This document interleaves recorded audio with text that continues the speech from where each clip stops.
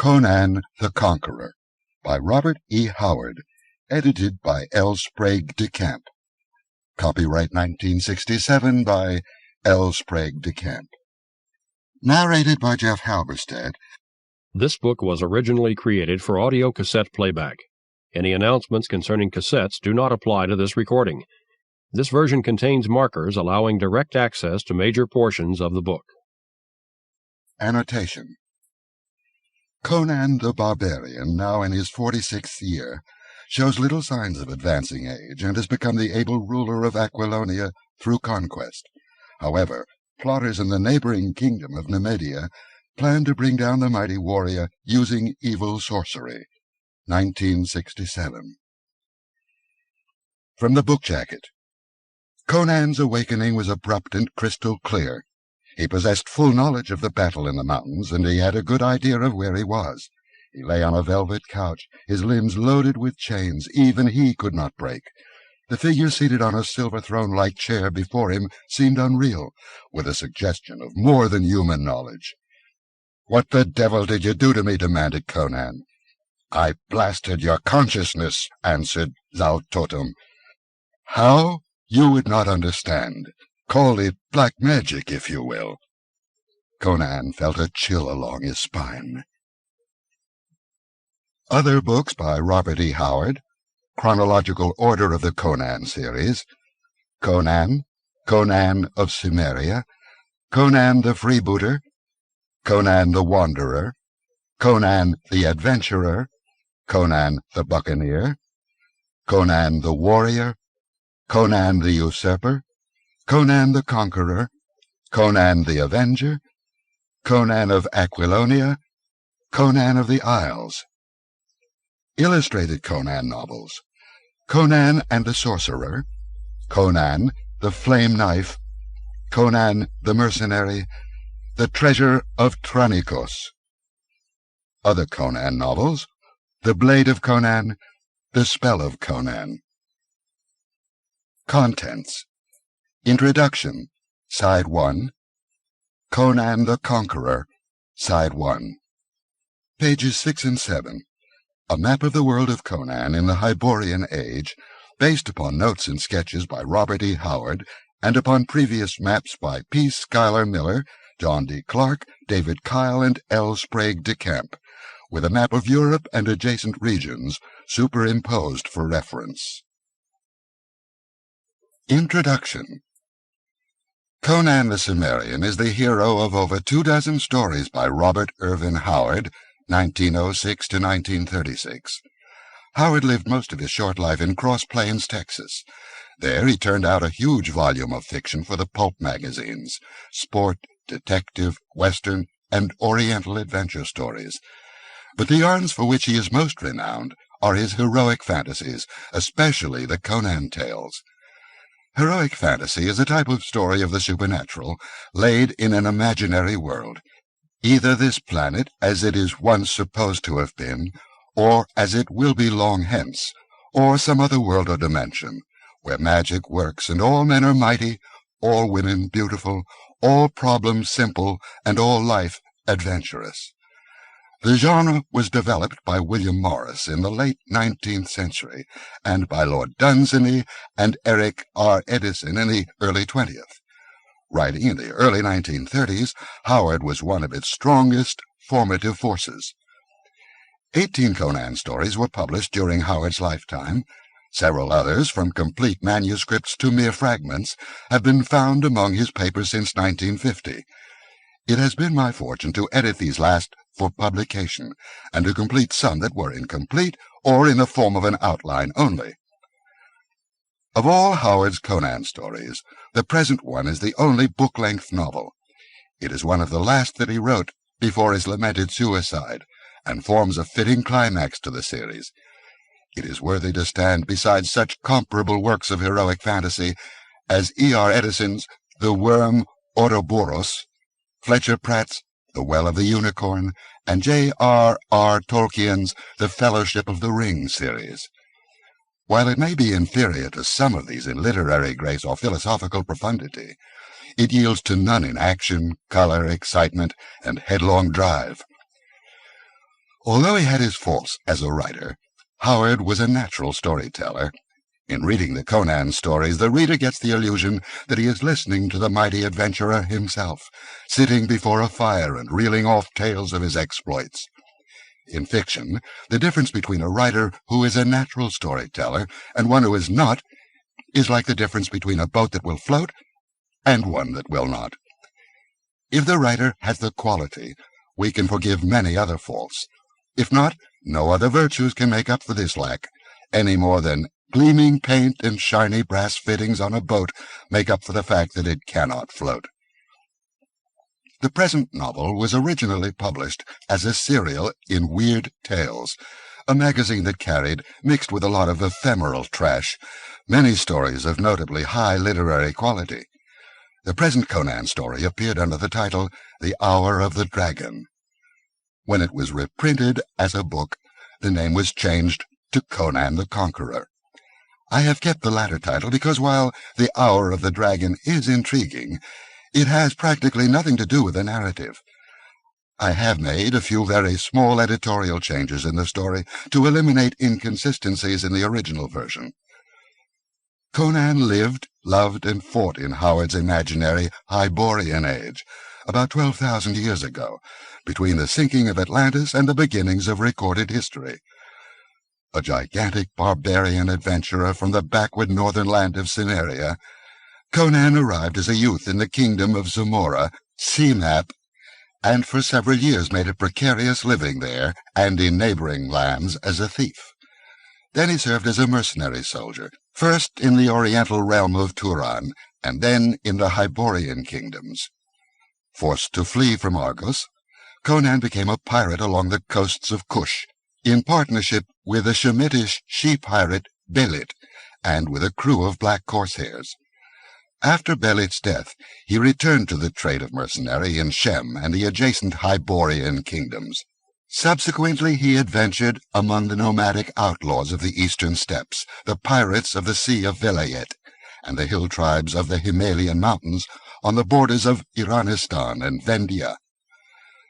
After another stretch of soldiering in Koth and Argos, Conan went back to the sea, first as a pirate of the Baraka Isles, then as captain of a ship of the Zingaran buccaneers. When other buccaneers sank his ship, he returned to adventuring ashore in the Black Countries. He worked his way north and became a scout on the western frontier of Aquilonia, fighting the savage Picts.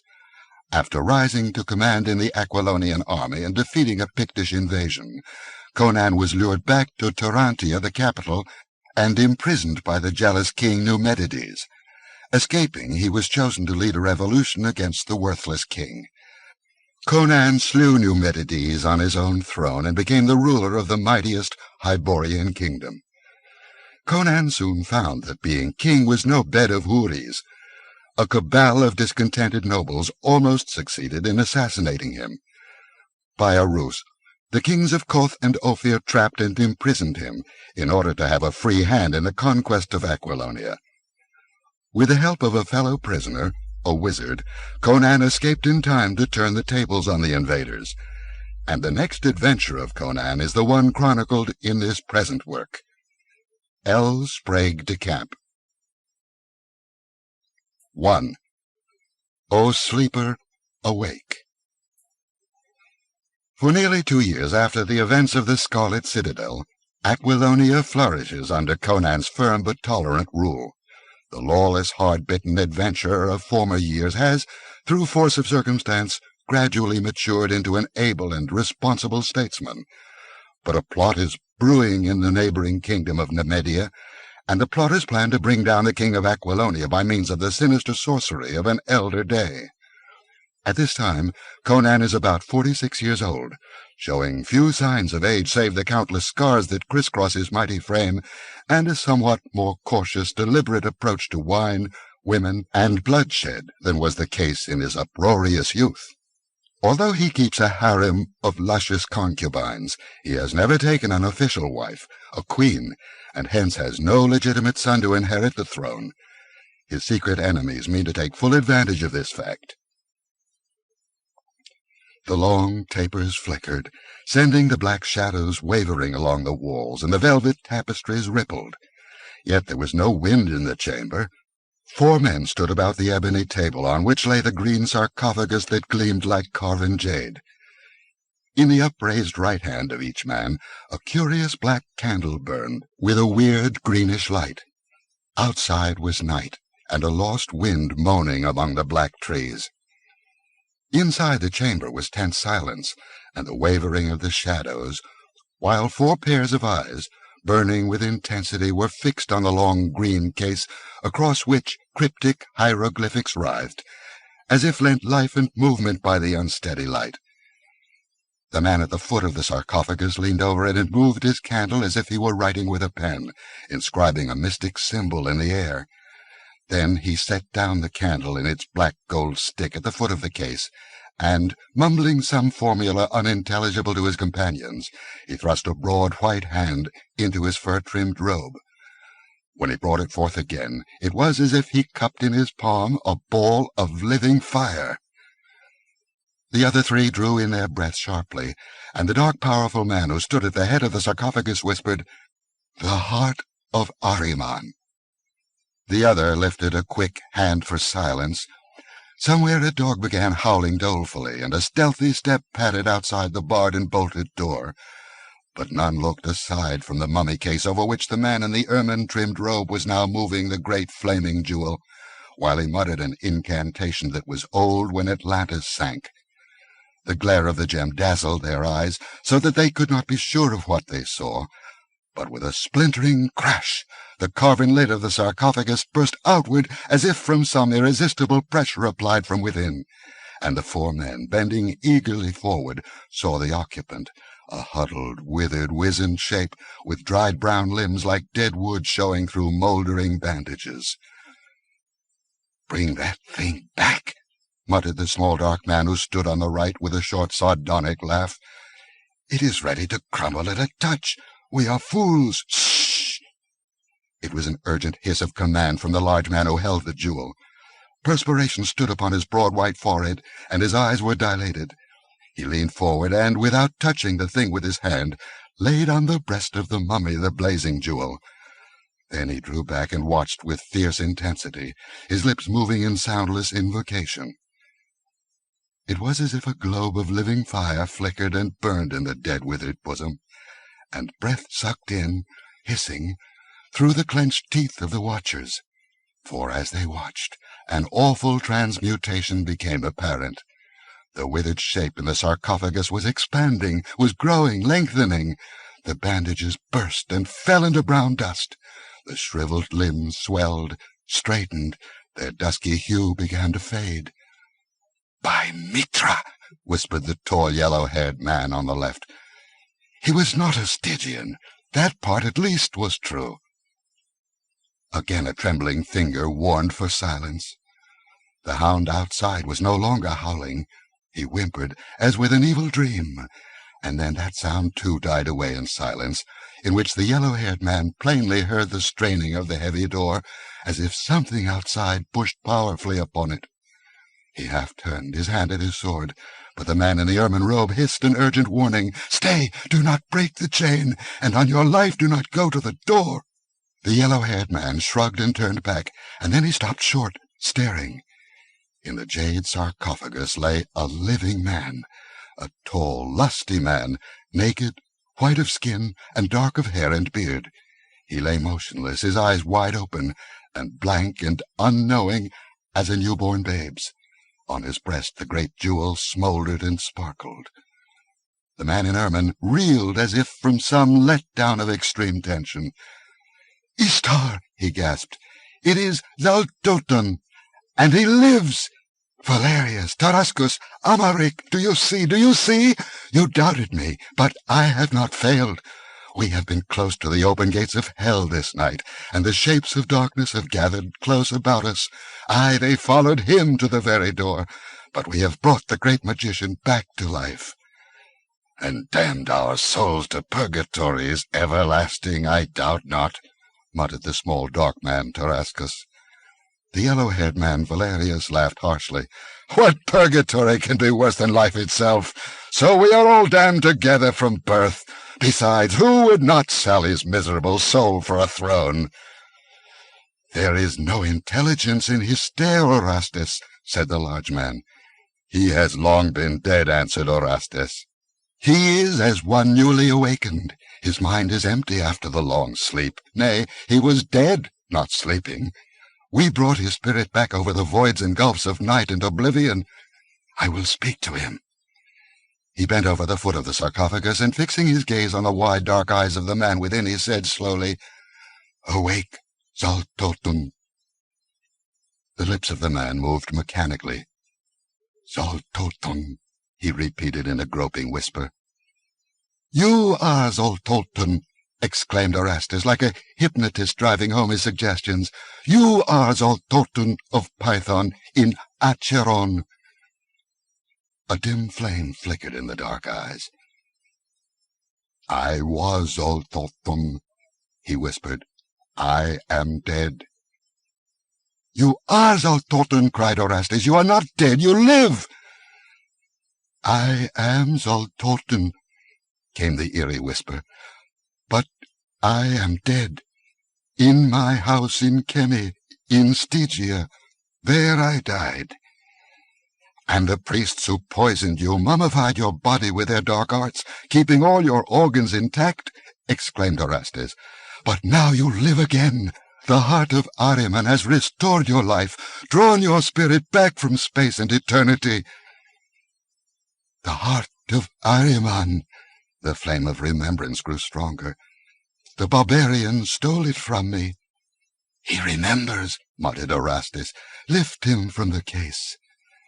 The others obeyed, hesitantly, as if reluctant to touch the man they had recreated, and they seemed not easier in their minds when they felt firm, muscular flesh, vibrant with blood and life, beneath their fingers. But they lifted him upon the table, and Orestes clothed him in a curious dark velvet robe, splashed with gold stars and crescent moons, and fastened a cloth of gold fillet about his temples, confining the black wavy locks that fell to his shoulders. He let them do as they would, saying nothing, not even when they set him in a carven throne-like chair with a high ebony back and wide silver arms, and feet like golden claws. He sat there motionless, and slowly intelligence grew in his dark eyes and made them deep and strange and luminous. It was as if long-sunken witch-lights floated slowly up through midnight pools of darkness. Orestes cast a furtive glance at his companions, who stood staring in morbid fascination at their strange guest. Their iron nerves had withstood an ordeal that might have driven weaker men mad. He knew it was with no weaklings that he conspired, but men whose courage was as profound as their lawless ambitions and capacity for evil. He turned his attention to the figure in the ebon-black chair, and this one spoke at last. "I remember," he said in a strong, resonant voice, speaking Nemedian with a curious, archaic accent. "I am Zaltotun, who was high priest of Set in Python, which was in Acheron. The heart of Ahriman. I dreamed I had found it again. Where is it?" Orestes placed it in his hand, and he drew breath deeply as he gazed into the depths of the terrible jewel, burning in his grasp. "They stole it from me long ago," he said. "The red heart of the night it is, strong to save or to damn. It came from afar and from long ago. While I held it, none could stand before me. But it was stolen from me, and Acheron fell, and I fled an exile into dark Stygia. Much I remember, but much I have forgotten. I have been in a far land, across misty voids and gulfs and unlit oceans. What is the year?" Orestes answered him. "It is the waning of the year of the lion, 3,000 years after the fall of Acheron." 3,000 years, murmured the other. "So long. Who are you?" "I am Orestes, once a priest of Mitra. This man is Amalric, baron of Tor in Nemedia. This other is Tarascus, younger brother of the king of Nemedia. And this tall man is Valerius, rightful heir of the throne of Aquilonia." "Why have you given me life?" demanded Zaltotun. "What do you require of me?" The man was now fully alive and awake, his keen eyes reflecting the working of an unclouded brain. There was no hesitation or uncertainty in his manner. He came directly to the point, as one who knows that no man gives something for nothing. Orestes met him with equal candor. "We have opened the doors of hell this night to free your soul and return it to your body, because we need your aid. We wish to place Tarascus on the throne of Nemedia, and to win for Valerius the crown of Aquilonia. With your necromancy, you can aid us." Zaltoten's mind was devious and full of unexpected slants. "You must be deep in the arts yourself, Orestes, to have been able to restore my life. How is it that a priest of Mitra knows of the heart of Ahriman and the incantation of Skelos?" "I am no longer a priest of Mitra," answered Orestes. "I was cast forth from my order because of my delving in black magic. But for Amalric there, I might have been burned as a magician. But that left me free to pursue my studies. I journeyed in Zamora, in Vendia, in Stygia, and among the haunted jungles of Kitai. I read the iron-bound books of Skelos and talked with unseen creatures in deep wells and faceless shapes in black reeking jungles. I obtained a glimpse of your sarcophagus in the demon-haunted crypts below the black, giant-walled temple of Set in the hinterlands of Stygia, and I learned of the arts that would bring back life to your shriveled corpse. From mouldering manuscripts I learned of the heart of Ahriman. Then for a year I sought its hiding-place, and at last I found it." "Then why trouble to bring me back to life?" demanded Zaltoten, with his piercing gaze fixed on the priest. "Why did you not employ the heart to further your own power?" "Because no man today knows the secrets of the heart," answered Orestes. "Not even in legends live the arts by which to loose its full powers. I knew it could restore life. Of its deeper secrets I am ignorant. I merely used it to bring you back to life. It is the use of your knowledge we seek. As for the heart, you alone know its awful secrets." Zaltoten shook his head, staring broodingly into the flaming depths. "My necromantic knowledge is greater than the sum of all the knowledge of other men," he said. "Yet I do not know the full power of the jewel. I did not invoke it in the old days. I guarded it lest it be used against me. At last it was stolen, and in the hands of a feathered shaman of the barbarians it defeated all my mighty sorcery. Then it vanished, and I was poisoned by the jealous priests of Stygia before I could learn where it was hidden." "It was hidden in a cavern below the temple of Mitra in Tarantia," said Orestes. "By devious ways I discovered this, after I had located your remains in Set's subterranean temple in Stygia. Zamorian thieves, partly protected by spells I learned from sources better left unmentioned, stole your mummy case from under the very talons of those which guarded it in the dark, and by camel caravan and galley and ox wagon it came at last to this city. Those same thieves, or rather those of them who still lived after their frightful quest, stole the heart of Ahriman from his haunted cabin below the temple of Mitra, and all the skill of man and the spells of sorcerers nearly failed. One man of them lived long enough to reach me and give the jewel into my hands, before he died slavering and gibbering of what he had seen in that accursed crypt. The thieves of Zamora are the most faithful of men to their trust. Even with my conjurements, none but they could have stolen the heart from where it has lain in demon-guarded darkness since the fall of Acheron 3,000 years ago." Zaltoten lifted his lion-like head and stared far off into space, as if plumbing the lost centuries. 3,000 years, he muttered. "Set, tell me what has changed in the world." "The barbarians who overthrew Acheron set up new kingdoms," quoth Orestes. "Where the empire had stretched, now rose realms called Aquilonia and Nemedia and Argos from the tribes that founded them. The older kingdoms of Ophir, Corinthia, and Western Koth, which had been subject to the kings of Acheron, regained their independence with the fall of the empire." "And what of the people of Acheron?" demanded Orestes. "When I fled into Stygia, Python was in ruins, and all the great purple-towered cities of Acheron fouled with blood and trampled by the sandals of the barbarians.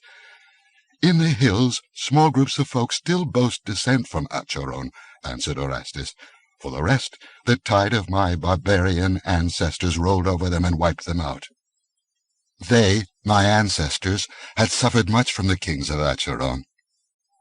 A grim and terrible smile curled the Pathonian's lips. Aye, many a barbarian, both man and woman, died screaming on the altar under this hand. I have seen their heads piled to make a pyramid in the great square in Python, when the kings returned from the west with their spoils and naked captives.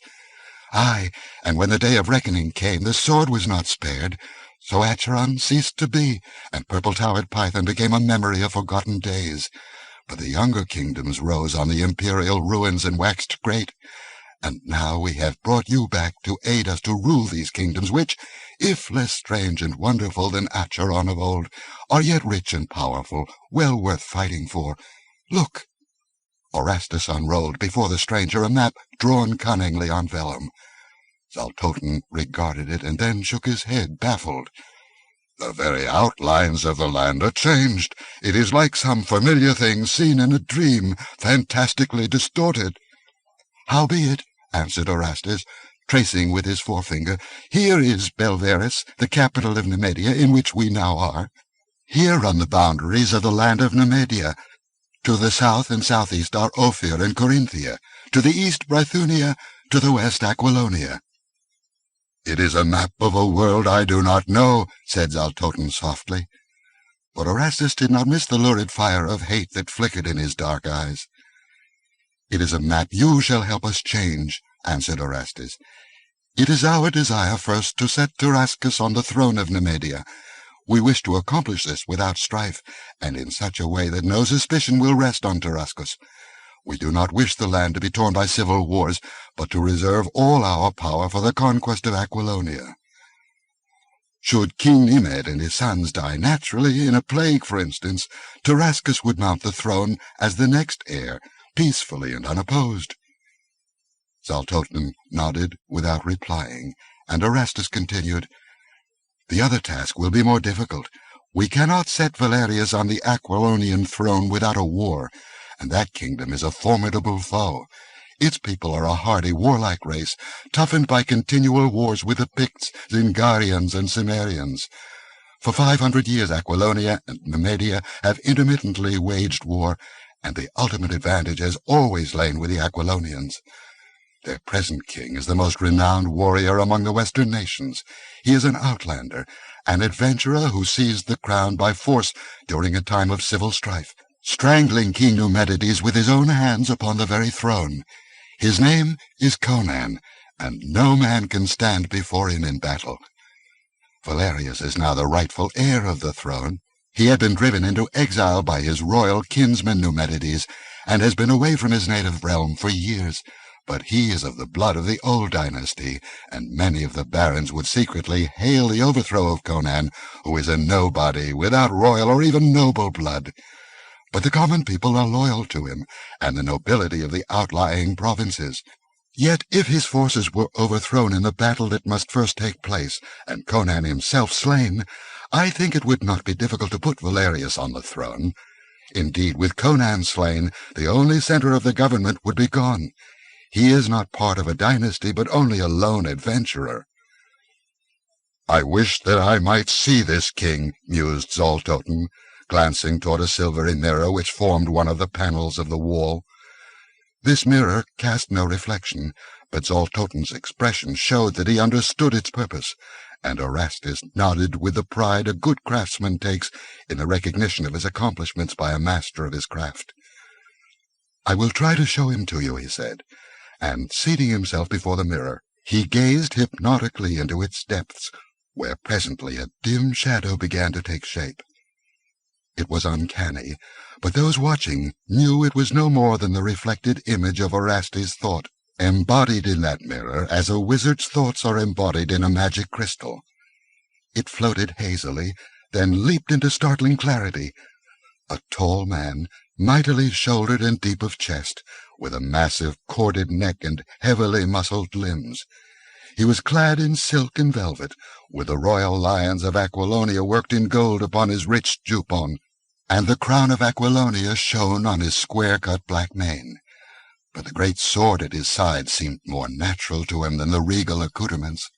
His brow was low and broad, his eyes a volcanic blue that smouldered as if with some inner fire. His dark, scarred, almost sinister face was that of a fighting man, and his velvet garments could not conceal the hard, dangerous lines of his limbs. "That man is no Hyborian," exclaimed Zoltolten.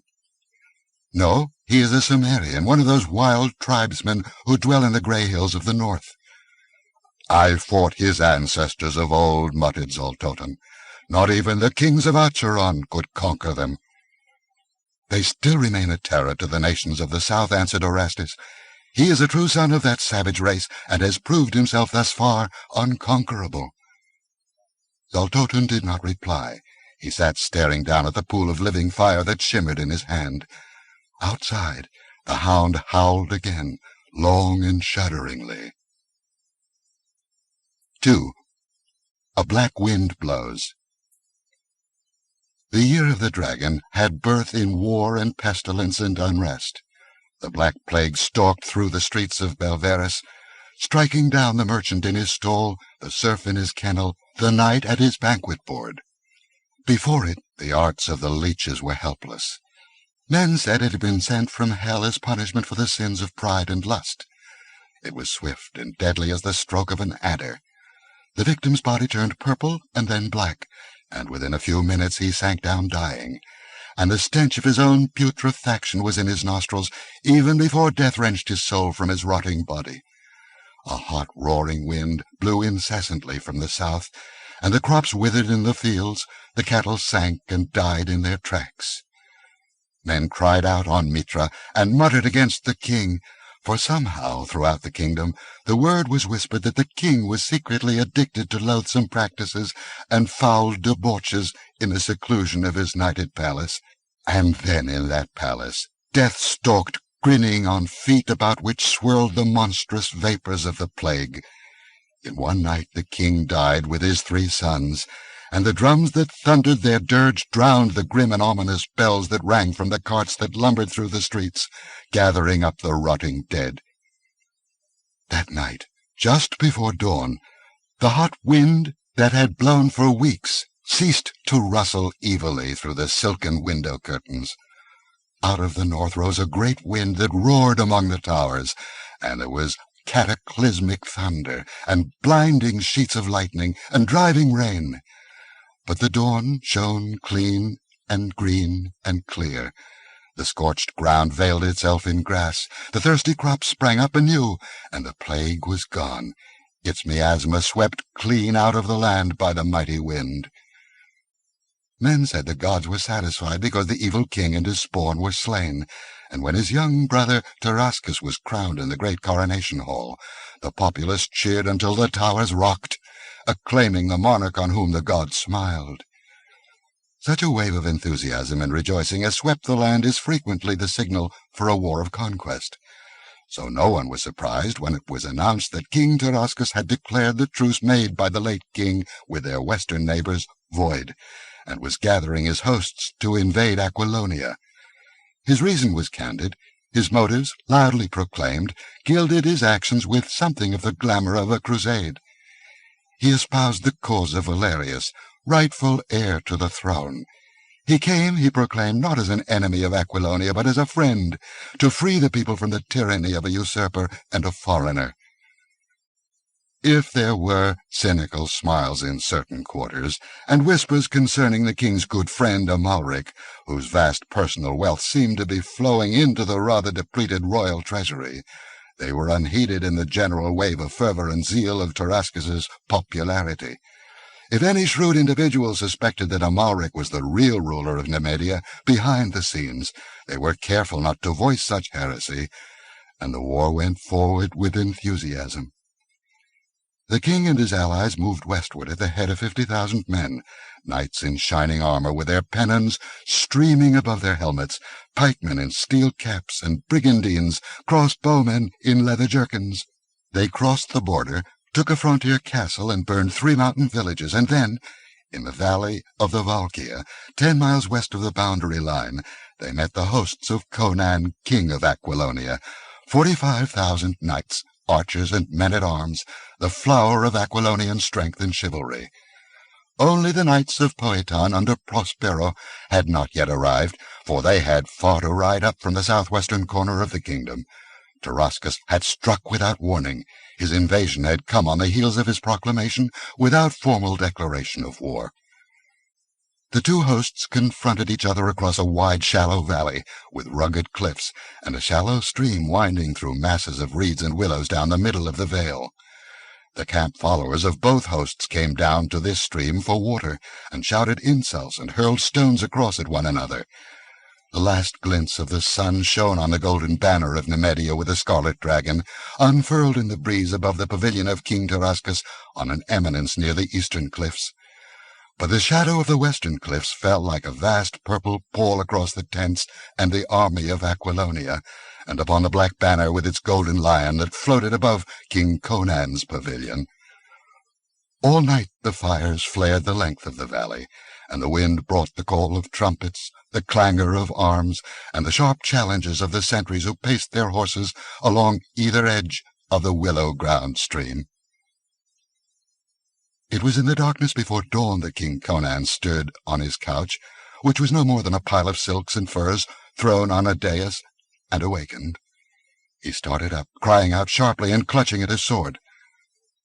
Palantides, his commander, rushing in at the cry, saw his king sitting upright, his hand on his hilt, and perspiration dripping from his strangely pale face. "Your Majesty," exclaimed Palantides, "is aught amiss?" "What of the camp?" demanded Conan. "Are the guards out?" 500 horsemen patrol the stream, Your Majesty," answered the general. "The Nemedians have not offered to move against us in the night. They wait for dawn, even as we." "By Crom," muttered Conan, "I awoke with a feeling that doom was creeping on me in the night." He stared up at the great golden lamp, which shed a soft glow over the velvet hangings and carpets of the great tent. They were alone. Not even a slave or a page slept on the carpeted floor. But Conan's eyes blazed as they were wont to blaze in the teeth of great peril, and the sword quivered in his hand. Palantides watched him uneasily. Conan seemed to be listening. "Listen," hissed the king. "Did you hear it? A furtive step." "7 knights guard your tent, Your Majesty," said Palantides. "None could approach it unchallenged." "Not outside," growled Conan. "It seemed to sound inside the tent." Palantides cast a swift, startled look around. The velvet hangings merged with shadows in the corners, but if there had been anyone in the pavilion besides themselves, the general would have seen him. Again he shook his head. "There is no one here, sire. You sleep in the midst of your host." "I have seen death strike a king in the midst of thousands," muttered Conan. "Something that walks on invisible feet and is not seen." "Perhaps you were dreaming, Your Majesty," said Palantides, somewhat perturbed. "So I was," grunted Conan. "A devilish strange dream it was, too. I trod again all the long weary roads I travelled on my way to the kingship." He fell silent, and Palantides stared at him unspeaking. The king was an enigma to the general, as to most of his civilized subjects. Palantides knew that Conan had walked many strange roads in his wild, eventful life, and had been many things before a twist of fate set him on the throne of Aquilonia. "I saw again the battlefield whereon I was born," said Conan, resting his chin moodily on a massive fist. "I saw myself in a panther-skin loincloth, throwing my spear at the mountain beasts. I was a mercenary swordsman again, a hetman of the Kozaki who dwell along the Zaporoska River, a corsair looting the coast of Kush, a pirate of the Barakan Isles, a chief of the Himalayan hillmen. All these things I've been, and of all these things I dreamed. All the shapes that have been I passed like an endless procession, and their feet beat out a dirge in the sounding dust. But throughout my dreams moved strange veiled figures and ghostly shadows, and a faraway voice mocked me. And toward the last I seemed to see myself lying on this dais in my tent, and a shape bent over me, robed and hooded. I lay unable to move, and then the hood fell away, and a mouldering skull grinned down at me. Then it was that I awoke." "This is an evil dream, Your Majesty," said Palantides, suppressing a shudder, "but no more." Conan shook his head, more in doubt than in denial. He came of a barbaric race, and the superstitions and instincts of his heritage lurked close beneath the surface of his consciousness. "I've dreamed many evil dreams," he said, "and most of them were meaningless. But by crom, this was not like most dreams. I wish this battle were fought and won, for I've had a grisly premonition ever since King Nemedia died in the Black Plague. Why did it cease when he died?" "Men say he sinned." "Men are fools, as always," grunted Conan. "If the plague struck all who sinned, then by crom, there wouldn't be enough left to count the living. Why should the gods, who the priests tell me are just, slay 500 peasants and merchants and nobles before they slew the king, if the whole pestilence were aimed at him? Were the gods smiting blindly like swordsmen in a fog? By Mitra, if I aimed my strokes no straighter, Aquilonia would have had a new king long ago. No, the Black Plague's no common pestilence. It lurks in Stygian tombs, and is called forth into being only by wizards. I was a swordsman in Prince Almoric's army that invaded Stygia, and of his 30,000, 15,000 perished by Stygian arrows, and the rest by the Black Plague that rolled on us like a wind out of the south. I was the only man who lived." "Yet only 500 died in Nemedia," argued Palantides. "Whoever called it into being knew how to cut it short at will," answered Conan. "So I know there was something planned and diabolical about it. Someone called it forth, someone banished it when the work was completed, when Tarascus was safe on the throne, and being hailed as the deliverer of the people from the wrath of the gods. By crom, I sense a black subtle brain behind all this. What of this stranger who men say gives counsel to Tarascus?" "He wears a veil," answered Palantides. "They say he is a foreigner, a stranger from Stygia." "A stranger from Stygia," repeated Conan, scowling. "A stranger from hell, more like. Ha! What is that?" "The trumpets of the Nemedians," exclaimed Palantides. "And hark, how our own blare upon their heels! Dawn is breaking, and the captains are marshalling the hosts for the onset. Mitra be with them, for many will not see the sun go down behind the crags." "Send my squires to me," exclaimed Conan, rising with alacrity and casting off his velvet night-garment. He seemed to have forgotten his forebodings at the prospect of action. "Go to the captains and see that all is in readiness. I will be with you as soon as I don my armor." Many of Conan's ways were inexplicable to the civilized people he ruled, and one of them was his insistence on sleeping alone in his chamber or tent. Palantides hastened from the pavilion, clanking in the armor he had donned at midnight after a few hours' sleep. He cast a swift glance over the camp, which was beginning to swarm with activity, mail clinking and men moving about dimly in the uncertain light among the long lines of tents. Stars still glimmered palely in the western sky, but long pink streamers stretched along the eastern horizon, and against them the dragon banner of Nemedia flung out its billowing silken folds. Palantides turned toward a smaller tent nearby, where slept the royal squires. These were tumbling out already, roused by the trumpets, and as Palantides called to them to hasten, he was frozen speechless by a deep, fierce shout and the impact of a heavy blow inside the king's tent, followed by the heart-stopping crash of a falling body. There sounded a low laugh that turned the general's blood to ice. Echoing the cry, Palantides wheeled and rushed back into the pavilion. He cried out again as he saw Conan's powerful frame stretched out on the carpet.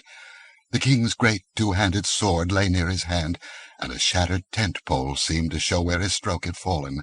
Palantides' sword was out, and he glared about the tent, but nothing met his gaze.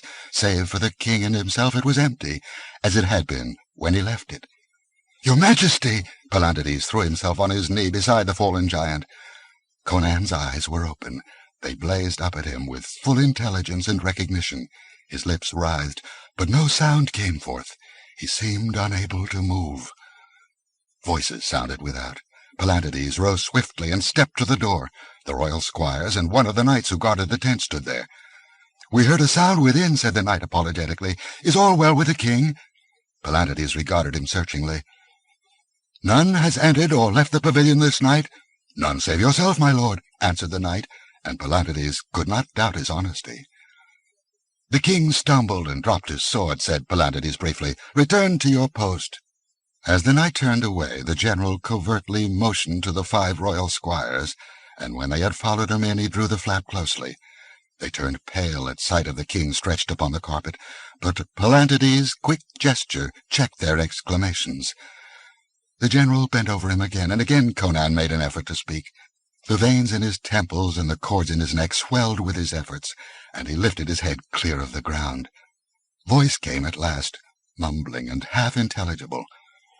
The thing in the corner." Pallantides lifted his head and looked fearfully about him. He saw the pale faces of the squires in the lamplight, the velvet shadows that lurked along the walls of the pavilion. That was all. "There is nothing here, your majesty," he said. "It was there, in the corner," muttered the king, tossing his lion-maned head from side to side in his efforts to rise.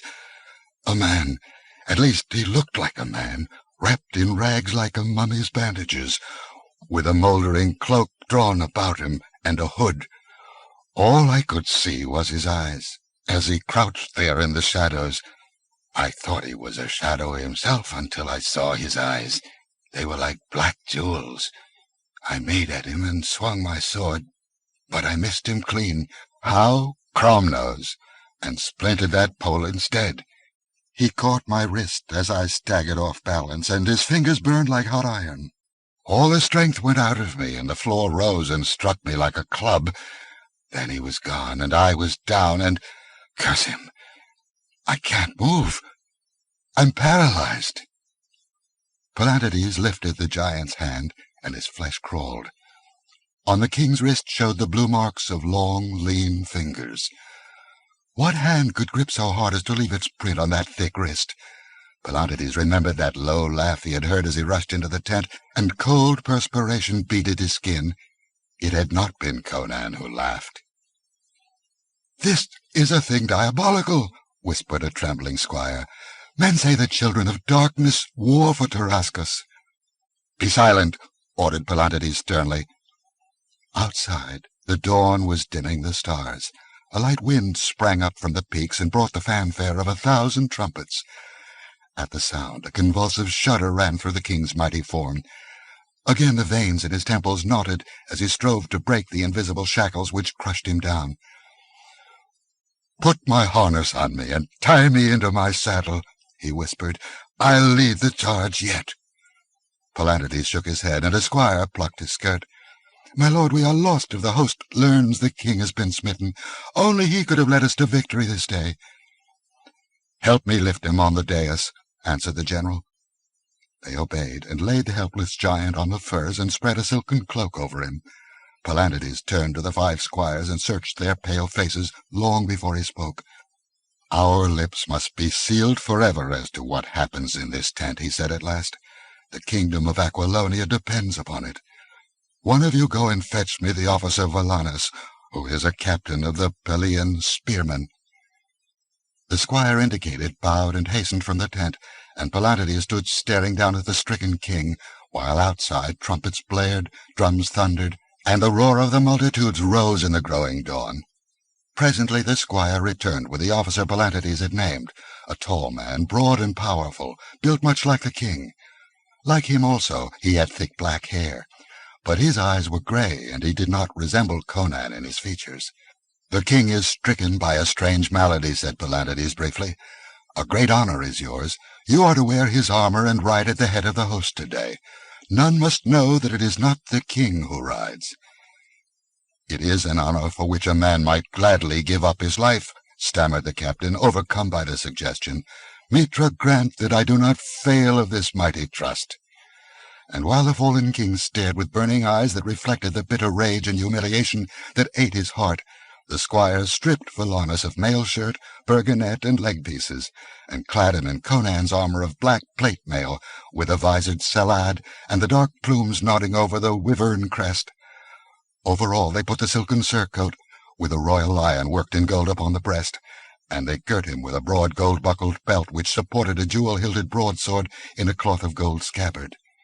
While they worked, trumpets clamored outside, arms clanged, and across the river rose a deep-throated roar as squadron after squadron swung into place. Full-armed, Valanus dropped to his knee and bent his plumes before the figure that lay on the dais.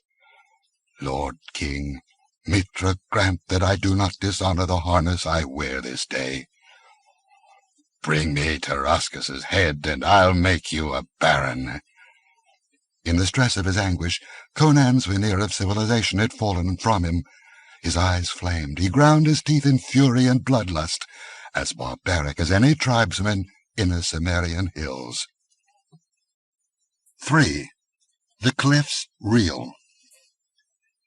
The Aquilonian host was drawn up, long serried lines of pikemen and horsemen in gleaming steel, when a giant figure in black armor emerged from the royal pavilion, and as he swung up into the saddle of the black stallion held by 4 squires, a roar that shook the mountains went up from the host.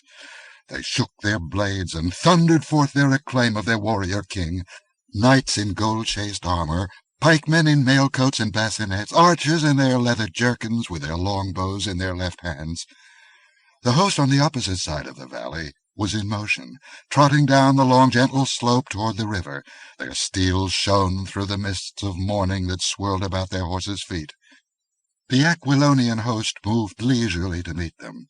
The measured tramp of the armored horses made the ground tremble. Banners flung out long silken folds in the morning wind. Lances swayed like a bristling forest, dipped and sank, their pennons fluttering about them. 10 men-at-arms, grim, taciturn veterans who could hold their tongues, guarded the royal pavilion. 1 squire stood in the tent, peering out through a slit in the doorway. But for the handful in the secret, no one else in the vast host knew that it was not Conan who rode on the great stallion at the head of the army. The Aquilonian host had assumed the customary formation. The strongest part was the center, composed entirely of heavily armed knights. The wings were made up of smaller bodies of horsemen, mounted men-at-arms, mostly, supported by pikemen and archers. The latter were Bosonians from the western marches, strongly built men of medium stature, in leathern jackets and iron headpieces. The Nemedian army came on in similar formation, and the 2 hosts moved toward the river, the wings in advance of the centers. In the center of the Aquilonian host, the great lion banner streamed its billowing black folds over the steel-clad figure on the black stallion. But on his dais in the royal pavilion, Conan groaned in anguish of spirit, and cursed with strange heathen oaths. "The hosts move together," quoth the squire, watching from the door. "Hear the trumpets peal! Ha! The rising sun strikes fire from lance heads and helmets until I am dazzled. It turns the river crimson. Aye, it will be truly crimson before this day is done. The foe have reached the river. Now arrows fly between the hosts like stinging clouds that hide the sun. Ha! Well loosed, bowmen! The Bosonians have the better of it. Hark to them shout!" Faintly in the ears of the king, above the din of trumpets and clanging steel, came the deep, fierce shout of the Bosonians as they drew and loosed in perfect unison. "Their archers seek to hold ours in play while their knights ride into the river," said the squire. "The banks are not steep. They slope to the water's edge. The knights come on. They crash through the willows. By Mitra, the cloth-yard shafts find every crevice of their harness. Horses and men go down, struggling and thrashing in the water. It is not deep, nor is the current swift, but men are drowning there, dragged under by their armor and trampled by the frantic horses. Now the knights of Aquilonia advance. They ride into the water and engage the knights of Nemedia. The water swirls about their horses' bellies, and the clang of sword against sword is deafening." "Crum!" burst in agony from Conan's lips. Life was coursing sluggishly back into his veins, but still he could not lift his mighty frame from the dais. "The wings close in," said the squire. "Pikemen and swordsmen fight hand to hand in the stream, and behind them the bowmen ply their shafts. By Mitra, the Nemedian arbalesters are sorely harried, and the Bosonians arch their arrows to drop amid the rear ranks. Their centre gains not a foot, and their wings are pushed back up from the stream again." "Crum, Ymir, and Mitra!" raged Conan. "Gods and devils, could I but reach the fighting, if but to die at the first blow!" Outside, through the long hot day, the battle stormed and thundered. The valley shook to charge and countercharge to the whistling of shafts and the crash of rending shields and splintering lances. But the hosts of Aquilonia held fast. Once they were forced back from the bank, but a countercharge with a black banner flowing over the black stallion regained the lost ground. And like an iron rampart they held the right bank of the stream, and at last the squire gave Conan the news that the Nemedians were falling back from the river. "Their wings are in confusion," he cried. "Their knights reel back from the sword-play. But what is this? Your banner is in motion. The center sweeps into the stream. By Mitra, Valanis is leading the host across the river." "Fool!" groaned Conan. "It may be a trick. He should hold his position. By dawn Prospero will be here with the Poitanian levies." "The knights ride into a hail of arrows," cried the squire, "but they do not falter. They sweep on. They have crossed. They charge up the slope. Palantides has hurled the wings across the river to their support. It is all he can do. The lion banner dips and staggers above the melee. The knights of Nemedia make a stand.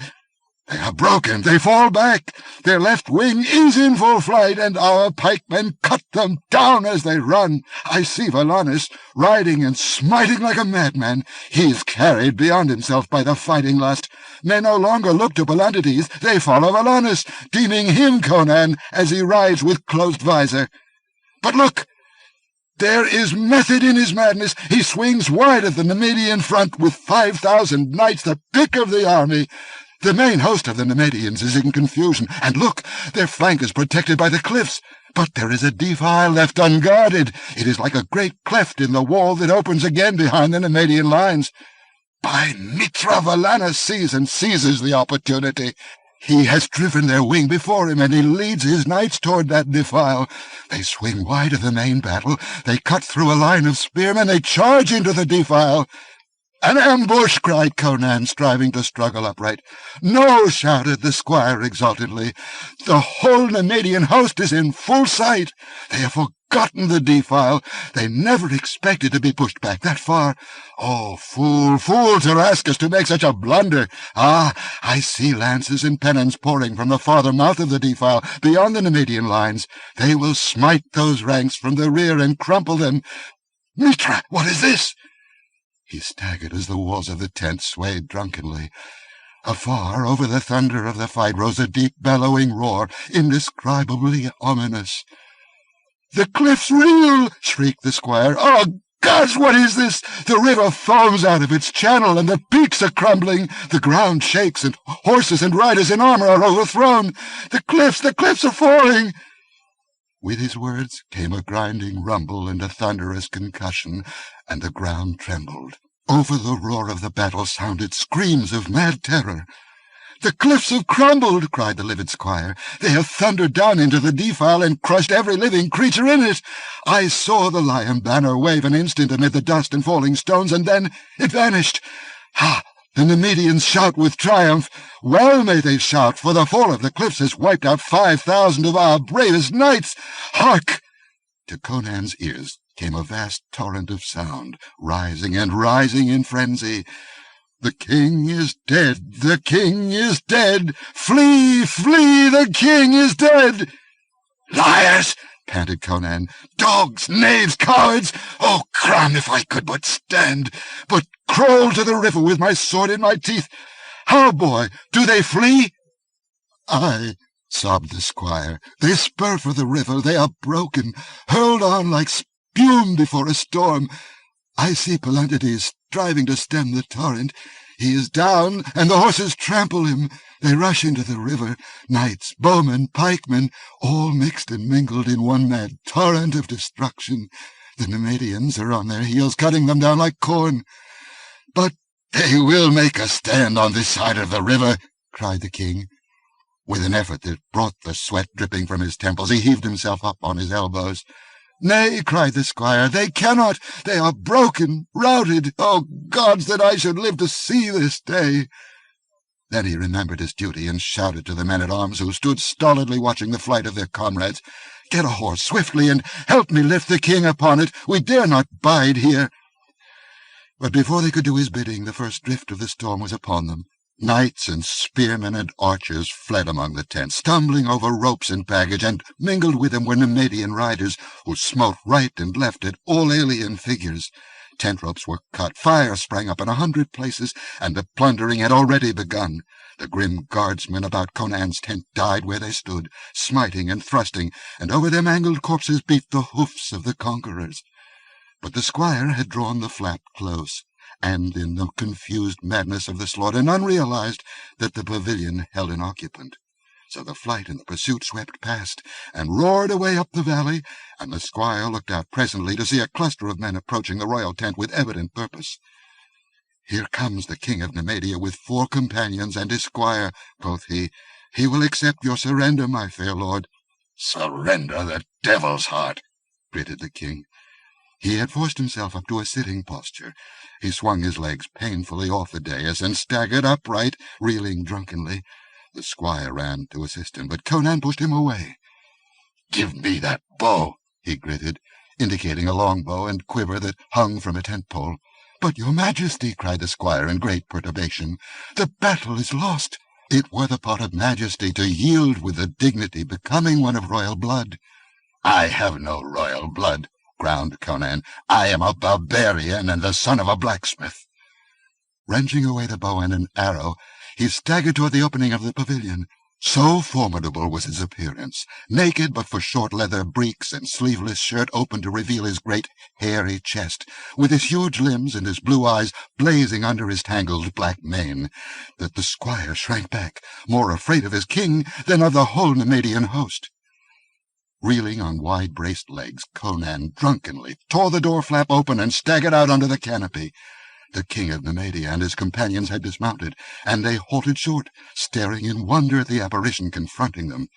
"Here I am, you jackals!" roared the Cimmerian. "I am the king! Death to you, dog brothers!" He jerked the arrow to his head and loosed, and the shaft feathered itself in the breast of the knight who stood beside Tarascus. Conan hurled the bow at the king of Nemedia. "Curse my shaky hand! Come in and take me if you dare!" Reeling backward on unsteady legs, he fell with his shoulders against a tent-pole, and, propped upright, he lifted his great sword with both hands. "By Mitra, it is the king!" swore Tarascus. He cast a swift look about him and laughed. "Ha ha! That other was a jackal in his harness! In, dogs, and take his head!" The 3 soldiers, men-at-arms wearing the emblem of the royal guards, rushed at the king, and one felled the squire with a blow of a mace. The other 2 fared less well. As the first rushed in, lifting his sword, Conan met him with a sweeping stroke that severed mail links like cloth and sheared the Nemedian's arm and shoulder clean from his body. His corpse, pitching backward, fell across his companion's legs. The man stumbled, and before he could recover, the great sword was through him. Conan wrenched out his steel with a racking gasp and staggered back against the tent-pole. His great limbs trembled, his chest heaved, and sweat poured down his face and neck, but his eyes flamed with exultant savagery, and he panted, "Why do you stand afar off, dog of Balverus? I can't reach you! Come in and die!" Tarascus hesitated, glanced at the remaining man-at-arms, and his squire, a gaunt, saturnine man in black mail, and took a step forward. He was far inferior in size and strength to the giant Cimmerian, but he was in full armor, and was famed in all the western nations as a swordsman. But his squire caught his arm. "Nay, your majesty, do not throw away your life. I will summon archers to shoot this barbarian, as we shoot lions." Neither of them had noticed that a chariot had approached while the fight was going on, and now came to a halt before them. But Conan saw, looking over their shoulders, and a queer chill sensation crawled along his spine. There was something vaguely unnatural about the appearance of the black horses that drew the vehicle, but it was the occupant of the chariot that arrested the king's attention. He was a tall man, superbly built, clad in a long, unadorned silk robe. He wore a Shemitish headdress, and its lower folds hid his features, except for the dark, magnetic eyes. The hands that grasped the reins, pulling the rearing horses back on their haunches, were white but strong. Conan glared at the stranger, all his primitive instincts roused. He sensed an aura of menace and power that exuded from this veiled figure, a menace as definite as the windless waving of tall grass that marks the path of the serpent. "Hail, Zoltoten!" exclaimed Tarascus. "Here is the king of Aquilonia. He did not die in the landslide as we thought." "I know," answered the other, without bothering to say how he knew. "What is your present intention?" "I will summon the archers to slay him," answered the Nemedian. "As long as he lives, he will be dangerous to us." "Yet even a dog has uses," answered Zoltoten. "Take him alive." Conan laughed raspingly. "Come in and try," he challenged. "But for my treacherous legs, I'd hew you out of that chariot like a woodman hewing a tree. But you'll never take me alive, damn you!" "He speaks the truth, I fear," said Tarascus. "The man is a barbarian with the senseless ferocity of a wounded tiger. Let me summon the archers." "Watch me and learn wisdom," advised Zoltoten. His hand dipped into his robe and came out with something shining, a glistening sphere. This he threw suddenly at Conan. The Cimmerian contemptuously struck it aside with his sword. At the instant of contact there was a sharp explosion, a flare of white blinding flame, and Conan pitched senseless to the ground. "He is dead." Tarascus's tone was more assertion than inquiry. "No, he is but senseless. He will recover his senses in a few hours. Bid your men bind his arms and legs, and lift him into my chariot." With a gesture Tarascus did so, and they heaved the senseless king into the chariot, grunting with their burden. Zoltoten threw a velvet cloak over his body, completely covering him from any who might peer in. He gathered the reins in his hands. "I'm for Belverus," he said. "Tell Amalric that I will be with him if he needs me. But with Conan out of the way and his army broken, lance and sword should suffice for the rest of the conquest. Prospero cannot be bringing more than 10,000 men to the field, and will doubtless fall back to Turantia when he hears the news of the battle. Say nothing to Amalric or Valerius or anyone about our capture. Let them think Conan died in the fall of the cliffs." He looked at the man-at-arms for a long space, until the guardsman moved restlessly, nervous under the scrutiny. "What is that about your waist?" Zoltoten demanded. "Why, my girdle, may it please you, my lord," stuttered the amazed guardsman. "You lie!" Zoltoten's laugh was merciless as a sword-edge. "It is a poisonous serpent. What a fool you are to wear a reptile about your waist!" With distended eyes the man looked down, and to his utter horror he saw the buckle of his girdle rear up at him. It was a snake's head. He saw the evil eyes and the dripping fangs, heard the hiss, and felt the loathsome contact of the thing about his body. He screamed hideously and struck at it with his naked hand, felt its fangs flesh themselves in that hand, and then he stiffened and fell heavily. Tarascus looked down at him without expression. He saw only the leathern girdle and the buckle, the pointed tongue of which was stuck in the guardsman's palm. Zoltoten turned his hypnotic gaze on Tarascus' squire, and the man turned ashen and began to tremble. But the king interposed. "Nay, we can trust him." The sorcerer tautened the reins and swung the horses around. "See that this piece of work remains secret. If I am needed, let Altaro, Orastus' servant, summon me as I have taught him. I will be in your palace at Belverus." Tarascus lifted his hand in salutation, but his expression was not pleasant to see as he looked after the departing mesmerist. "Why should he spare the Cimmerian?" whispered the frightened squire. "That I am wondering myself," grunted Tarascus.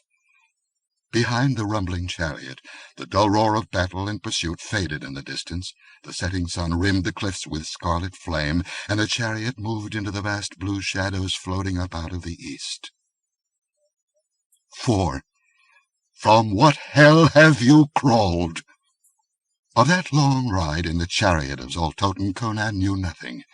He lay like a dead man while the bronze wheels clashed over the stones of mountain roads and swished through the deep grass of fertile valleys, and finally, dropping down from the rugged heights, rumbled rhythmically along the broad white road that winds through the rich meadowlands to the walls of Belverus. Just before dawn, some faint reviving of life touched him. He heard a mumble of voices, the groan of ponderous hinges. Through a slit in the cloak that covered him, he saw, faintly in the lurid glare of torches, the great black arch of a gateway, and the bearded faces of men-at-arms, the torches striking fire from their spearheads and helmets. "How went the battle, my fair lord?" spoke an eager voice in the Nemedian tongue. "Well indeed," was the curt reply. "The king of Aquilonia lies slain, and his host is broken." A babble of excited voices rose, drowned the next instant by the whirling wheels of the chariot on the flags. Sparks flashed from under the revolving rims as Zoltoten lashed his steeds through the arch. But Conan heard one of the guardsmen mutter, "From beyond the border to Belverus, between sunset and dawn, and the horses scarcely sweating, by Mitra they—" Then silence drank the voices, and there was only the clatter of hoofs and wheels along the shadowy street. What he had heard registered itself on Conan's brain, but suggested nothing to him. He was like a mindless automaton that hears and sees but does not understand. Sights and sounds flowed meaninglessly about him. He lapsed again into a deep lethargy, and was only dimly aware when the chariot halted in a deep high-walled court, and he was lifted from it by many hands and borne up a winding stone stair and down a long dim corridor. Whispers, stealthy footsteps, unrelated sounds surged or rustled about him, irrelevant and far away. Yet his ultimate awakening was abrupt and crystal clear. He possessed full knowledge of the battle in the mountains and its consequences, and he had a good idea of where he was. He lay on a velvet couch, clad as he was the day before, but with his limbs loaded with chains not even he could break. The room in which he lay was furnished with sombre magnificence, the walls covered with black velvet tapestries, the floor with heavy purple carpets. There was no sign of door or window, and one curiously carven gold lamp swinging from the fretted ceiling shed a lurid light over all. In that light, the figure seated in a silver throne-like chair before him seemed unreal and fantastic, with an elusiveness of outline that was heightened by a filmy silken robe. But the features were distinct, unnaturally so in that uncertain light. It was almost as if a weird nimbus played about the man's head, casting the bearded face into bold relief, so that it was the only definite and distinct reality in that mystic, ghostly chamber. It was a magnificent face, with strongly chiseled features of classical beauty. There was indeed something disquieting about the calm tranquillity of its aspect, a suggestion of more than human knowledge, of a profound certitude beyond human assurance. Also, an uneasy sensation of familiarity twitched at the back of Conan's consciousness. He had never seen this man's face before, he well knew, yet those features reminded him of something or someone. It was like encountering in the flesh some dream image that had haunted one in nightmares. "Who are you?" demanded the king belligerently, struggling to a sitting position in spite of his chains. "Men call me Zoltoten," was the reply in a strong, golden voice. "What place is this?" the Cimmerian next demanded. "A chamber in the palace of King Tarascus in Belverus." Conan was not surprised. Belverus, the capital, was at the same time the largest Nemedian city, so near the border. "And where's Tarascus?" "With the army."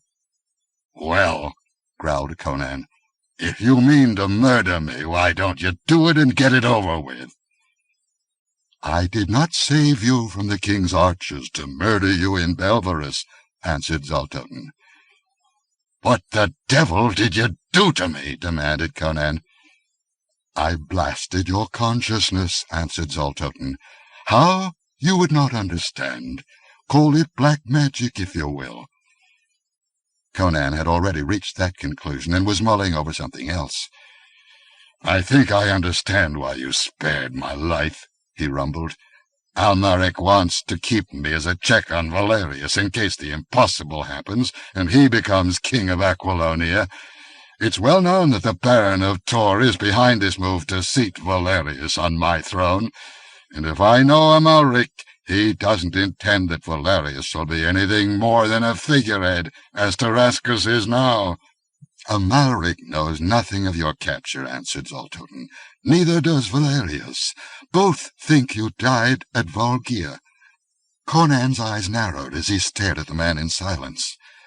"I sensed a brain behind all this," he muttered, "but I thought it was Amalric's. Are Amalric, Tarascus, and Valerius all but puppets dancing on your string? Who are you?" "What does it matter?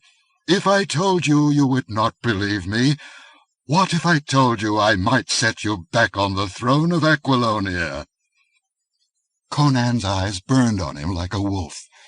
"What's your price?" "Obedience to me."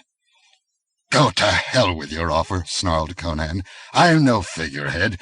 I won my crown with my sword.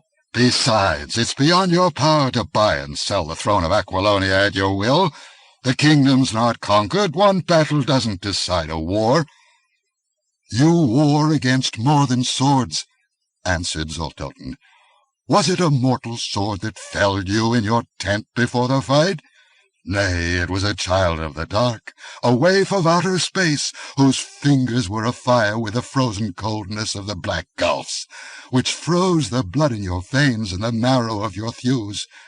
Coldness so cold that it burned your flesh like white-hot iron. Was it chance that led the man who wore your harness to lead his knights into the defile? Chance that brought the cliffs crashing down upon them?" Conan glared at him, unspeaking, feeling a chill along his spine. Wizards and sorcerers abounded in his barbaric mythology, and any fool could tell that this was no common man. Conan sensed an inexplicable something about him that set him apart, an alien aura of time and space, a sense of tremendous and sinister antiquity. But his stubborn spirit refused to flinch. "The fall of the cliffs was chance," he muttered truculently. "The charge into the defile was what any man would have done." "Not so. You would not have led a charge into it. You would have suspected a trap. You would never have crossed the river in the first place until you were sure the Nemedian route was real. Hypnotic suggestions would not have invaded your mind, even in the madness of battle, to make you mad and rush blindly into the trap laid for you, as it did the lesser man who masqueraded as you." "Then, if this was all planned," Conan grunted skeptically, "all a plot to trap my host, why did not the Child of Darkness kill me in my tent?" "Because I wished to take you alive. It took no wizardry to predict that Palantides would send another man out in your harness. I wanted you alive and unhurt. You may fit into my scheme of things. There is a vital power about you greater than the craft and cunning of my allies. You are a bad enemy, but might make a fine vassal." Conan spat savagely at the word, and Zoltoten, ignoring his fury, took a crystal globe from a nearby table and placed it before him. He did not support it in any way, nor place it on anything, but it hung motionless in mid-air, as solidly as if it rested on an iron pedestal. Conan snorted at this bit of necromancy, but he was nevertheless impressed. "Would you know of what goes on in Aquilonia?" he asked. Conan did not reply, but the sudden rigidity of his form betrayed his interest. Zoltoten stared into the cloudy depths and spoke. "It is now the evening of the day after the Battle of Valkia. Last night the main body of the army camped by Valkia, while squadrons of knights harried the fleeing Aquilonians. At dawn the host broke camp and pushed westward through the mountains. Prospero, with 10,000 Poitanians, was miles from the battlefield when he met the fleeing survivors in the early dawn. He had pushed on all night, hoping to reach the field before the battle joined. Unable to rally the remnants of the broken host, he fell back toward Tarantia, riding hard, replacing his wearied horses with steeds seized from the countryside. He approaches Tarantia. I see his weary knights, their armor grey with dust, their pennons drooping as they push their tired horses through the plain. I see also the streets of Tarantia. The city is in turmoil. Somehow word has reached the people of the defeat and the death of King Conan. The mob is mad with fear, crying out that the king is dead, and there is none to lead them against the Nemedians. Giant shadows rush on Aquilonia from the east, and the sky is black with vultures." Conan cursed deeply. "What are these but words? The raggedest beggar in the street might prophesy as much. If you say you saw all that in the glass ball, then you're a liar as well as a knave, of which last there's no doubt. Prospero will hold Tarantia, and the barons will rally to him. Count Trocero of Poitan commands the kingdom in my absence, and he'll drive these Nemedian dogs howling back to their kennels. What are 50,000 Nemedians? Aquilonia will swallow them up. They'll never see Belverus again. It's not Aquilonia which was conquered at Valkia. It was only Conan." "Aquilonia is doomed," answered Zoltoten, unmoved. "Lance and axe and torch shall conquer her, or, if they fail, powers from the dark of ages shall march against her. As the cliffs fell at Valkia, so shall walled cities and mountains fall if the need arise, and rivers roar from their channels to drown whole provinces. Better if steel and bowstring prevail without further aid from the arts, for the constant use of mighty spells sometimes sets forces in motion that might rock the universe." "From what hell have you crawled, you nighted dog?" muttered Conan, staring at the man. The Cimmerian involuntarily shivered. He sensed something incredibly ancient, incredibly evil. Zoltoten lifted his head as if listening to whispers across the void. He seemed to have forgotten his prisoner. Then he shook his head impatiently and glanced impersonally at Conan. "What? Why, if I told you, you would not believe me. But I am wearied of conversation with you. It is less fatiguing to destroy a walled city than it is to frame my thoughts in words a brainless barbarian can understand." "If my hands were free," opined Conan, "I'd soon make a brainless corpse out of you." "I do not doubt it, if I were fool enough to give you the opportunity," answered Zoltoten, clapping his hands. His manner had changed. There was impatience in his tone and a certain nervousness in his manner, though Conan did not think this attitude was in any way connected with himself. "Consider what I have told you, barbarian," said Zoltoten. "You will have plenty of leisure.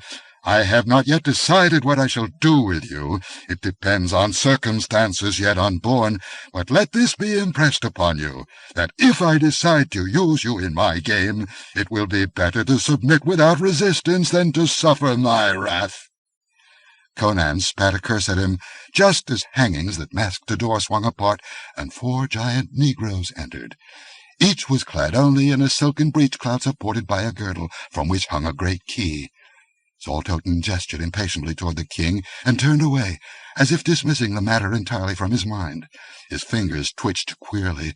From a carven green jade box he took a handful of shimmering black dust, and placed it in a brazier which stood on a golden tripod at his elbow. The crystal globe, which he seemed to have forgotten, fell suddenly to the floor, as if its invisible support had been removed. Then the blacks had lifted Conan, for so loaded with chains was he that he could not walk, and carried him from the chamber. A glance back, before the heavy gold-bound teak door was closed, showed him Zoltoten leaning back in his throne-like chair, his arms folded, while a thin wisp of smoke curled up from the brazier. Conan's scalp prickled. In Stygia, that ancient and evil kingdom that lay far to the south, he had seen such black dust before. It was the pollen of the black lotus, which creates death-like sleep and monstrous dreams. And he knew that only the grisly wizards of the Black Ring, which is the nadir of evil, voluntarily seek the scarlet nightmares of the black lotus, to revive their necromantic powers. The Black Ring was a fable and a lie to most folk of the Western world, but Conan knew of its ghastly reality and its grim votaries, who practiced their abominable sorceries amid the black vaults of Stygia and the nighted domes of accursed Sabatia. He glanced back at the cryptic gold-bound door, shuddering at what it hid. Whether it was day or night, the king could not tell. The palace of King Tarasca seemed a shadowy, nighted place that shunned natural illumination. The spirit of darkness and shadow hovered over it, and that spirit, Conan felt, was embodied in the stranger's Altoten. The negroes carried the king along a winding corridor so dimly lighted that they moved through it like black ghosts bearing a dead man, and down a stone stair that wound endlessly. A torch in the hand of one cast the great deformed shadows streaming along the wall. It was like the descent into hell of a corpse borne by dusky demons. At last they reached the foot of the stair, and then they traversed a long, straight corridor with a blank wall on one hand, pierced by an occasional arched doorway with a stair leading up behind it, and on the other hand another wall showing heavy barred doors at regular intervals of a few feet. Halting before one of these doors, one of the blacks produced the key that hung at his girdle and turned it in the lock. Then, pushing open the grille, they entered with their captive. They were in a small dungeon with heavy stone walls, floor, and ceiling, and in the opposite wall there was another grilled door.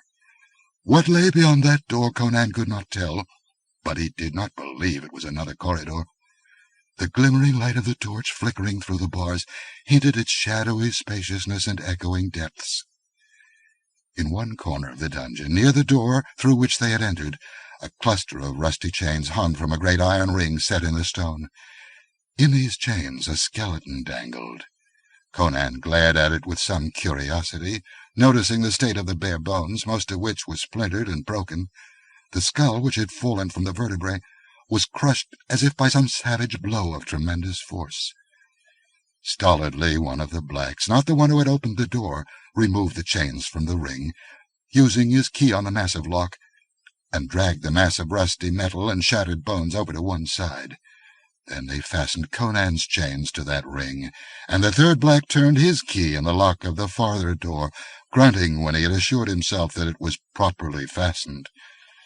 Then they regarded Conan cryptically, slit-eyed ebony giants, the torch striking highlights from their glossy skin.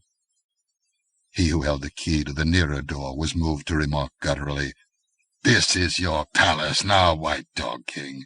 None but master and we know. All palace sleep. We keep secret. You live and die here, maybe, like him." He contemptuously kicked the shattered skull and sent it clattering across the stone floor.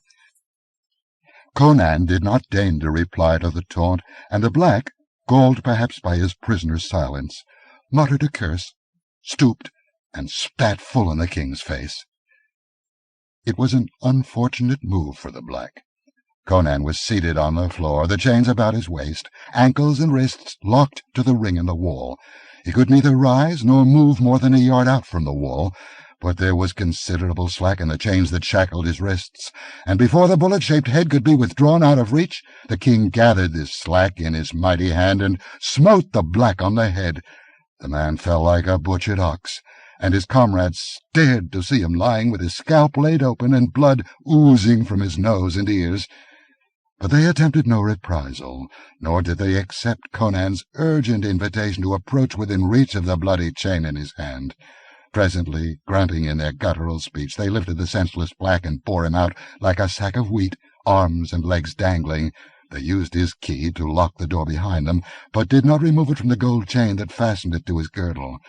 They took the torch with them, and as they moved up the corridor, the darkness slunk behind them like an animate thing. Their soft padding footsteps died away with the glimmer of their torch, and darkness and silence remained unchallenged. 5. The Haunter of the Pits.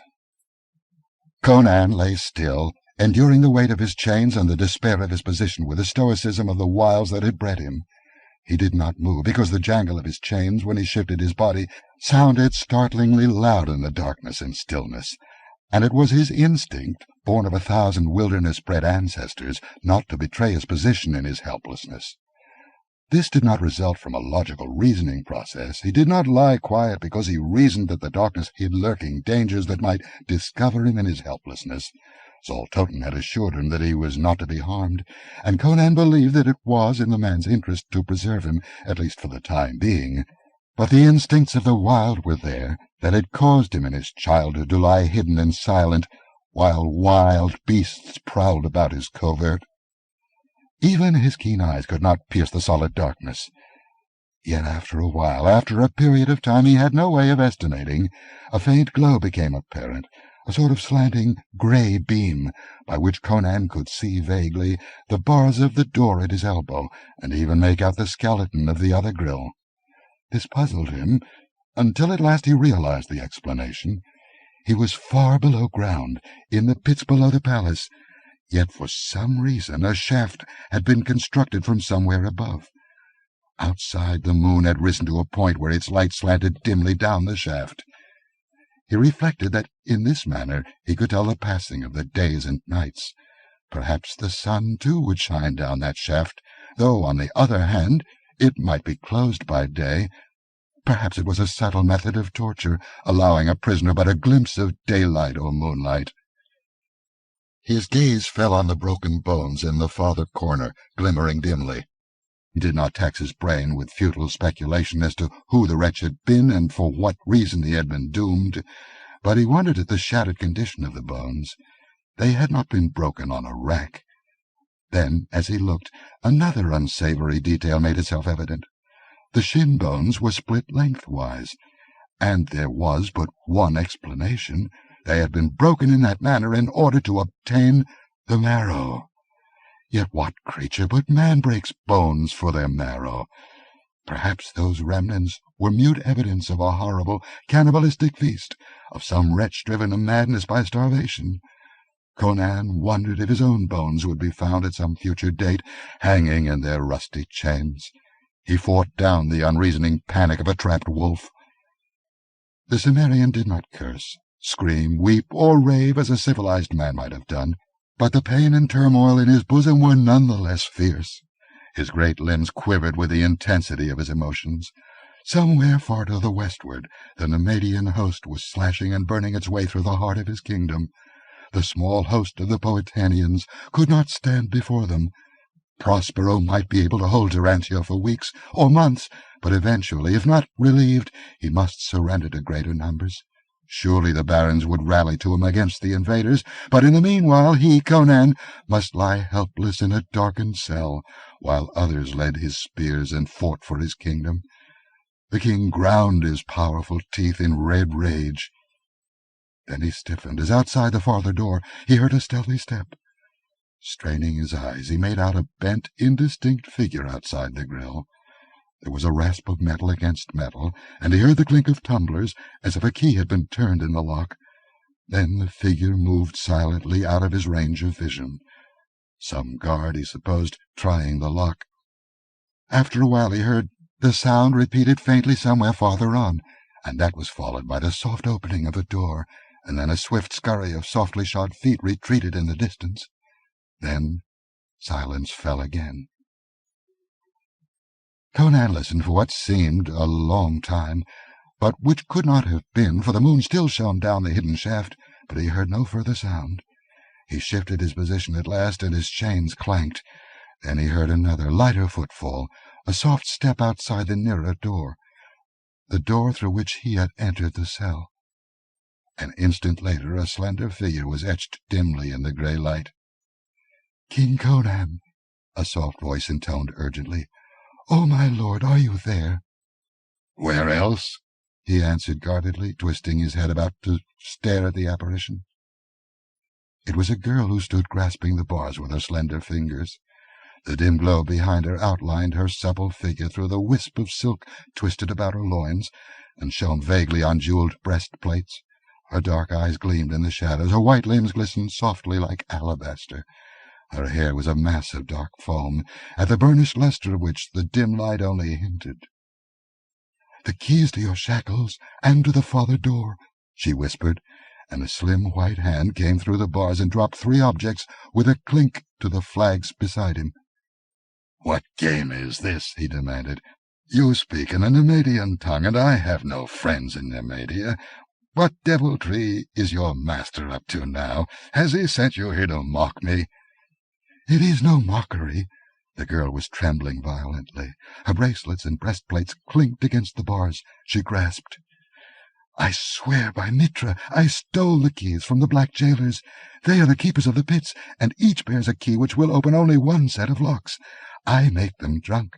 The one whose head you broke was carried away to a leech, and I could not get his key, but the others I stole. Oh, please do not loiter. Beyond these dungeons lie the pits which are the doors to hell." Somewhat impressed, Conan tried the keys dubiously, expecting to meet only failure and a burst of mocking laughter. But he was galvanized to discover that one indeed loosed him of his shackles, fitting not only the lock that held him to the ring, but the locks on his limbs as well. A few seconds later he stood upright, exulting fiercely in his comparative freedom. A quick stride carried him to the grille, and his fingers closed about a bar and the slender wrist that was pressed against it, imprisoning the owner, who lifted her face bravely to his fierce gaze. "Who are you, girl?" he demanded. "Why do you do this?" "I am only Zenobia," she murmured, with a catch of breathlessness, as if in fright. "Only a girl of the king's seraglio." "Unless this is some cursed trick," muttered Conan, "I cannot see why you bring me these keys." She bowed her dark head, and then lifted it and looked full into his suspicious eyes. Tears sparkled like jewels on her long dark lashes. "I am only a girl of the king's seraglio," she said, with a certain proud humility. "He has never glanced at me, and probably never will. I am less than one of the dogs that gnaw the bones in his banquet hall. But I am no painted toy. I am of flesh and blood. I breathe, hate, fear, rejoice, and love. And I have loved you, King Conan, ever since I saw you riding at the head of your knights along the streets of Belverus when you visited King Numa years ago. My heart tugged at its strings to leap from my bosom and fall in the dust of the street under your horse's hoofs." Color flooded her countenance as she spoke, but her dark eyes did not waver. Conan did not at once reply. Wild and passionate and untamed he was, yet any but the most brutish of men must be touched with a certain awe or wonder at the bearing of a woman's naked soul. She bent her head then, and pressed her red lips to the fingers that imprisoned her slim wrist. Then she flung up her head as if in sudden recollection of their position, and terror flared in her dark eyes. "Haste!" she whispered urgently. "It is past midnight. You must be gone." "But won't they skin you alive for stealing these keys?" "They'll never know. If the black men remember in the morning who gave them the wine, they will not dare admit the keys were stolen from them while they were drunk. The key that I could not obtain is the one that unlocks this door. You must make your way to freedom through the pits. What awful perils lurk beyond that door I cannot even guess. But greater danger lurks for you if you remain in this cell. King Tarascus has returned." "What? Tarascus?" "Aye, he has returned in great secrecy, and not long ago he descended into the pits, and then came out again, pale and shaking, like a man who has dared a great hazard. I heard him whisper to his squire, Aridius, that, despite Zoltoten, you should die." "What of Zoltoten?" murmured Conan. He felt her shudder. "Do not speak of him," she whispered. "Demons are often summoned by the sound of their names. The slaves say that he lies in his chamber behind a bolted door, dreaming the dreams of the Black Lotus. I believe that even Tarascus secretly fears him, or he would slay you openly. But he has been in the pits tonight, and what he did here only Mitra knows." "I wonder if that could have been Tarascus who fumbled at my cell door a while ago," muttered Conan. "Here is a dagger," she whispered, pressing something through the bars. His eager fingers closed on an object familiar to their touch. "Go quickly through yonder door, turn to the left, and make your way along the cells until you come to a stone stair. On your life do not stray from the line of the cells. Climb the stair, and open the door at the top. One of the keys will fit it.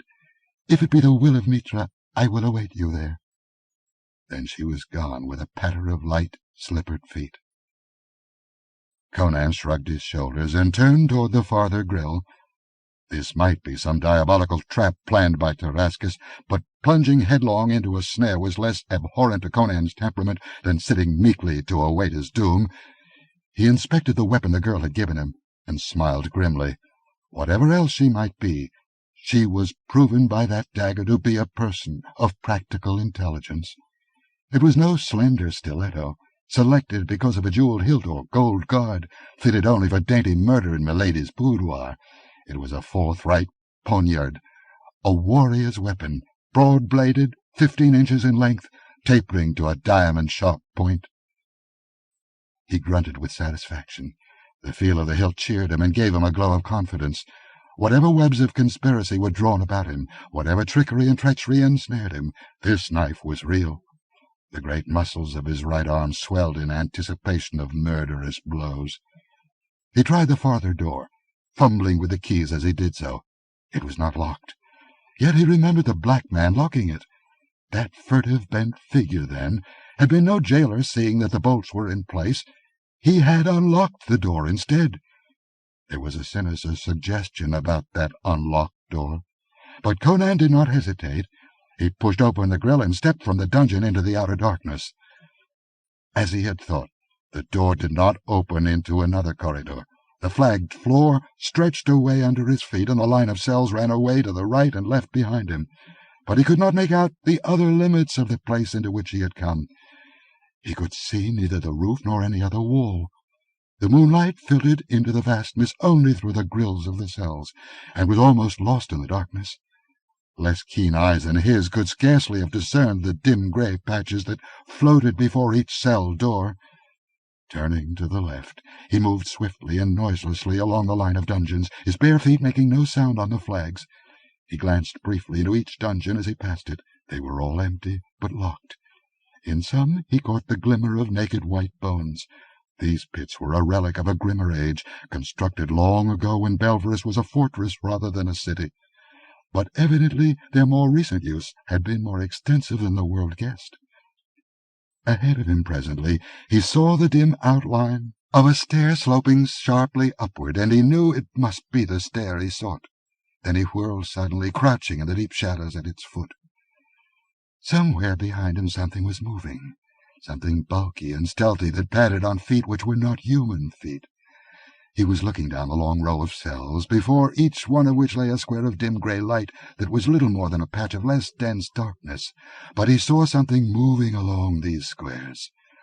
What it was he could not tell, but it was heavy and huge, and yet it moved with more than human ease and swiftness. He glimpsed it as it moved across the squares of grey, then lost it as it merged in the expanses of shadow between. It was uncanny in its stealthy advance, appearing and disappearing like a blur of the vision. He heard the bars rattle as it tried each door in turn. Now it had reached the cell he had so recently quitted, and the door swung open as it tugged. He saw a great bulky shape limned faintly and briefly in the grey doorway, and then the thing had vanished into the dungeon. Sweat beaded Conan's face and hands. Now he knew why Tarascus had come so subtly to his door, and later had fled so swiftly. The king had unlocked his door, and somewhere in these hellish pits had opened a cell or cage that held some grim monstrosity. Now the thing was emerging from the cell, and was again advancing up the corridor, its misshapen head close to the ground. It paid no more heed to the locked doors. It was smelling out his trail. He saw it more plainly now. The grey light limned a giant anthropomorphic body, but vaster of bulk and girth than any man. It went on 2 legs, though it stooped forward, and it was greyish and shaggy, its thick coat shot with silver.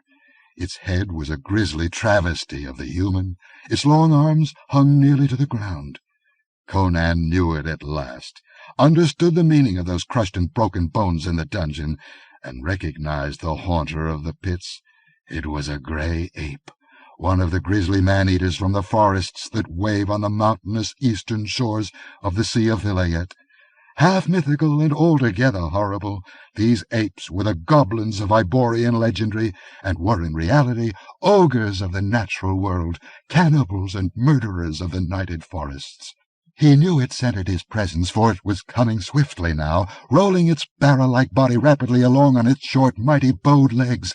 He cast a quick glance up the long stair, but knew that the thing would be on his back before he could mount to the distant door.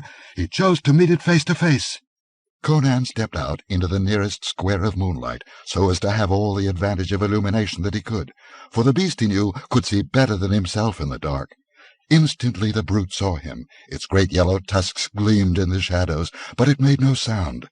Creatures of night and the silence, the grey apes of Vilayet were voiceless, but in its dim, hideous features, which were a bestial travesty of a human face, showed ghastly exultation. Conan stood poised, watching the oncoming monster without a quiver.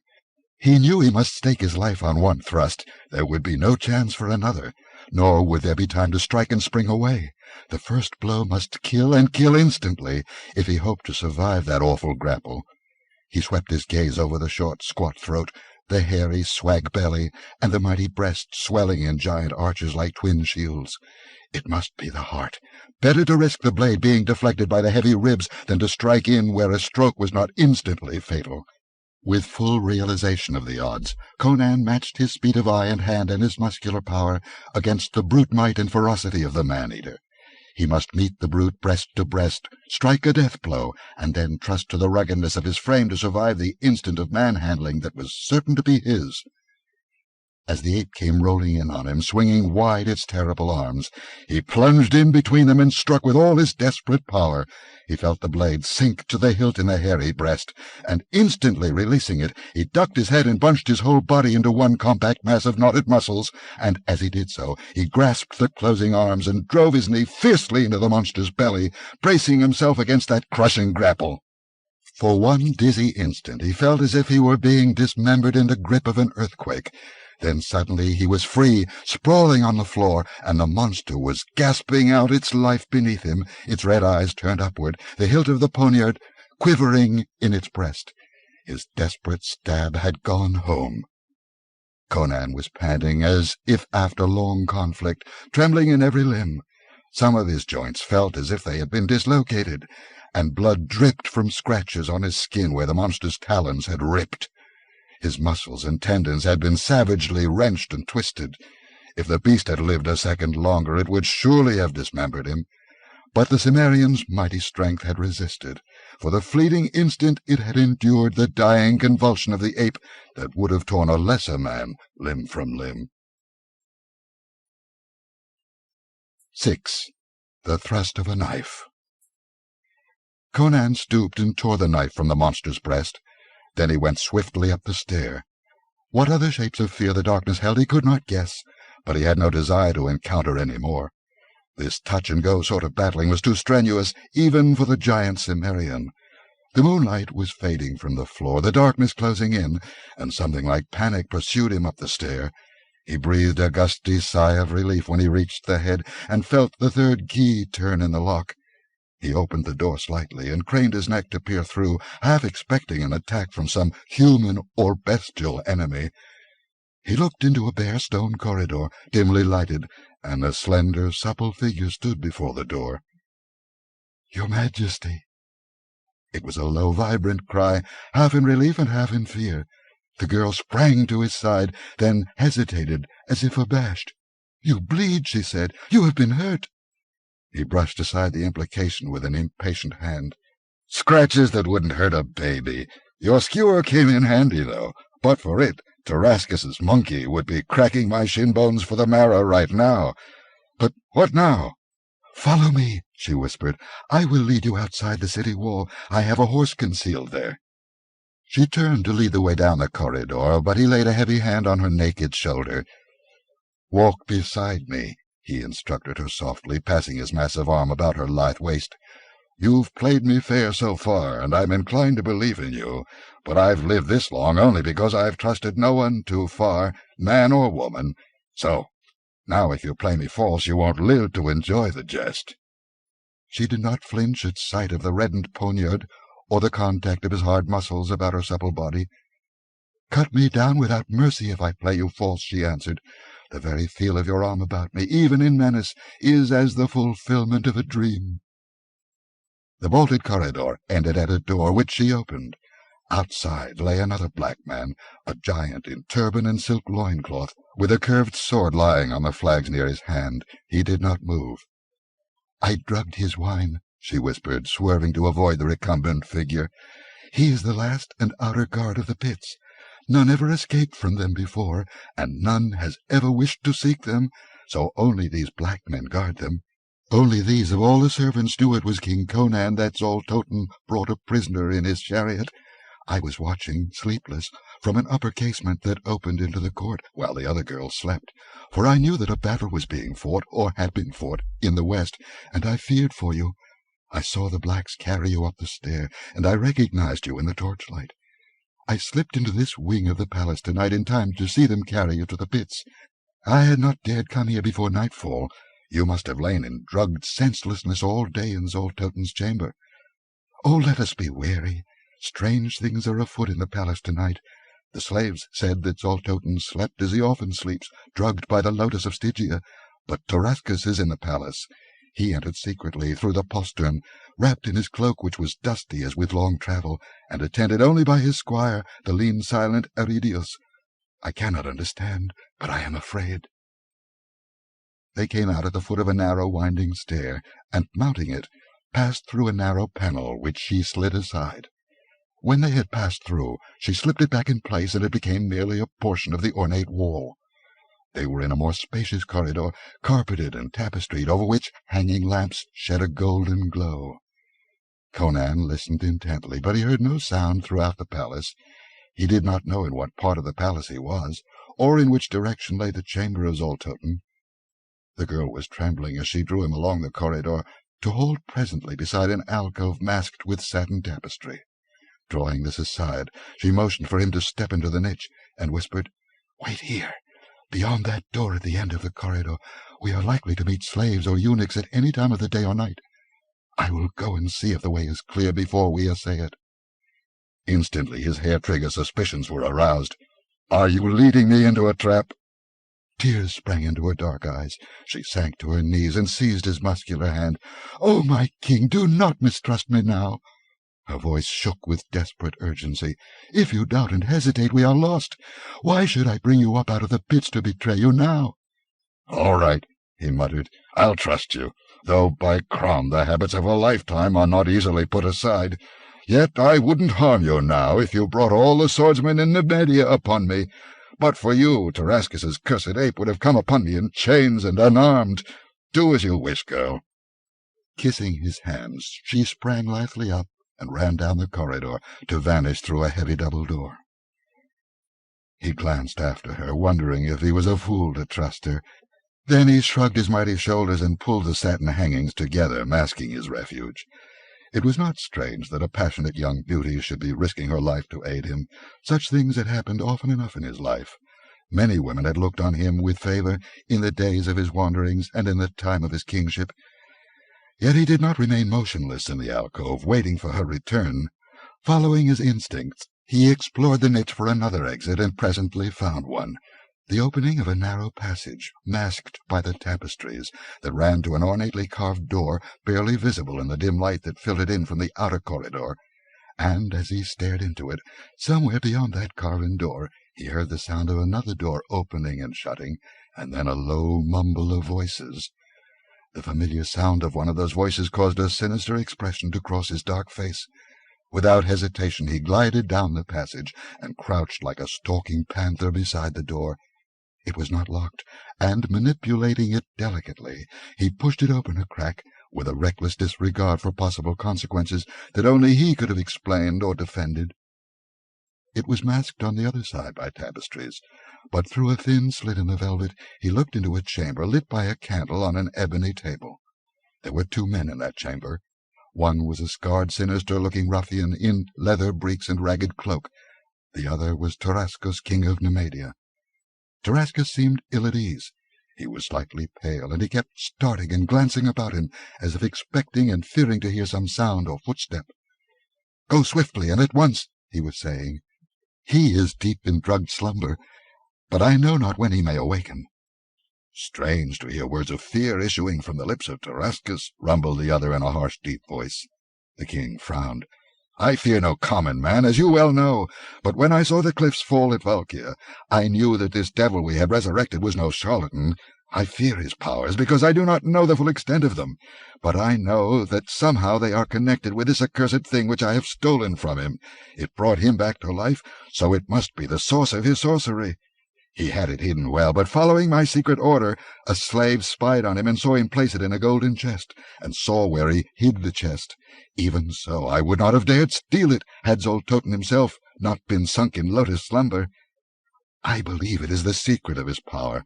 With it, Orastes brought him back to life. With it he will make us all slaves if we are not wary. So take it, and cast it into the sea as I have bidden you. And be sure you are so far from land that neither tide nor storm can wash it up on the beach. You have been paid." "So I have," grunted the ruffian, "and I owe more than gold to you, king. I owe you a debt of gratitude. Even thieves can be grateful." "Whatever debt you may feel you owe me," answered Tarascus, "will be paid when you have hurled this thing into the sea." "I'll ride for Zingara, and take ship from Cordava," promised the other. "I dare not show my head in Argos because of a matter of a murder or so. I care not, so it is done. Here it is, a horse awaits you in the court. Go, and go swiftly." Something passed between them, something that flamed like living fire. Conan had only a brief glimpse of it, and then the ruffian pulled a slouch hat over his eyes, drew his cloak about his shoulder, and hurried from the chamber. And as the door closed behind him, Conan moved with the devastating fury of unchained bloodlust. He had held himself in check as long as he could. The sight of his enemies so near him set his wild blood seething and swept away all caution and restraint. Tarascus was turning toward an inner door when Conan tore aside the hangings and leaped like a blood-mad panther into the room. Tarascus wheeled, but even before he could recognize his attacker, Conan's poniard ripped into him. But the blow was not mortal, as Conan knew the instant he struck. His foot had caught in a fold of the curtains and tripped him as he leaped. The point fleshed itself into Tarascus's shoulder and ploughed down along his ribs, and the king of Nemedia screamed. The impact of the blow and Conan's lunging body hurled him back against the table, and it toppled, and the candle went out. They were both carried to the floor by the violence of Conan's rush, and the foot of the tapestry hampered them both in its folds. Conan was stabbing blindly in the dark, Tarascus screaming in a frenzy of panicky terror. As if fear lent him superhuman energy, Tarascus tore free and blundered away in the darkness, shrieking, "Help, guards! Adidius, Orastes, Orastes!" Conan rose, kicking himself free of the tangling tapestries and the broken table, cursing with the bitterness of his bloodthirsty disappointment. He was confused and ignorant of the plan of the palace. The yells of Tarascus were still resounding in the distance, and a wild outcry was bursting forth in answer. The Nemedian had escaped him in the darkness, and Conan did not know which way he had gone. The Cimmerian's rash stroke for vengeance had failed, and there remained only the task of saving his own hide if he could. Swearing luridly, Conan ran back down the passage and into the alcove, glaring out into the lighted corridor, just as Zenobia came running up it, her dark eyes dilated with terror. "Oh, what has happened?" she cried. "The palace is roused. I swear I have not betrayed you." "No, it was I who stirred up this hornet's nest," he grunted. "I tried to pay off a score. What's the shortest way out of this?" She caught his wrist and ran fleetly down the corridor, but before they reached the heavy door at the other end, muffled shouts arose from behind it, and the portals began to shake under an assault from the other side. Zenobia wrung her hands and whimpered, "We are cut off. I locked that door as I returned through it, but they will burst it in a moment. The way to the postern gate lies through it." Conan wheeled. Up the corridor, though still out of sight, he heard a rising clamor that told him his foes were behind as well as before him. "Quick, into this door!" the girl cried desperately, running across the corridor and throwing open the door of a chamber. Conan followed her through, and then through the gold catch behind them. They stood in an ornately furnished chamber, empty but for themselves, and she drew him to a gold-barred window, through which he saw trees and shrubbery. "You are strong," she panted. "If you can tear these bars away, you may yet escape. The garden is full of guards, but the shrubs are thick, and you may avoid them. The southern wall is also the outer wall of the city. Once over that, you have a chance to get away. A horse is hidden for you in a thicket beside the road that runs westward, a few hundred paces to the south of the fountain of Thralos. You know where it is?" "Aye, but what of you? I had meant to take you with me." A flood of joy lighted her beautiful face. "Then my cup of happiness is brimming, but I will not hamper your escape. Burdened with me, you would fail. Nay, do not fear for me. They will never suspect that I aided you willingly. Go. What you have just said will glorify my life throughout the long years." He caught her up in his iron arms, crushed her slim, vibrant figure to him, and kissed her fiercely on eyes, cheeks, throat, and lips, until she lay panting in his embrace, gusty and tempestuous as a storm wind. Even his love-making was violent. "I'll go," he muttered, "but by Crom, I'll come for you some day." Wheeling, he gripped the gold bars and tore them from their sockets with one tremendous wrench, threw a leg over the sill, and went down swiftly, clinging to the ornaments on the wall. He hit the ground running, and melted like a shadow into the maze of towering rose bushes and spreading trees. The one look he cast back over his shoulder showed him Zenobia leaning over the window-sill, her arms stretched after him in mute farewell and renunciation. Guards were running through the garden, all converging toward the palace, where the clamour momentarily grew louder, tall men in burnished cuirasses and crested helmets of polished bronze.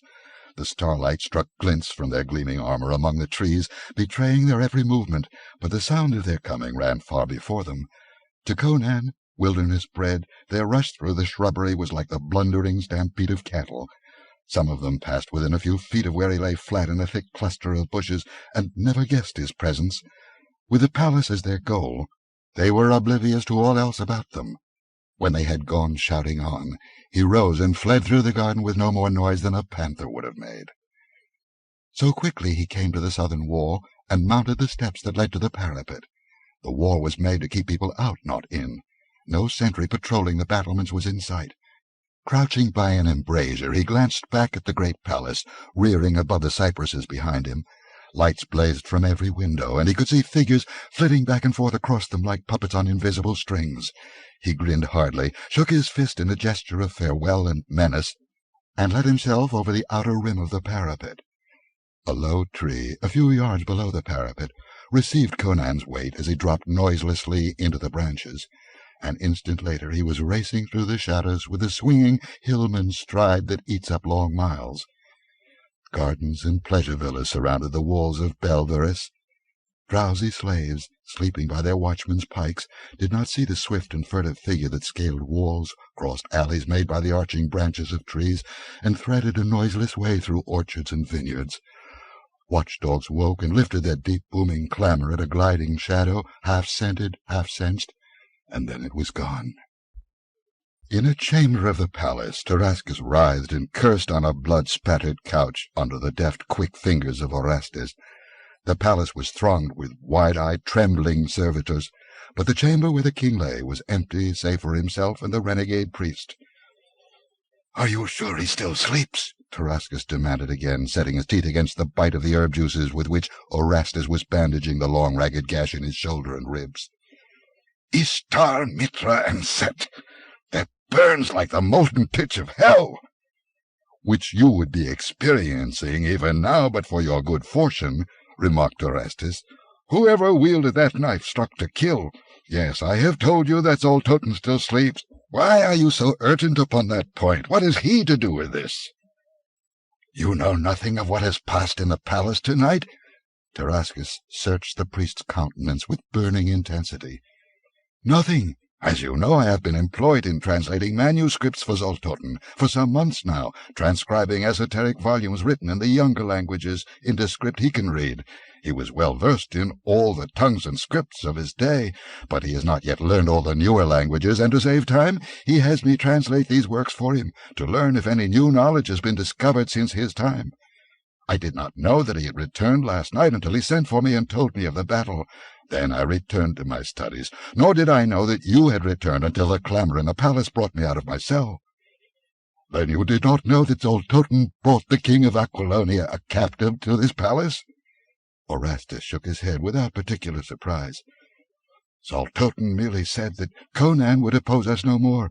I supposed that he had fallen, but did not ask the details." "Zoltoten saved his life when I would have slain him," snarled Tarascus. "I saw his purpose instantly. He would hold Conan captive to use as a club against us, against Amalric, against Valerius, and against myself.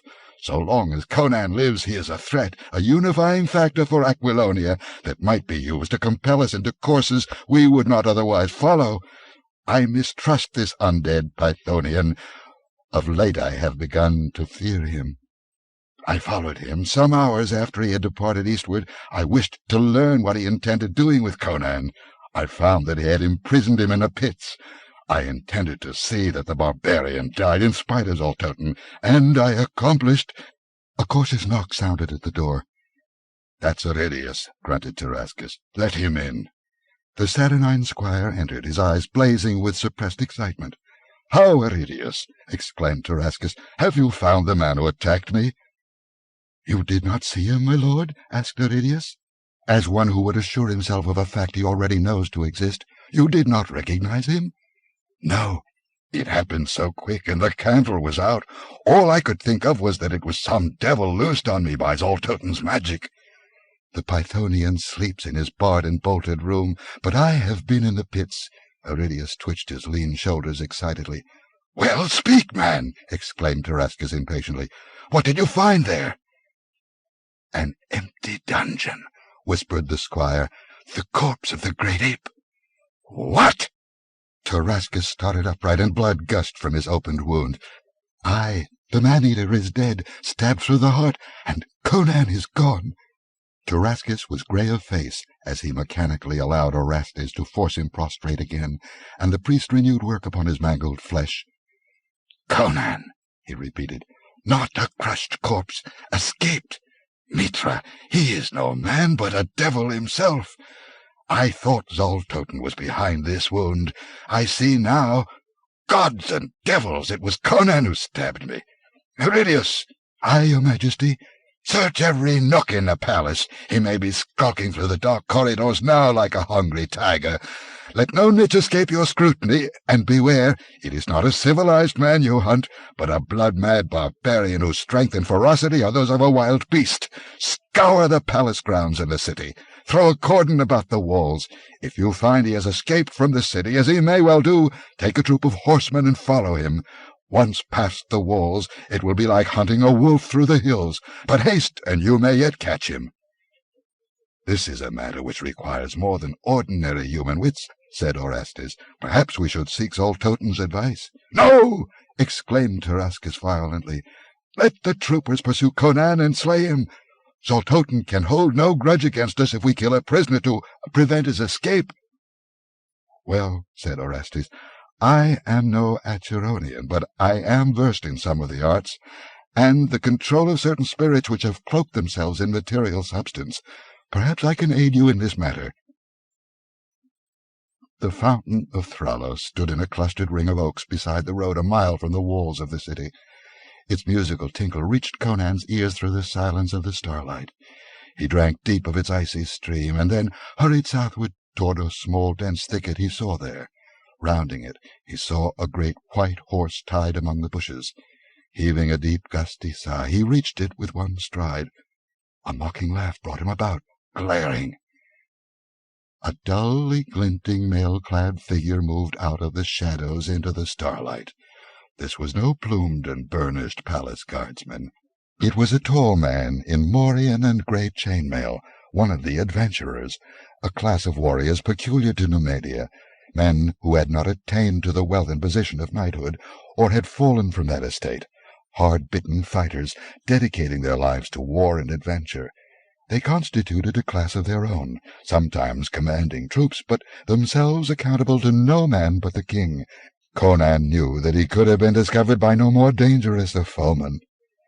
A quick glance among the shadows convinced him that the man was alone, and he expanded his great chest slightly, digging his toes into the turf as his thews coiled tensely. "I was riding for Belverus on Almeric's business," said the adventurer, advancing warily. The starlight was a long sheen on the great two-handed sword he bore naked in his hand. "A horse whinnied to mine from the thicket. I investigated and thought it strange a steed should be tethered here.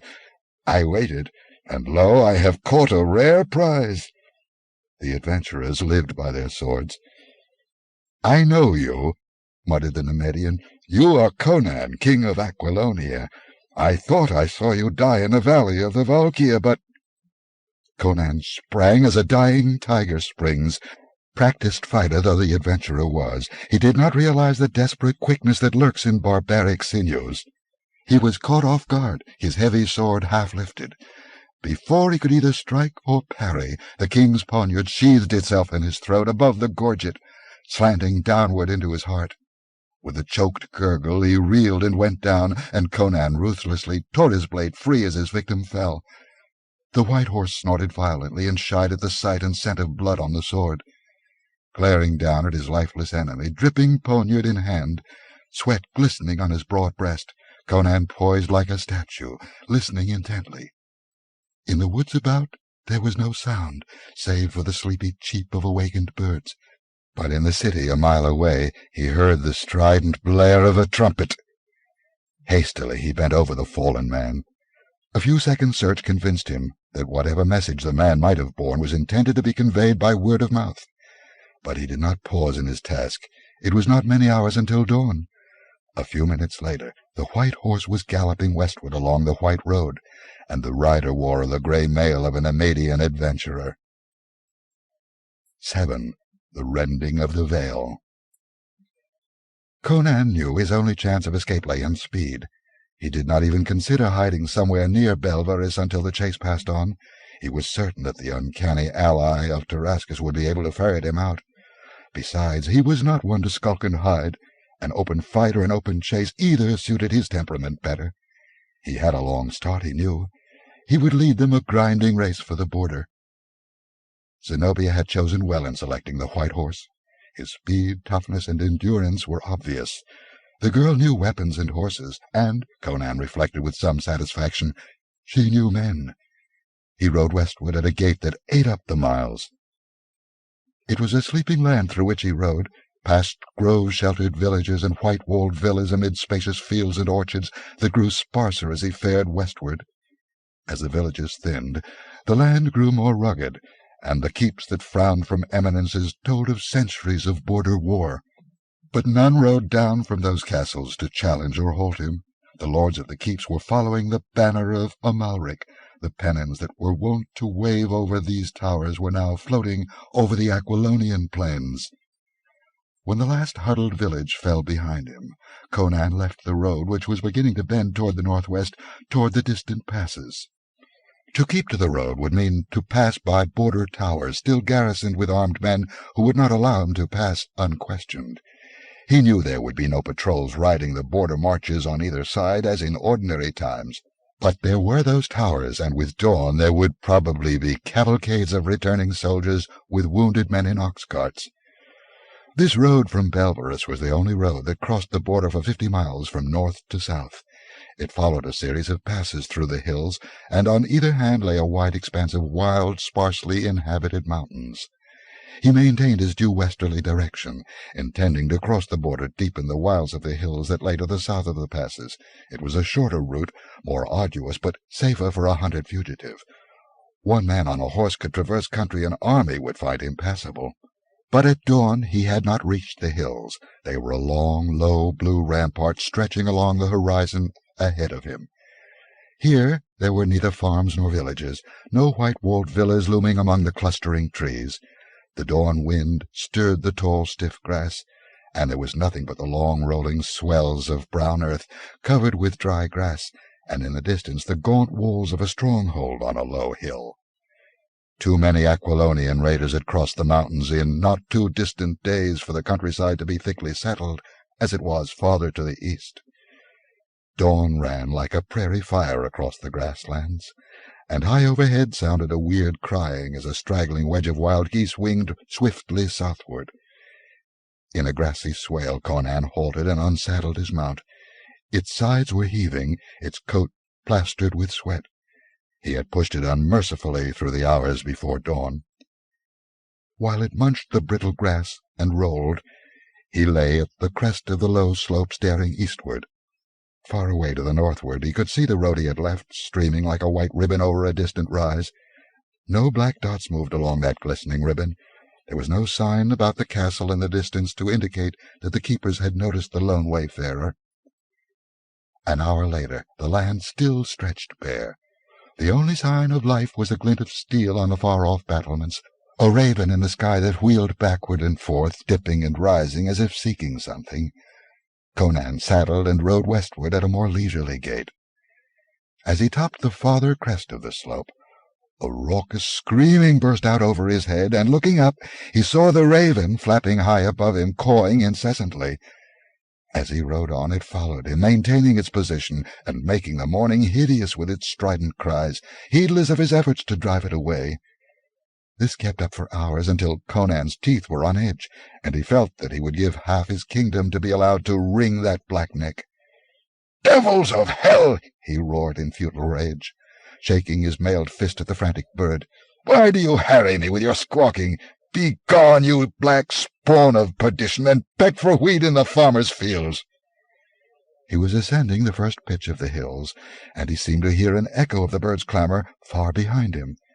Turning in his saddle, he presently made out another black dot hanging in the blue. Beyond that again he caught the glint of the afternoon sun on steel. That could mean only one thing: armed men. And they were not riding along the beaten road, which was out of his sight beyond the horizon. They were following him. His face grew grim, and he shivered slightly as he stared at the raven that wheeled high above him. "So it is more than the whim of a brainless beast," he muttered. "Those riders cannot see you, spawn of hell, but the other bird can see you, and they can see him. You follow me, he follows you, and they follow him. Are you only a craftily trained, feathered creature, or some devil in the form of a bird? Did Zoltoten set you on my trail? Are you Zoltoten?"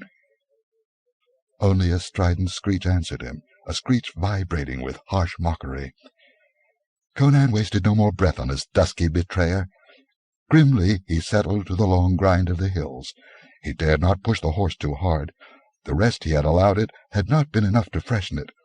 He was still far ahead of his pursuers, but they would cut down that lead steadily.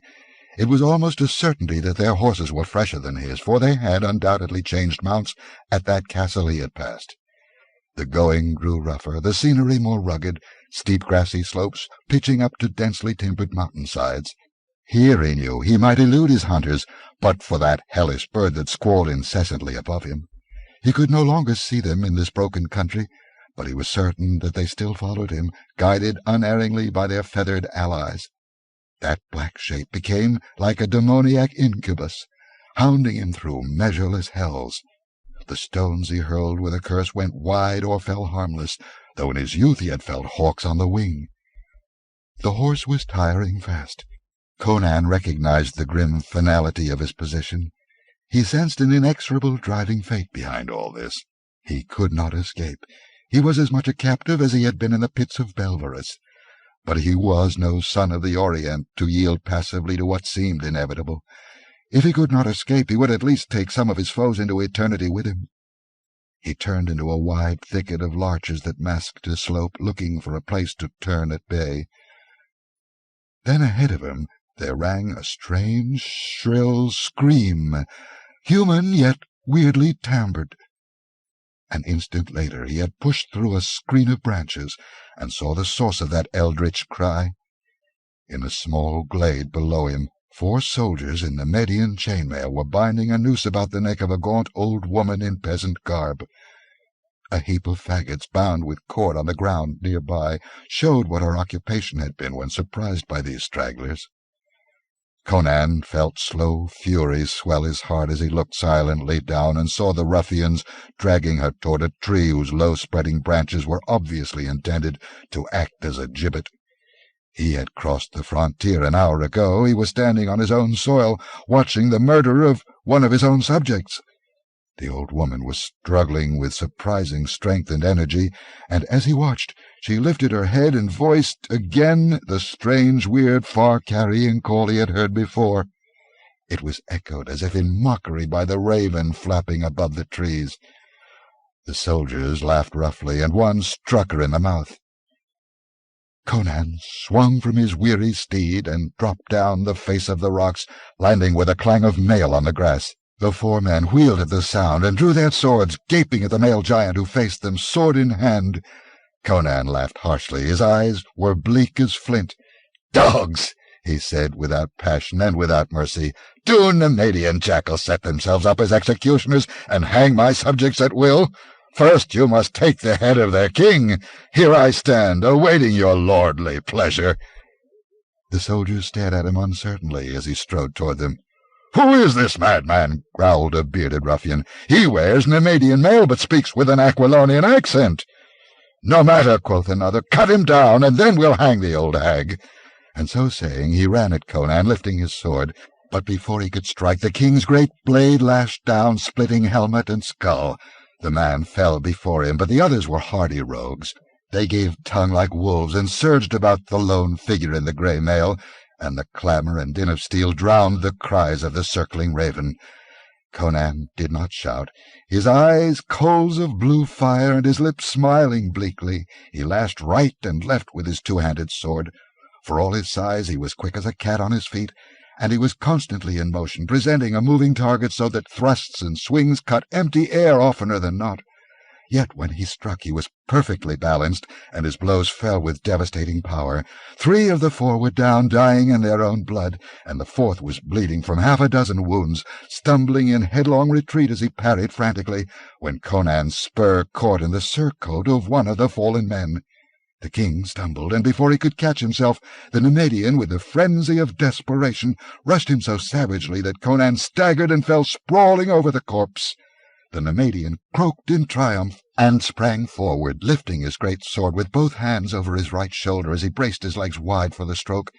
And then, over the prostrate king, something huge and hairy shot like a thunderbolt full on the shoulder's breast, and his yelp of triumph changed to a shriek of death.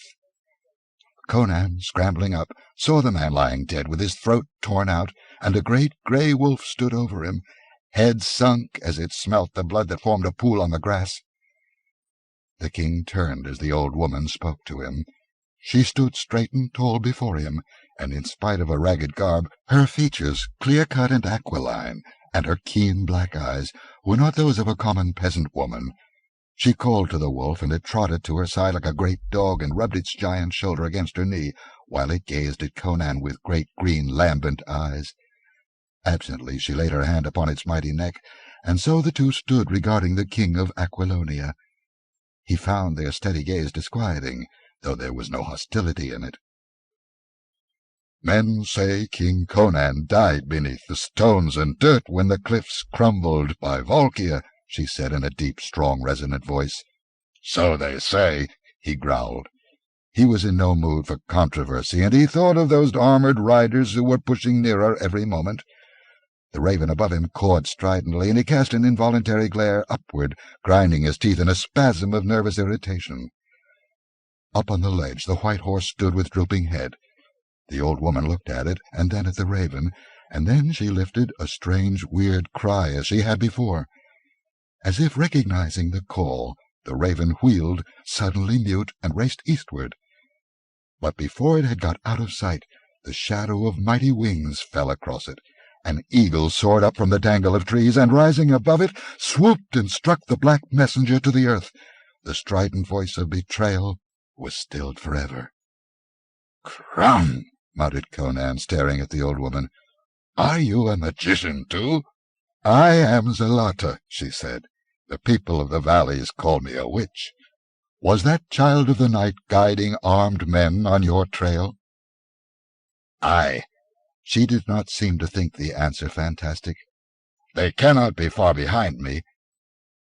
"Lead your horse and follow me, King Conan," she said briefly. Without comment he mounted the rocks and brought his horse down to the glade by a circuitous path. As he came, he saw the eagle reappear, dropping lazily down from the sky, and rest an instant on Zelata's shoulder, spreading its great wings lightly so as not to crush her with its weight. Without a word she led the way, the great wolf trotting at her side, the eagle soaring above her. Through deep thickets and along tortuous ledges poised over deep ravines she led him, and finally along a narrow, precipice-edged path to a curious dwelling of stone, half hut, half cavern, beneath a cliff hidden among the gorges and crags. The eagle flew to the pinnacle of this cliff and perched there like a motionless sentinel. Still silent, Zelata stabled the horse in a nearby cave, with leaves and grass piled high for provender, and a tiny spring bubbling in the dim recesses. In the hut she seated the king on a rude hide-covered bench, and she herself sat upon a low stool before the tiny fireplace, while she made a fire of tamarisk chunks and prepared a frugal meal. The great wolf drowsed beside her, facing the fire, his huge head sunk on his paws, his ears twitching in his dreams. "You do not fear to sit in the hut of a witch?" she asked, breaking her silence at last. An impatient shrug of his grey-mailed shoulders was her guest's only reply. She gave into his hands a wooden dish, heaped with dried fruits, cheese, and barley bread, and a great pot of the heady upland beer, brewed from barley grown in the high valleys. "I have found the brooding silence of the glens more pleasing than the babble of city streets," she said. "The children of the wild are kinder than the children of men." Her hand briefly stroked the ruff of the sleeping wolf. "My children were afar from me today, or I had not needed your sword, my king. They were coming at my call." "What grudge had those Nemedian dogs against you?" Conan demanded. "Skulkers from the invading army straggle all over the countryside, from the frontier to Tarantia," she answered. "The foolish villagers in the valleys told them that I had a store of gold hidden away, so as to divert their attentions from their villages. They demanded treasure from me, and my answers angered them. But neither skulkers nor the men who pursue you, nor any raven will find you here." He shook his head, eating ravenously. "I'm for Tarantia." She shook her head. "You thrust your head into the dragon's jaws. Best seek refuge abroad. The heart is gone from your kingdom." "What do you mean?" he demanded. "Battles have been lost before, yet wars won. A kingdom is not lost by a single defeat." "And you will go to Tarantia?" "Aye. Prospero will be holding it against Amalric." "Are you sure?" "Hell's devils, woman!" he exclaimed wrathfully. "What else?" She shook her head. "I feel that it is otherwise. Let us see. Not lightly is the veil rent, yet I will rend it a little, and show you your capital city." Conan did not see what she cast upon the fire, but the wolf whimpered in his dreams, and a green smoke gathered and billowed up into the hut. And as he watched, the walls and ceiling of the hut seemed to widen, to grow remote and vanish, merging with infinite immensities. The smoke rolled about him, blotting out everything, and in it forms moved and faded, and stood out in startling clarity.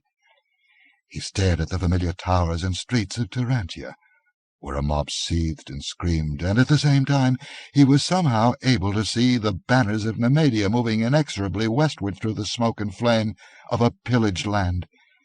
In the great square of Tarantia the frantic throng milled and yammered, screaming that the king was dead, that the barons were girding themselves to divide the land between them, and that the rule of a king, even of Valkyrius, was better than anarchy. Prospero, shining in his armor, rode among them, trying to pacify them, bidding them trust Count Trocchero, urging them to man the wall and aid his knights in defending the city. They turned on him, shrieking with fear and unreasoning rage, howling that he was Trocchero's butcher, a more evil foe than Amalric himself. Offal and stones were hurled at his knights.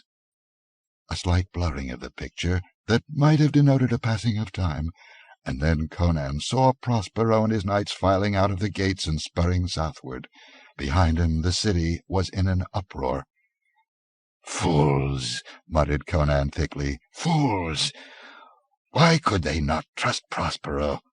Zalata, if you are making game of me with some trickery—" "This has passed," answered Zalata imperturbably, though somberly. "It was the evening of the day that has passed when Prospero rode out of Tarantia with the hosts of Amalric almost within sight. From the walls men saw the flame of their pillaging, so I read it in the smoke. At sunset the Nemedians rode into Tarantia unopposed. Look, even now, in the royal hall of Tarantia." Abruptly Conan was looking into the great coronation hall. Valerius stood on the regal dais, clad in ermine robes, and Amalric, still in his dusty, blood-stained armor, placed a rich and gleaming circlet on his yellow locks, the crown of Aquilonia. The people cheered. Long lines of steel-clad Nemedian warriors looked grimly on, and nobles long in disfavor at Conan's court strutted and swaggered with the emblem of Valerius on their sleeves. "Crum!" It was an explosive imprecation from Conan's lips as he started up, his great fists clenched into hammers, his veins on his temples knotting, his features convulsed. A Nemedian placing the crown of Aquilonia on that renegade in the royal hall of Tarantia? As if dispelled by his violence, the smoke faded, and he saw Zelotta's black eyes gleaming at him through the mist. You have seen. The people of your capital have forfeited the freedom you won for them by sweat and blood. They have sold themselves to the slavers and the butchers. They have shown that they do not trust their destiny. Can you rely upon them for the winning back of your kingdom? They thought I was dead, he grunted, recovering some of his poise. I have no son. Men can't be governed by a memory. What if the Nemedians have taken Tarantia? There still remain the provinces, the barons, and the people of the countrysides. Valerius has won an empty glory. You are stubborn, as befits a fighter. I cannot show you the future. I cannot show you all the past. Nay, I show you nothing. I merely make you see windows opened in the veil by powers unguessed. Would you look into the past for a clue of the present? Aye. He seated himself abruptly. Again the green smoke rose and billowed. Again images unfolded before him, this time alien and seemingly irrelevant. He saw great towering black walls, pedestals half hidden in the shadows upholding images of hideous half-bestial gods. Men moved in the shadows, dark, wiry men clad in red silken loincloths. They were bearing a green jade sarcophagus along a gigantic black corridor. But before he could tell much about what he saw, the scene shifted. He saw a cavern, dim, shadowy, and haunted with a strange, intangible horror. On an altar of black stone stood a curious golden vessel, shaped like the shell of a scallop. Into this cavern came some of the same dark, wiry men who had borne the mummy case. They seized the golden vessel, and then the shadows swirled around them, and what happened he could not say. But he saw a glimmer in a whirl of darkness, like a ball of living fire. Then the smoke was only smoke, drifting up from the fire of tamarisk chunks, thinning and fading. "But what does this portend?" he demanded, bewildered. "What I saw in Tarantia I can understand, but what means this glimpse of Zamorian thieves sneaking through a subterranean temple of Set in Stygia? And that cavern, I've never seen or heard of anything like it in all my wanderings.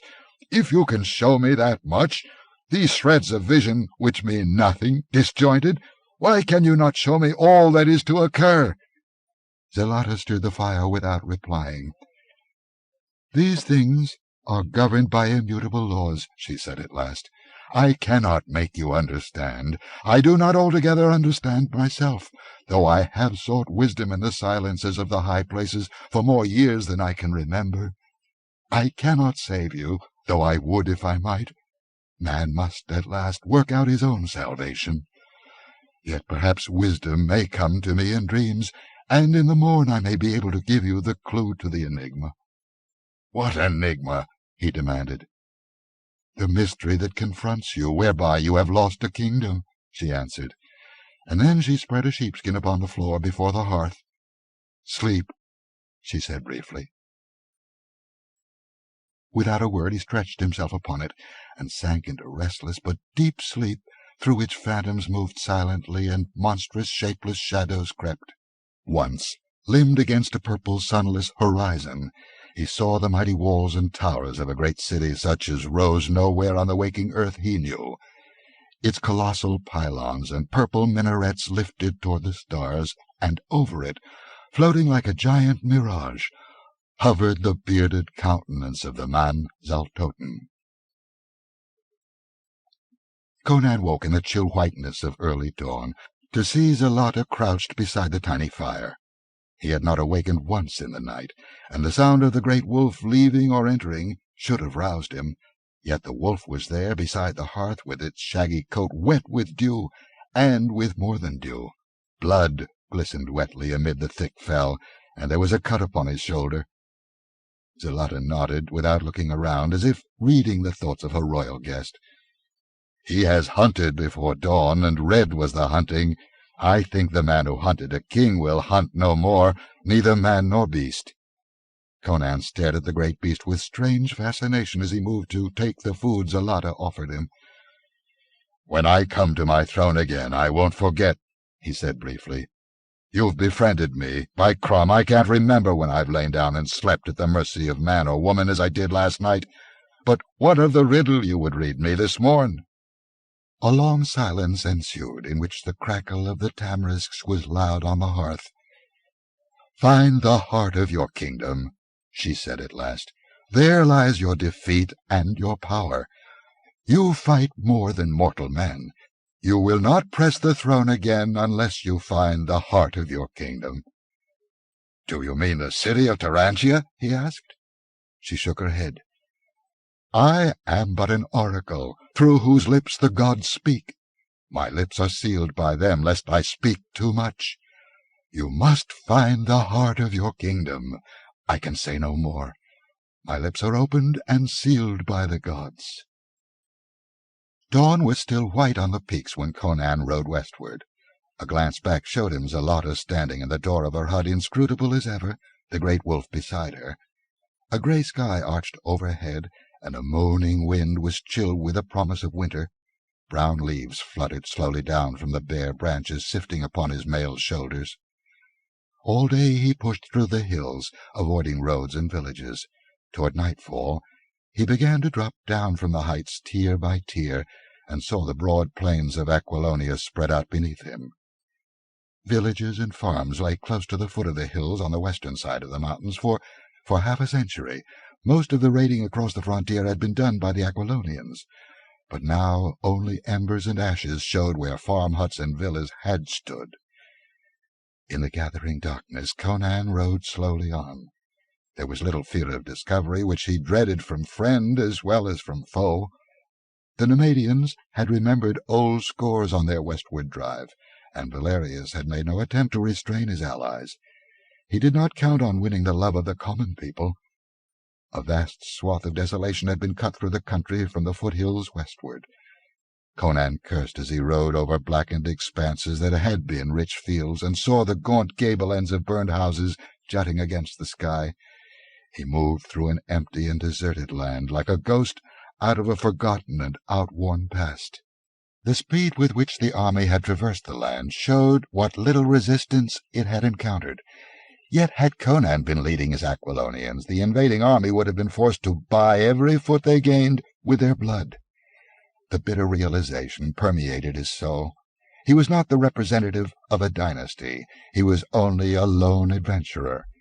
Even the drop of dynastic blood Valerius boasted had more hold on the minds of men than the memory of Conan and the freedom and power he had given the kingdom. No pursuers followed him down out of the hills.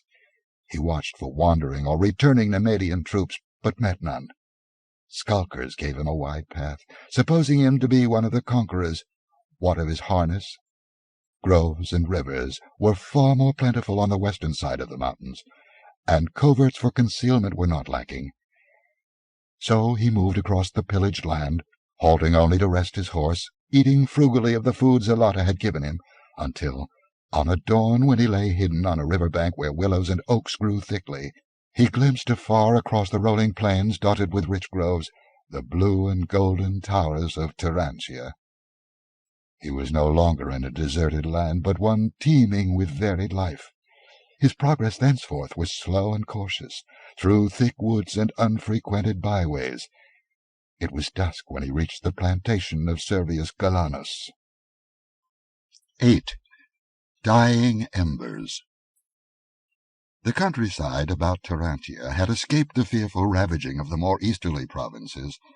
There were evidences of the march of a conquering army in broken hedges, plundered fields, and looted granaries, but torch and steel had not been loosed wholesale. There was but one grim splotch on the landscape, a charred expanse of ashes and blackened stone, where, Conan knew, had once stood the stately villa of one of his staunchest supporters. The king dared not openly approach the Galanus farm, which lay only a few miles from the city. In the twilight he rode through an extensive woodland, until he sighted a keeper's lodge through the trees. Dismounting and tying his horse, he approached the thick arched door with the intention of sending the keeper after Servius. He did not know what enemies the manor house might be sheltering. He had seen no troops, but they might be quartered all over the countryside. But as he drew near, he saw the door open, and a compact figure in silk hose and richly embroidered doublet stride forth and turn up a path that wound away through the woods. "Servius!" At the low call, the master of the plantation wheeled with a startled exclamation. His hand flew to the short hunting sword at his hip, and he recoiled from the tall grey steel figure standing in the dusk before him. "Who are you?" he demanded. "What is your mitra?" His breath hissed inward, and his ruddy face paled. "Avaunt!" he ejaculated. "Why have you come back from the grey lands of death to terrify me? I was always your true liege man in your lifetime." "As I still expect you to be," answered Conan. "Stop trembling, man. I'm flesh and blood." Sweating with uncertainty, Servius approached and stared into the face of the mail-clad giant, and then, convinced of the reality of what he saw, he dropped to one knee and doffed his plumed cap. "Your Majesty, truly this is a miracle passing belief. The great bell in the citadel has tolled your dirge days agone. Men said you died at Volkia, crushed under 1,000,000 tons of earth and broken granite." "It was another in my harness," grunted Conan. "But let us talk later. If there is such a thing as a joint of beef on your board—" "Forgive me, my lord," cried Servius, springing to his feet. "The dust of travel is grey on your mail, and I keep you standing here without rest or sup. Mitra, I see well enough now that you are alive. But I swear when I turned and saw you standing all grey and dim in the twilight, the marrow of my knees turned to water. It is an ill thing to meet a man you thought dead in the woodland at dusk." "Bid the keeper see to my steed, which is tied behind yonder oak," requested Conan, and Servius nodded, drawing the king up the path. The patrician, recovering from his supernatural fright, had become extremely nervous. "I will send a servant from the manor," he said. "The keeper is in his lodge, but I dare not trust even my servants in these days. It is better that only I know of your presence." Approaching the great house that glimmered dimly through the trees, he turned aside into a little used path that ran between close-set oaks, whose intertwining branches formed a vault overhead, shutting out the dim light of the gathering dusk. Servius hurried on through the darkness without speaking, and with something resembling panic in his manner, and presently led Conan through a small side door into a narrow, dimly illuminated corridor. They traversed this in haste and silence, and Servius brought the king into a spacious chamber with a high oak-beamed ceiling and richly panelled walls. Logs flamed in the wide fireplace, for there was a frosty edge to the air, and a great meat pasty in a stone platter stood smoking on a broad mahogany board.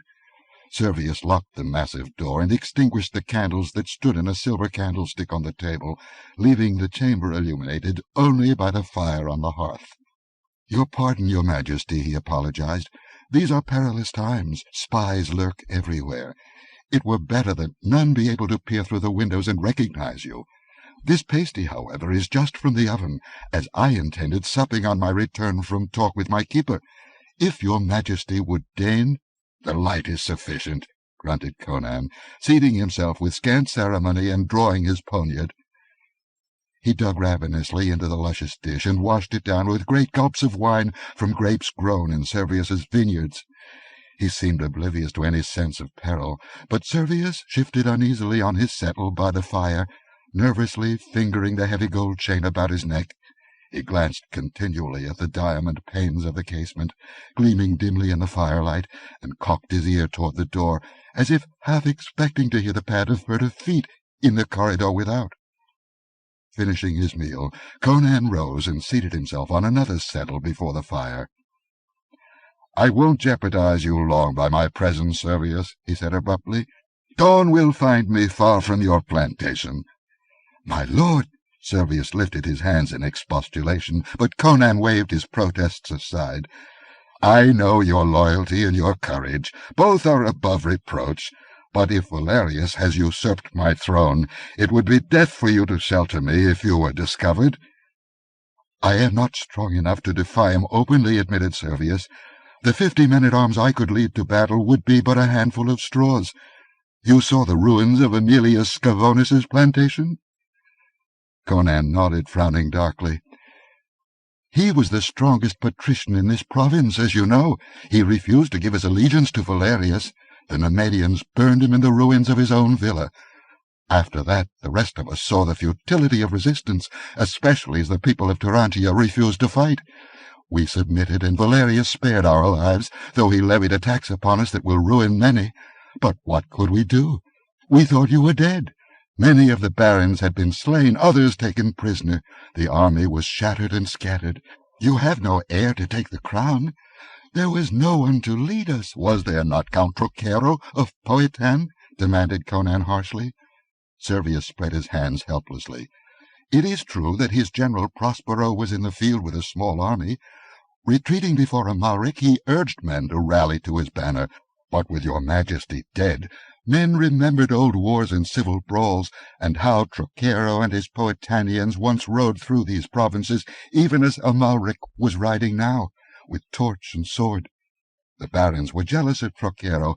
Some men, spies of Valerius perhaps, shouted that the Count of Poetan intended seizing the crown for himself.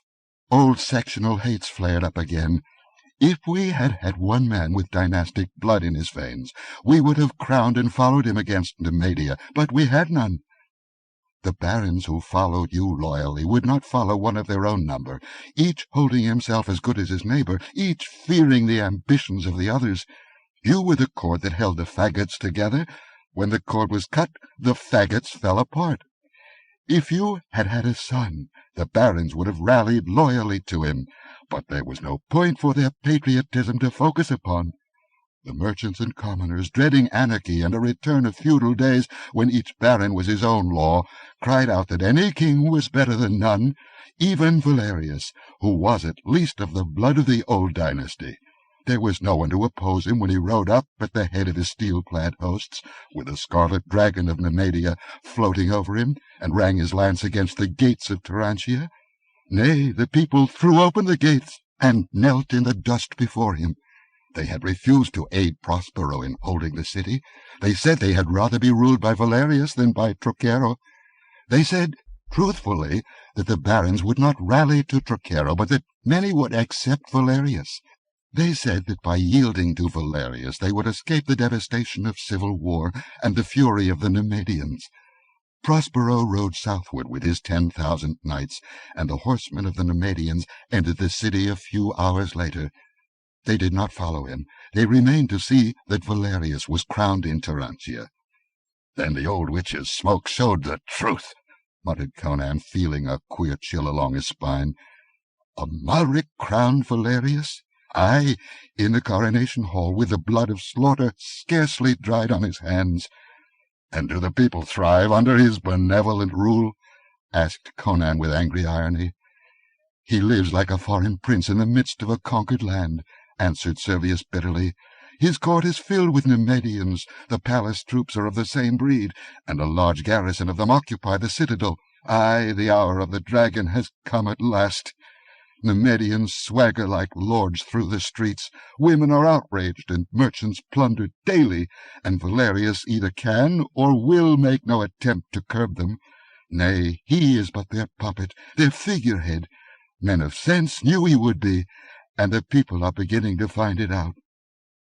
Amalric has ridden forth with a strong army to reduce the outlying provinces where some of the barons have defied him. But there is no unity among them. Their jealousy of each other is stronger than their fear of Amalric. He will crush them one by one. Many castles and cities, realizing that, have sent in their submission.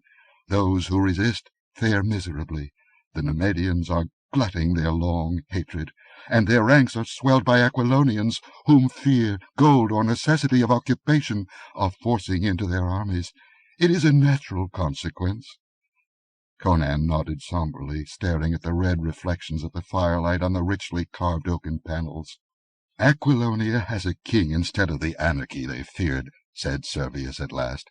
"Valerius does not protect his subjects against his allies. Hundreds who could not pay the ransom imposed upon them have been sold to the Kothic slave traders." Conan's head jerked up, and a lethal flame lit his blue eyes. He swore gustily, his mighty hands knotting into iron hammers. Aye, white men sell white men and white women, as it was in the feudal days. In the palaces of Shem and of Turan they will live out the lives of slaves. Valerius is king, but the unity for which the people looked, even though of the sword, is not complete. Gundeland in the north and Powhatan in the south are yet unconquered, and there are unsubdued provinces in the west, where the border barons have the backing of the Bossonian bowmen. Yet these outlying provinces are no real menace to Valerius. They must remain on the defensive, and would be lucky if they are able to keep their independence. Here Valerius and his foreign knights are supreme. "Let him make the best of it, then," said Conan grimly. "His time is short. The people will rise when they learn that I am alive. We'll take Tarantia back before Amalric can return with his army. Then we'll sweep these dogs from the kingdom." Servius was silent. The crackle of the fire was loud in the stillness. "Well," exclaimed Conan impatiently, "why do you sit with your head bent, staring at the hearth? Do you doubt what I have said?" Servius avoided the king's eye. "What mortal man can do, you will do, your majesty," he answered. "I have ridden behind you in battle, and I know that no mortal being can stand before your sword." "What then?" Servius drew his fur-trimmed jupon closer about him, and shivered in spite of the flame. "Men say your fall was occasioned by sorcery," he said presently. "What then?" "What mortal can fight against sorcery? Who is this veiled man who communes at midnight with Valerius and his allies, as men say, who appears and disappears so mysteriously? Men say in whispers that he is a great magician who died thousands of years ago, but has returned from death's grey lands to overthrow the king of Aquilonia and restore the dynasty of which Valerius is heir." "What matter?" exclaimed Conan angrily. "I escaped from the devil-haunted pits of Belverus and from diabolism in the mountains. If the people rise—" Servius shook his head. "Your staunchest supporters in the eastern and central provinces are dead, fled, or imprisoned. Gundeland is far to the north, Powhatan far to the south. The Bossonians have retired to their marches far to the west. It would take weeks to gather and concentrate these forces, and before that could be done, each levy would be attacked separately by Amalric and destroyed." "But an uprising in the central provinces would tip the scales for us," exclaimed Conan. "We could seize Tarantia and hold it against Amalric until the Gundermen and Potanians could get here."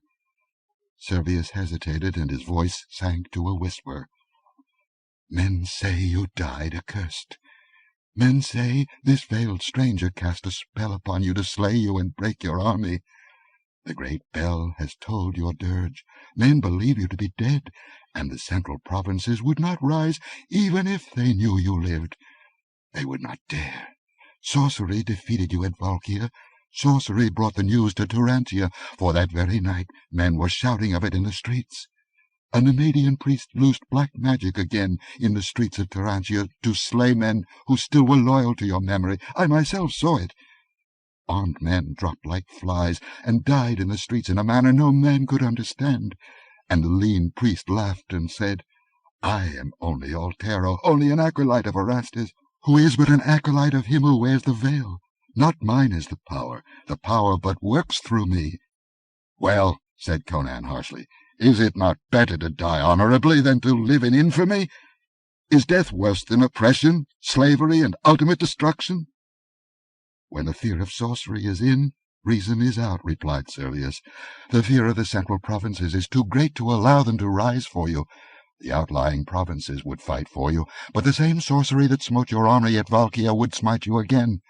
The Nemedians hold the broadest, richest, and most thickly populated sections of Aquilonia, and they cannot be defeated by the forces which might still be at your command. You would be sacrificing your loyal subjects uselessly. In sorrow I say it, but it is true. King Conan, you are a king without a kingdom." Conan stared into the fire without replying. A smouldering log crashed down among the flames without a bursting shower of sparks. It might have been the crashing ruin of his kingdom. Again Conan felt the presence of a grim reality behind the veil of material illusion. he sensed again the inexorable drive of a ruthless fate. A feeling of furious panic tugged at his soul, a sense of being trapped, and a red rage that burned to destroy and kill. "Where are the officials of my court?" he demanded at last. Palantides was sorely wounded at Valkia, was ransomed by his family, and now lies in his castle at Attalos. He will be fortunate if he ever rides again. Publius the Chancellor has fled the kingdom in disguise, no man knows whither. The council has been disbanded. Some were imprisoned, some banished. Many of your loyal subjects have been put to death. Tonight, for instance, the Countess Albiona dies under the headsman's axe." Conan started and stared at Servius with such anger smouldering in his blue eyes that the patrician shrank back. "Why?" "Because she would not become the mistress of Valerius. Her lands are forfeit, her henchmen sold into slavery, and at midnight in the Iron Tower her head must fall. Be advised, my king. To me you will ever be my king, and flee before you are discovered. In these days none is safe. Spies and informers creep among us, betraying the slightest deed or word of discontent as treason and rebellion. If you make yourself known to your subjects, it will only end in your capture and death. My horses and all the men that I can trust are at your disposal. Before dawn we can be far from Tarantia and well on our way toward the border. If I cannot aid you to recover your kingdom, I can at least follow you into exile." Conan shook his head. Servius glanced uneasily at him as he sat staring into the fire, his chin propped on his mighty fist. The firelight gleamed redly on his steel mail, on his baleful eyes. They burned in the firelight like the eyes of a wolf. Servius was again aware, as in the past, and now more strongly than ever, of something alien about the king. That great frame under the mail mesh was too hard and supple for a civilized man. The elemental fire of the primitive burned in those smoldering eyes. Now the barbaric suggestion about the king was more pronounced, as if in his extremity the outward aspects of civilization were stripped away to reveal a primordial core. Conan was reverting to his pristine type. He did not act as a civilized man would act under the same conditions, nor did his thoughts run in the same channels. He was unpredictable. It was only a stride from the king of Aquilonia to the skin-clad slayer of the Cimmerian hills. "I'll ride to Poetan, if it may be," Conan said at last. "But I'll ride alone, and I have one last duty to perform as king of Aquilonia." "What do you mean, your majesty?" asked Servius, shaken by a premonition. "I'm going into Tarantia after Albiona tonight," answered the king. "I've failed all my other loyal subjects, it seems. If they take her head, they can have mine too." "This is madness!" cried Servius, staggering up and clutching his throat, as if he already felt the noose closing about it. "There are secrets to the tower which few know," said Conan. "Anyway, I'd be a dog to leave Albiona to die because of her loyalty to me. I may be a king without a kingdom, but I'm not a man without honor." "It will ruin us all," whispered Servius. "It will ruin no one but me if I fail. You've risked enough. I ride alone tonight. This is all I want you to do. Procure me a patch for my eye, a staff for my hand, and garments such as travelers wear." 9. It is the king or his ghost. Many men passed through the great arched gates of Tarantia between sunset and midnight. Belated travelers, merchants from afar with heavily laden mules, free workmen from the surrounding farms and vineyards. Now that Valerius was supreme in the central provinces, there was no rigid scrutiny of the folk who flowed in a steady stream through the wide gates. Discipline had been relaxed. The Nemedian soldiers who stood on guard were half-drunk, and much too busy watching for handsome peasant girls and rich merchants who could be bullied to notice workmen or dusty travelers, even one tall wayfarer whose worn cloak could not conceal the hard lines of his powerful frame. This man carried himself with an erect, aggressive bearing that was too natural for him to realize it himself, much less dissemble it. A great patch covered one eye, and his leather coif, drawn low over his brows, shadowed his features. With a long, thick staff in his muscular brown hand, He strode leisurely through the arch where the torches flared and guttered, and, ignored by the tipsy guardsmen, emerged upon the wide streets of Turantia. Upon these well-lighted thoroughfares the usual throngs went about their business, and shops and stalls stood open, with their wares displayed. One thread ran a constant theme through the pattern. Nemedian soldiers, singly or in clumps, swaggered through the throngs, shouldering their way with studied arrogance.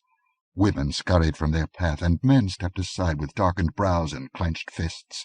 The Aquilonians were a proud race, and these were their hereditary enemies. The knuckles of the tall traveller knotted on his staff, but, like the others, he stepped aside to let the men in armour have the way. Among the motley and varied crowd he did not attract much attention in his drab, dusty garments, but once, as he passed a sword-seller's stall, and the light that streamed from its wide door fell full upon him, he thought he felt an intense stare upon him, and, turning quickly, saw a man in the brown jerkin of a free workman regarding him fixedly. This man turned away with undue haste, and vanished in the shifting throng. But Conan turned into a narrow by-street and quickened his pace. It might have been mere idle curiosity, but he could take no chances. The grim iron tower stood apart from the citadel, amid a maze of narrow streets and crowding houses where the meaner structures, appropriating a space from which the more fastidious shrank, had invaded a portion of the city ordinarily alien to them. The tower was in reality a castle, an ancient, formidable pile of heavy stone and black iron, which had itself served as the citadel in an earlier, ruder century. Not a long distance from it, lost in a tangle of partly deserted tenements and warehouses, stood an ancient watchtower, so old and forgotten that it did not appear on the maps of the city for 100 years back. Its original purpose had been forgotten, and nobody, of such as saw it at all, noticed that the apparently ancient lock which kept it from being appropriated as sleeping quarters by beggars and thieves was in reality comparatively new and extremely powerful, cunningly disguised into an appearance of rusty antiquity. Not half a dozen men in the kingdom had ever known the secret of that tower. No keyhole showed in the massive green-crusted lock, but Conan's practised fingers, stealing over it, pressed here and there knobs invisible to the casual eye. The door silently opened inward, and he entered solid blackness, pushing the door shut behind him. A light would have showed the tower empty, a bare cylindrical shaft of massive stone. Groping in a corner with the sureness of familiarity, he found the projections for which he was feeling on a slab of the stone that composed the floor. Quickly he lifted it, and without hesitation lowered himself into the aperture beneath. His feet felt stone steps leading downward into what he knew was a narrow tunnel that ran straight toward the foundations of the iron tower 3 streets away. The bell on the citadel, which tolled only at the midnight hour or for the death of a king, boomed suddenly. In a dimly lighted chamber in the iron tower, a door opened, and a form emerged into a corridor. The interior of the tower was as forbidding as its external appearance. Its massive stone walls were rough, unadorned. The flags of the floor were worn deep by generations of faltering feet, and the vault of the ceiling was gloomy in the dim light of torches set in niches. The man who trudged down that grim corridor was, in appearance, in keeping with his surroundings. He was a tall, powerfully built man, clad in close-fitting black silk. Over his head was drawn a black hood, which fell about his shoulders, having 2 holes for his eyes. From his shoulders hung a loose black cloak, and over one shoulder he bore a heavy axe, the shape of which was that of neither tool nor weapon. As he went down the corridor, a figure came hobbling up it, a bent, surly old man, stooping under the weight of his pike and a lantern he bore in one hand. "You are not as prompt as your predecessor, Master Headsman," he grumbled. "Midnight has just struck, and masked men have gone to milady's cell. They await you." "The tones of the bell still echo among the towers," answered the executioner. "If I am not so quick to leap and run at the beck of Aquilonians as was the dog who held this office before me, they shall find my arm no less ready. Get you to your duties, old watchman, and leave me to mine.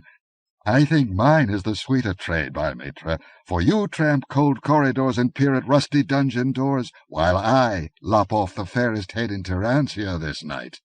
The watchman limped on down the corridor, still grumbling, and the headsman resumed his leisurely way. A few strides carried him around a turn in the corridor, and he absently noted that at his left a door stood partly open. If he had thought, he would have known that that door had been opened since the watchman passed, but thinking was not his trade. He was passing the unlocked door before he realized that aught was amiss, and then it was too late. A soft, tigerish step and the rustle of a cloak warned him, but before he could turn, a heavy arm hooked about his throat from behind, crushing the cry before it could reach his lips.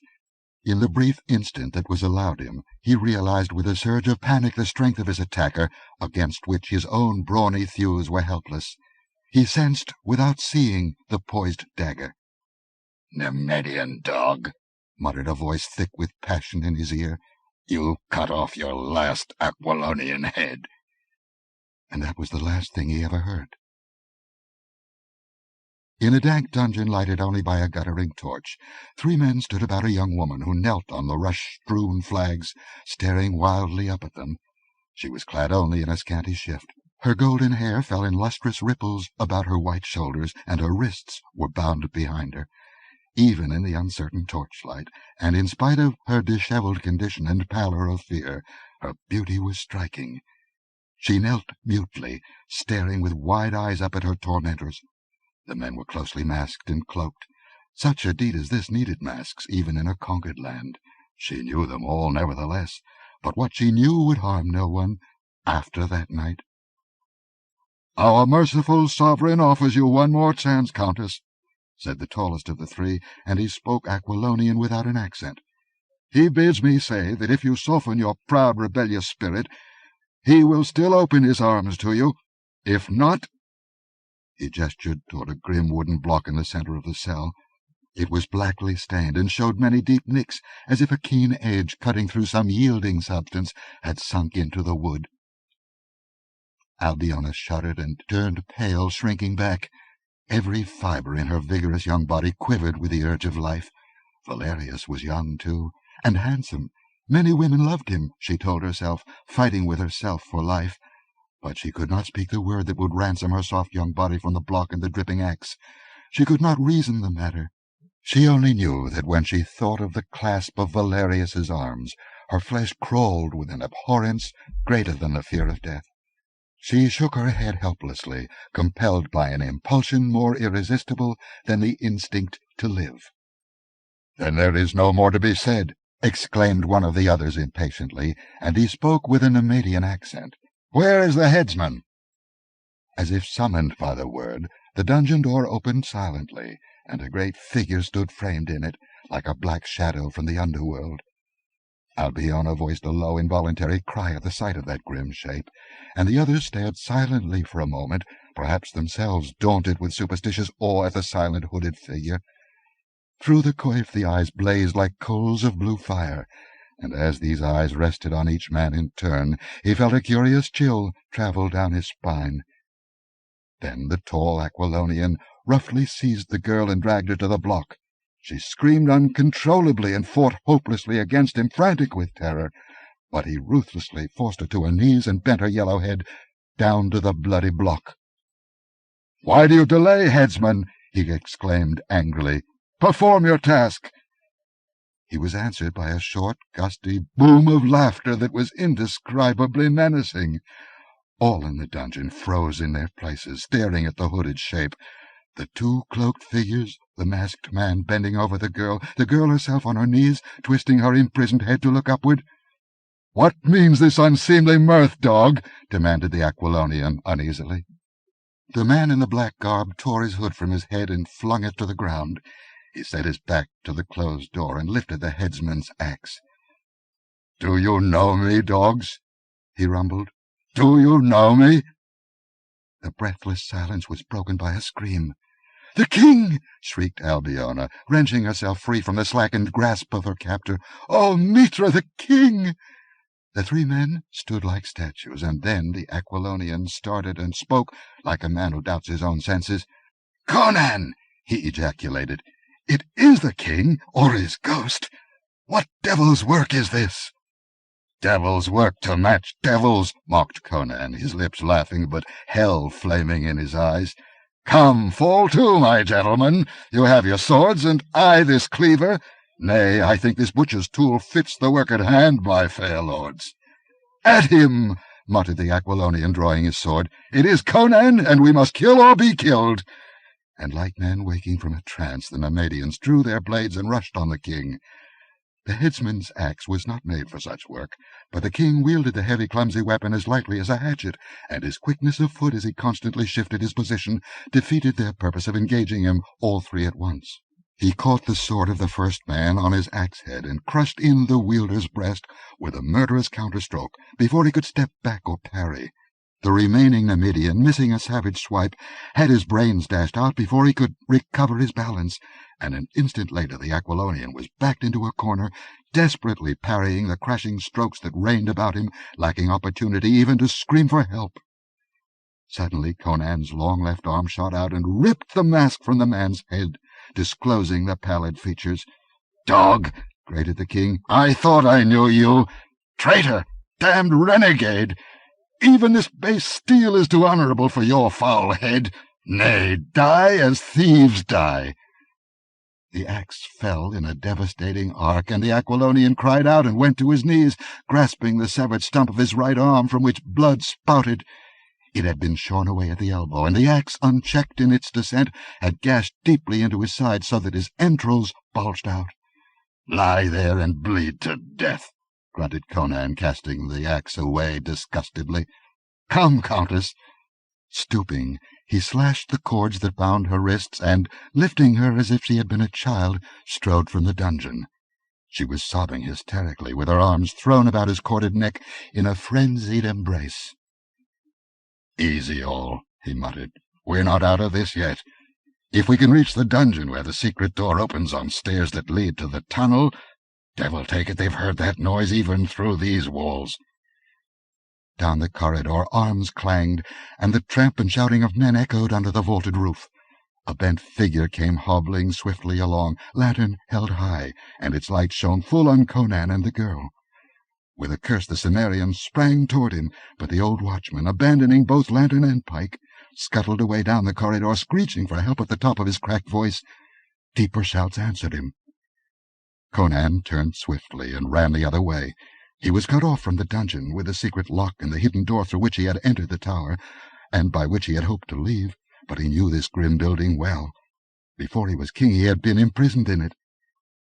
He turned off into a side passage and quickly emerged into another broader corridor, which ran parallel to the one down which he had come, and which was at the moment deserted. He followed this only a few yards, when he again turned back down another side passage. This brought him back into the corridor he had left, but at a strategic point. A few feet farther up the corridor there was a heavy, bolted door, and before it stood a bearded Nemedian in corselet and helmet, his back to Conan as he peered up the corridor in the direction of the growing tumult and wildly waving lanterns. Conan did not hesitate. Slipping the girl to the ground, he ran at the guard swiftly and silently, sword in hand. The man turned just as the king reached him, bawled in surprise and fright, and lifted his pike. But before he could bring the clumsy weapon into play, Conan brought down his sword on the fellow's helmet with a force that would have felled an ox. Helmet and skull gave way together, and the guard crumpled to the floor. In an instant Conan had drawn the massive bolt that barred the door, too heavy for one ordinary man to have manipulated, and called hastily to Albiona, who ran staggering to him.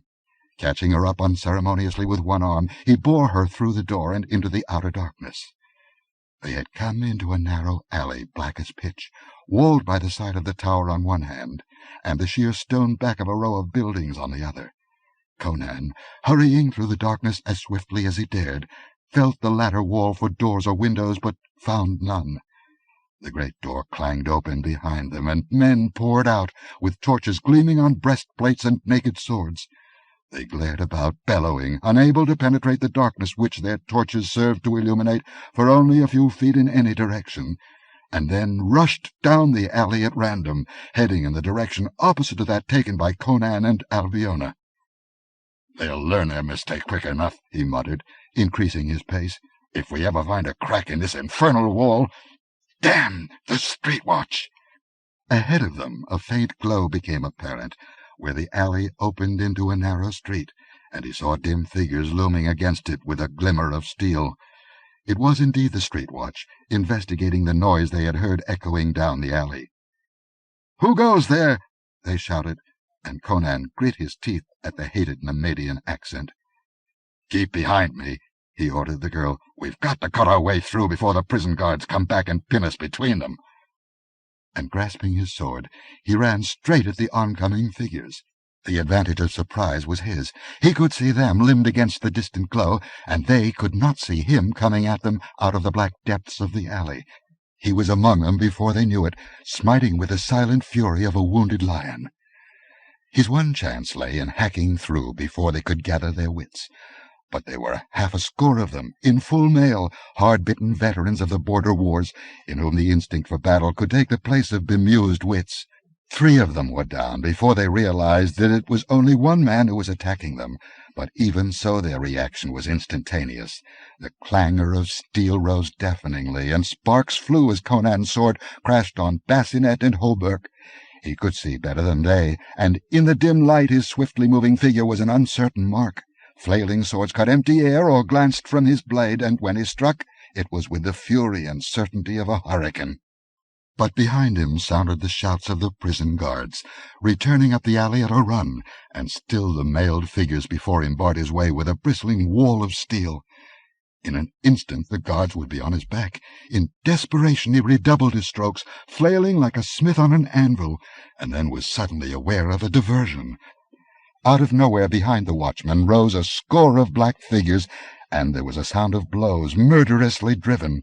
Steel glinted in the gloom, and men cried out, struck mortally from behind. In an instant the alley was littered with writhing forms. A dark cloaked shape sprang toward Conan, who heaved up his sword, catching a gleam of steel in the right hand, but the other was extended to him empty, and a voice hissed urgently, "This way, your majesty, quickly!" With a muttered oath of surprise, Conan caught up Albiona in one massive arm and followed his unknown defender. He was not inclined to hesitate with 30 prison guardsmen closing in behind him. Surrounded by mysterious figures, he hurried down the alley carrying the Countess as if she had been a child. He could tell nothing of his rescuers, except that they wore dark cloaks and hoods. Doubt and suspicion crossed his mind, but at least they had struck down his enemies, and he saw no better course than to follow them.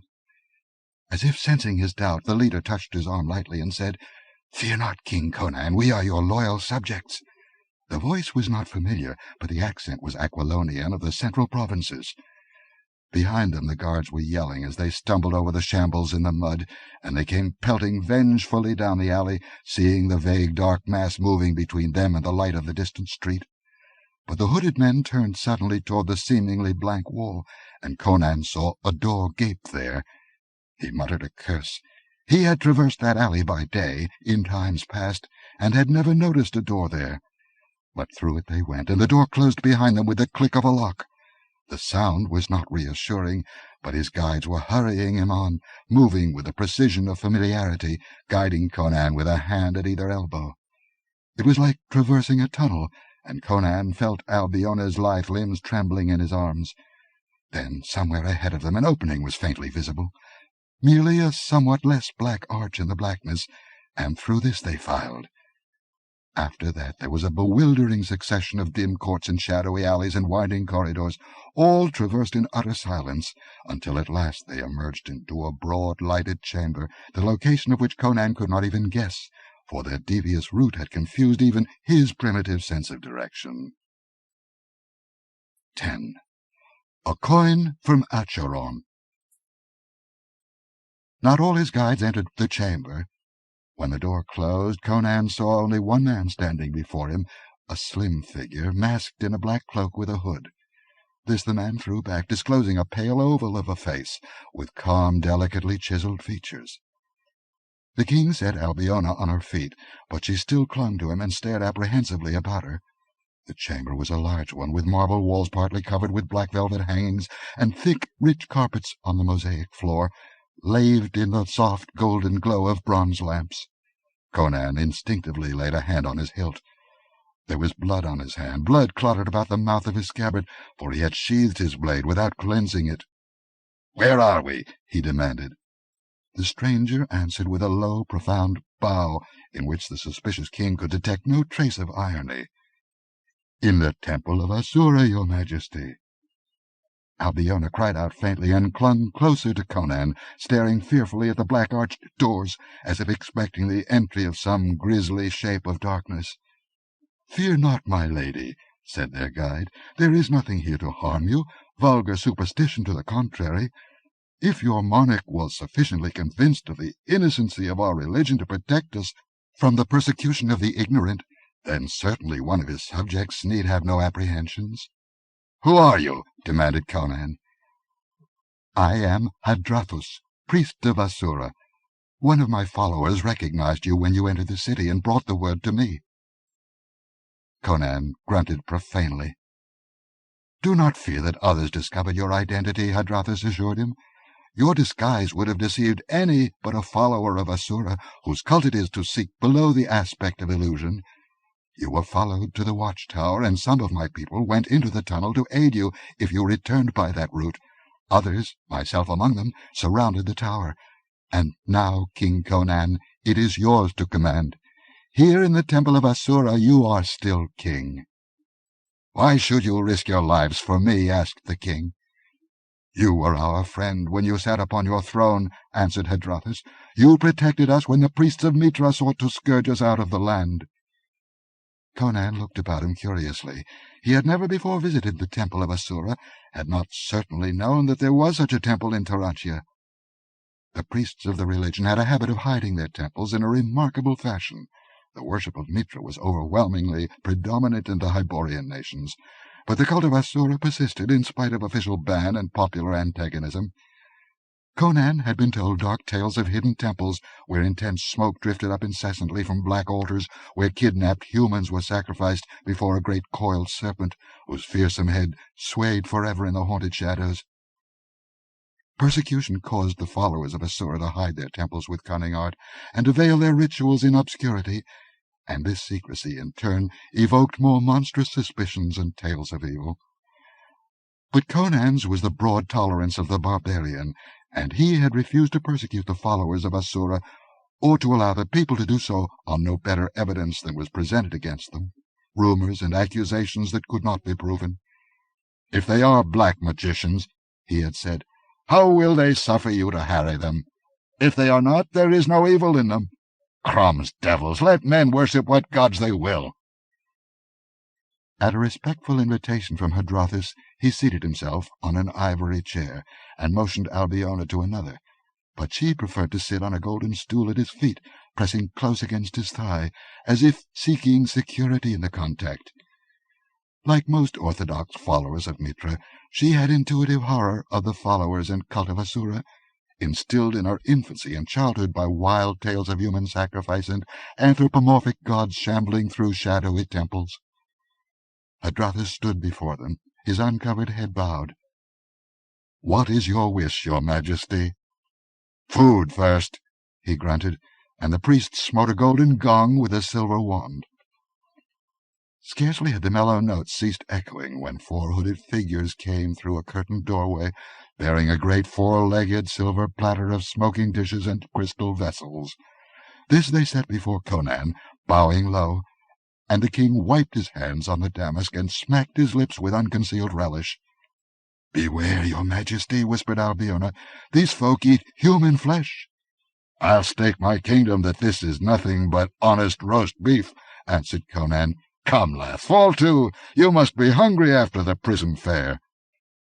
Thus advised, and with the example before her of one whose word was the ultimate law to her, the countess complied, and ate ravenously, though daintily, while her liege lord tore into the meat joints and guzzled the wine with as much gusto as if he had not already eaten once that night. "Your priests are shrewd, Hadrathus," he said, with a great beef-bone in his hands and his mouth full of meat. "I'd welcome your service in my campaign to regain my kingdom." Slowly Hadrathus shook his head, and Conan slammed the beef-bone down on the table in a gust of impatient wrath. Crumbs devils! What ails the men of Aquilonia? First Servius, now you. Can you do nothing but wag your idiotic heads when I speak of ousting these dogs?" Hadrathus sighed and answered slowly, "My lord, it is ill to say, and I fain would say otherwise, but the freedom of Aquilonia is at an end. Nay, the freedom of the whole world may be at an end. Age follows age in the history of the world, and now we enter an age of horror and slavery, as it was long ago." "What do you mean?" demanded the king uneasily. Hadrathus dropped into a chair and rested his elbows on his thighs, staring at the floor. "It is not alone the rebellious lords of Aquilonia and the armies of Nemedia which are arrayed against you," answered Hadrathus. "It is sorcery, grisly black magic from the grim youth of the world. An awful shape has risen out of the shades of the past, and none can stand before it." "What do you mean?" Conan repeated. "I speak of Zoltoten of Acheron, who died 3,000 years ago, yet walks the earth today." Conan was silent, while in his mind floated an image, the image of a bearded face of calm, inhuman beauty. Again he was haunted by a sense of uneasy familiarity. Acheron. The sound of the word roused instinctive vibrations of memory and associations in his mind. "Acheron," he repeated. "Zoltoten of Acheron. Man, are you mad? Acheron has been a myth for more centuries than I can remember. I've often wondered if it ever existed at all." "It was a black reality," answered Hadrathus. "An empire of black magicians, steeped in evil now long forgotten. It was finally overthrown by the Hyborian tribes of the west. The wizards of Acheron practiced foul necromancy, thaumaturgy of the most evil kind, grisly magic taught them by devils. And of all the sorcerers of that accursed kingdom, none was so great as Zoltoten of Python." "Then how was he ever overthrown?" asked Conan skeptically. "By some means, a source of cosmic power which he jealously guarded was stolen and turned against him. That source has been returned to him, and he is invincible." Albiona, hugging the headsman's black cloak about her, stared from the priest to the king, not understanding the conversation. Conan shook his head angrily. "You are making game of me," he growled.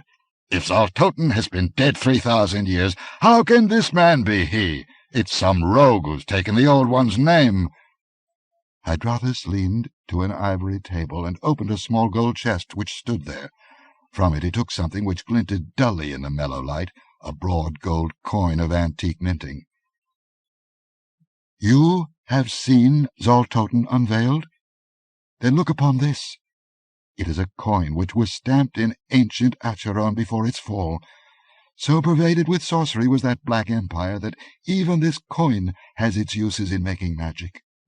Conan took it and scowled down at it. There was no mistaking its great antiquity. Conan had handled many coins in the years of his plunderings, and had a good practical knowledge of them.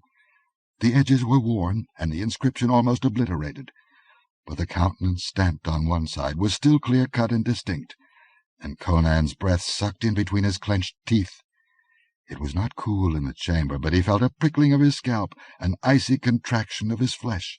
The countenance was that of a bearded man, inscrutable, with a calm, inhuman beauty. "By Crom, it's he," muttered Conan. He understood now the sense of familiarity that the sight of the bearded man had roused in him from the first. He had seen a coin like this once before, long ago in a far land. With a shake of his shoulders he growled, "The likeness is only a coincidence, or if he's shrewd enough to assume a forgotten wizard's name, he's shrewd enough to assume his likeness." But he spoke without conviction. The sight of that coin had shaken the foundation of his universe. He felt that reality and stability were crumbling into an abyss of illusion and sorcery. A wizard was understandable, but this was diabolism beyond sanity. "We cannot doubt that it is indeed Zoltoten of Python," said Hadrathus. "He it was who shook down the cliffs at Valkia by his spells that enthrall the elementals of the earth. He it was who sent the creature of darkness into your tent before dawn." Conan scowled at him. How did you know that? The followers of Asura have secret channels of knowledge. That does not matter. But do you realize the futility of sacrificing your subjects in a vain attempt to regain your crown? Conan rested his chin on his fist and stared grimly into nothing. Albiona watched him anxiously, her mind groping bewildered in the mazes of the problem that confronted him. "Is there no wizard in the world who could make magic to fight Zoltotan's magic?" he asked at last. Hadrathis shook his head. "If there were, we of Asura would know of him. Men say our cult is a survival of the ancient Stygian serpent worship. That is a lie. Our ancestors came from Vendia, beyond the Sea of Vilayet and the blue Himelian mountains. We are sons of the East, not the South, and we have knowledge of all the wizards of the East, who are greater than the wizards of the West. And not one of them but would be a straw in the wind before the black might of Zoltotan." "But he was conquered once," persisted Conan. "Aye, a cosmic source was turned against him. But now that source is again in his hands, and he will see that it is not stolen again." "And what is this damnable source?" demanded Conan irritably. "It is called the Heart of Ahriman. When Acheron was overthrown, the primitive priest who had stolen it and turned it against Zoltotan hid it in a haunted cavern and built a small temple over the cavern. Thrice thereafter the temple was rebuilt, each time greater and more elaborately than before, but always on the site of the original shrine, though men forgot the reason therefor.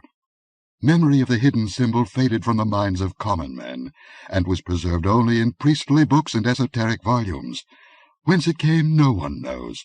Some say it is the veritable heart of a god, others that it is a star that fell from the skies long ago. Until it was stolen, none had looked upon it for 3,000 years. When the magic of the Mitran priests failed against the magic of Zoltotan's acolyte Altaro, they remembered the ancient legend of the heart, and the high priest and an acolyte went down into the dark and terrible crypt below the temple, into which no priest had descended for 3,000 years. In the ancient iron-bound volumes which speak of the heart in their cryptic symbolism, it is also told of a creature of darkness left by the ancient priest to guard it. Far down in a square chamber with arched doorways leading off into immeasurable blackness, the priest and his acolyte found a black stone altar that glowed dimly with inexplicable radiance. On that altar lay a curious gold vessel, like a double-valved seashell, which clung to the stone like a barnacle. But it gaped open and empty. The heart of Ahriman was gone. While they stared in horror, the keeper of the crypt, the creature of darkness, came upon them and mangled the high priest so that he died. But the acolyte fought off the being, a mindless, soulless waif of the pits brought long ago to guard the heart, and escaped up the long, black, narrow stairs carrying the dying priest, who, before he died, gasped out the news to his followers, bade them submit to a power they could not overcome, and commanded secrecy. But the word has been whispered about among the priests, and we of Asura learned of it." "And Zoltotan draws his power from this symbol?" asked Conan, still skeptical. "No, his power is drawn from the Black Gulf, but the heart of Ahriman came from some far universe of flaming light, and against it the powers of darkness cannot stand, when it is in the hands of an adept. It is like a sword that might smite at him, not a sword with which he can smite. It restores life and can destroy life. He has stolen it not to use it against his enemies, but to keep them from using it against him." "A shell-shaped bowl of gold on a black altar in a deep cavern," Conan muttered, frowning as he sought to capture the elusive image. "That reminds me of something I have heard or seen. But what in Crom's name is this notable heart?" "It is in the form of a great jewel, like a ruby, but pulsing with blinding fire with which no ruby ever burned. It glows like living flame." But Conan sprang suddenly up and smote his right fist into his left palm like a thunderclap. "Crom!" he roared. "What a fool I've been! The heart of Ahriman, the heart of my kingdom! Find the heart of my kingdom," Zalata said. "By Ymir, it was the jewel I saw in the green smoke, the jewel which Taraska stole from Zoltotan while he lay in a sleep of the Black Lotus." Hadrathos was also on his feet. His calm dropped from him like a garment. "What are you saying? The heart stolen from Zaltoten?" "Aye!" Conan boomed. "Tarascus feared Zaltoten and wanted to cripple his power, which he thought resided in the heart. Maybe he thought the wizard would die if the heart was lost. By Crum! Ah!" With a savage grimace of disappointment and disgust, he dropped his clenched hand to his side. "I forgot. Tarascus gave it to a thief to throw into the sea. By this time the fellow must be almost to Cordava. Before I can follow him, he'll take ship and consign the heart to the bottom of the ocean." "The sea will not hold it," exclaimed Hadrathos, quivering with excitement. "Zaltoten would himself have cast it into the ocean long ago, had he not known that the first storm would carry it ashore. But on what unknown beach might it not land?" "Well," Conan was recovering some of his resilient confidence, "there's no assurance that the thief will throw it away. If I know thieves, and I should, for I was a thief in Zamora in my early youth, he won't throw it away. He'll sell it to some rich trader. By Crum!" He strode back and forth in his growing excitement. "It's worth looking for. Zalata bade me find the heart of my kingdom, and all else she showed me proved to be truth. Can it be that the power to conquer Zaltoten lurks in that crimson bauble?" "Aye, my head upon it!" cried Hadrathos, his face lightened with fervour, his eyes blazing, his fists clenched. "With it in our hands, we can dare the powers of Zaltoten. I swear it. If we can recover it, we have an even chance of recovering your crown and driving the invaders from our portals. It is not the swords of Nemedia that Aquilonia fears, but the black arts of Zaltoten." Conan looked at him for a space, impressed by the priest's fire. "It's like a quest in a nightmare," he said at last. "Yet your words echo the thought of Zalata, and all else she said was truth. I'll seek for this jewel." "It holds the destiny of Aquilonia," said Hadrathos with conviction. "I will send men with you." "Nay," exclaimed the king impatiently, not caring to be hampered by priests on his quest, however skilled in esoteric arts. "This is a task for a fighting man. I go alone. First to Powhatan, where I'll leave Albiona with Trocero, then to Cordava, and to the sea beyond if necessary. It may be that even if the thief intends carrying out Tarascus's order, he'll have some difficulty finding an outbound ship at this time of the year." "And if you find the heart," cried Hadrathos, "I will prepare the way for your conquest. Before you return to Aquilonia, I will spread the word through secret channels that you live and are returning with a magic stronger than Zaltoten's. I will have men ready to rise on your return. They will rise if they have assurance that they will be protected from the black arts of Zaltoten, and I will aid you on your journey." He rose and struck the gong. "A secret tunnel leads from beneath this temple to a place outside the city wall. You shall go to Powhatan on a pilgrim's boat. None will dare molest you." "As you will." With a definite purpose in mind, Conan was afire with impatience and dynamic energy. "Only let it be done swiftly." In the meantime, events were moving not slowly elsewhere in the city. A breathless messenger had burst into the palace where Valerius was amusing himself with his dancing girls, and throwing himself on his knee, gasped out a garbled story of a bloody prison break and the escape of a lovely captive. He bore also the news that Count Thespius, to whom the execution of Albiona's sentence had been entrusted, was dying and begging for a word with Valerius before he passed. Hurriedly cloaking himself, Valerius accompanied the man through various winding ways and came to a chamber where Thespius lay. There was no doubt that the Count was dying. Bloody froth bubbled from his lips at each shuddering gasp. His severed arm had been bound to stop the flow of blood, but even without that, the gash in his side was mortal. Alone in the chamber with the dying man, Valerius swore softly, "By Mitra, I had believed that only one man ever lived who could strike such a blow." "Valerius," gasped the dying man, "he lives! Conan lives!" "What are you saying?" ejaculated the other. "I swear by Mitra," gurgled Thespius, gagging on the blood that gushed to his lips. "It was he who carried off Albiona. He is not dead. No phantom come back from hell to haunt us. He is flesh and blood, and more terrible than ever. The alley behind the tower is full of dead men.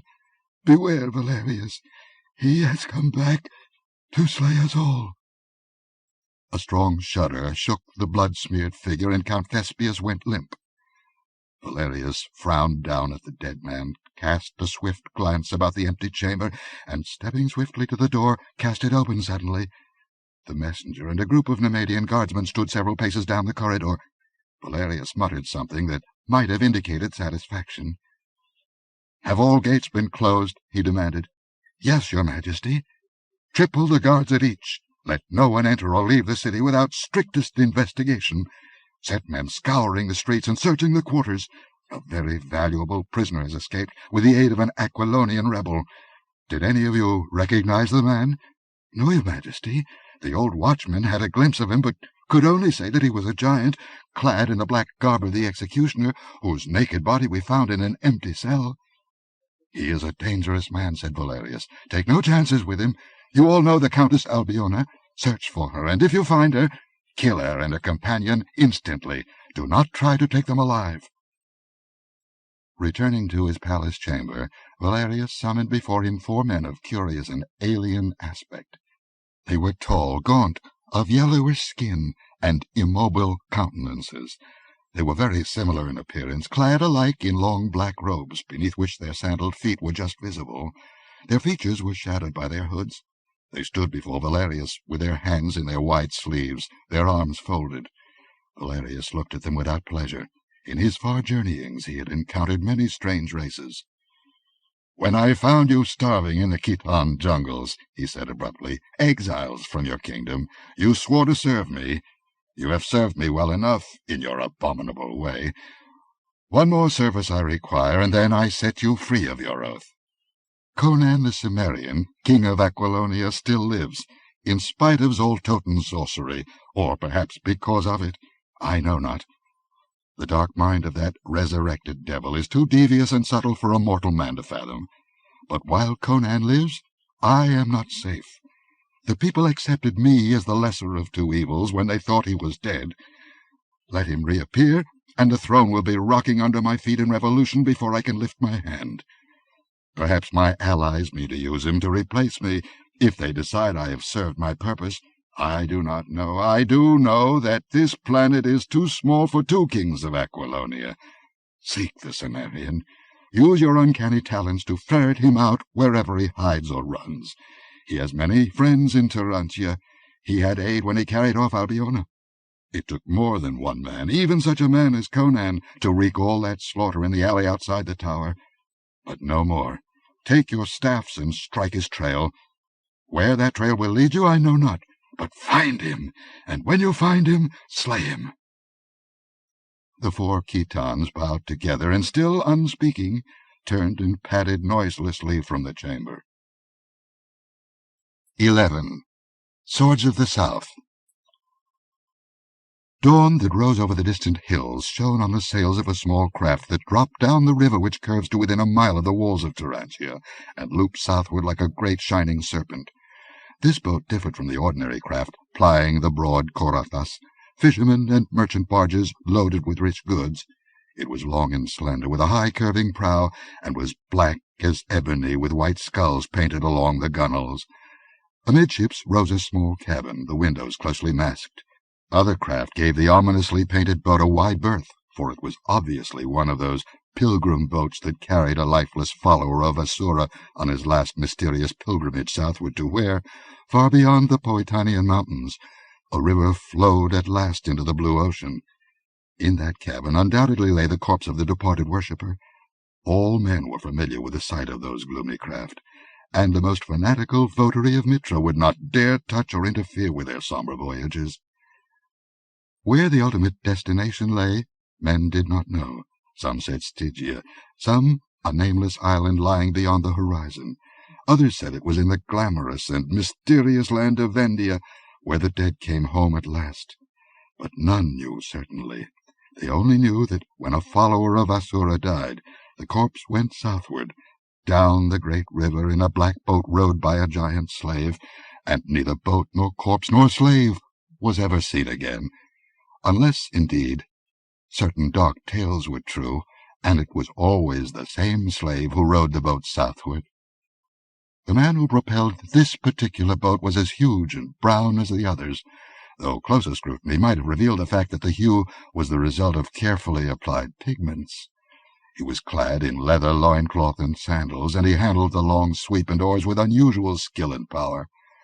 But none approached the grim boat closely, for it was well known that the followers of Asura were accursed, and that these pilgrim boats were loaded with dark magic. So men swung their boats wide and muttered an incantation as the dark craft slid past, and they never dreamed that they were thus assisting in the flight of their king and the Countess Albiona. It was a strange journey in that black slim craft down the great river for nearly 200 miles to where the Korotas swings eastward, skirting the Poetanian mountains. Like a dream, the ever-changing panorama glided past. During the day, Albiona lay patiently in the little cabin, as quietly as the corpse she pretended to be. Only late at night, after the pleasure boats with their fair occupants lounging on silken cushions in the flare of torches held by slaves had left the river, before dawn brought the hurrying fisher boats, did the girl venture out. Then she held the long sweep, cunningly bound in place by ropes to aid her, while Conan snatched a few hours of sleep. But the king needed little rest. The fire of his desire drove him relentlessly, and his powerful frame was equal to the grinding test. Without halt or pause, they drove southward. So down the river they fled, through nights when the flowing current mirrored the million stars, and through days of golden sunlight, leaving winter behind them as they sped southward. They passed cities in the night, above which throbbed and pulsed the reflection of the myriad lights, lordly river villas and fertile groves. So at last the blue mountains of Poetan rose above them, tier above tier, like ramparts of the gods, and the great river, swerving from those turreted cliffs, swept thunderously through the marching hills with many a rapid and foaming cataract. Conan scanned the shoreline closely, and finally swung the long sweep and headed inshore at a point where a neck of land jutted into the water, and fir trees grew in a curiously symmetrical ring about a grey, strangely shaped rock. "How these boats ride those falls we hear roaring ahead of us is more than I can see," he grunted. "Hadrathis said they did, but here's where we halt. He said a man would be waiting for us with horses, but I don't see anyone. How word of our coming could have preceded us, I don't know anyway." He drove inshore and bound the prow to an arching root in the low bank, and then, plunging into the water, washed the brown paint from his skin and emerged dripping and in his natural color. From the cabin he brought forth a suit of Aquilonian ringmail which Hadrathis had procured for him, and his sword. These he donned, while Albiona put on garments suitable for mountain travel.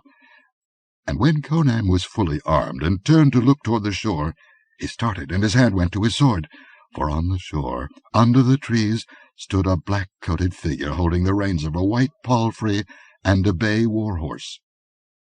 "Who are you?" demanded the king. The other bowed low. "A follower of Asura. A command came. I obeyed." "How came?" inquired Conan, but the other merely bowed again. "I have come to guide you through the mountains to the first Poetanian stronghold." "I don't need a guide," answered Conan. "I know these hills well. I thank you for the horses, but the Countess and I will attract less attention alone than if we were accompanied by an acolyte of Asura." The man bowed profoundly, and, giving the reins into Conan's hand, stepped into the boat. Casting off, he floated down the swift current toward the distant roar of the unseen rapids. With a baffled shake of his head, Conan lifted the Countess into the palfrey's saddle, and then mounted the war-horse and reined toward the summits that castellated the sky. The rolling country at the foot of the towering mountains was now a borderland in a state of turmoil, where the barons reverted to feudal practices, and bands of outlaws roamed unhindered. Poetan had not formally declared a separation from Aquilonia, but she was now, to all intents, a self-contained kingdom, ruled by her hereditary Count Trocero. The rolling south country had submitted nominally to Valerius, but he had not attempted to force the passes guarded by strongholds where the crimson leopard banner of Poetan waved defiantly. The king and his fair companion rode up the long blue slopes in the soft evening.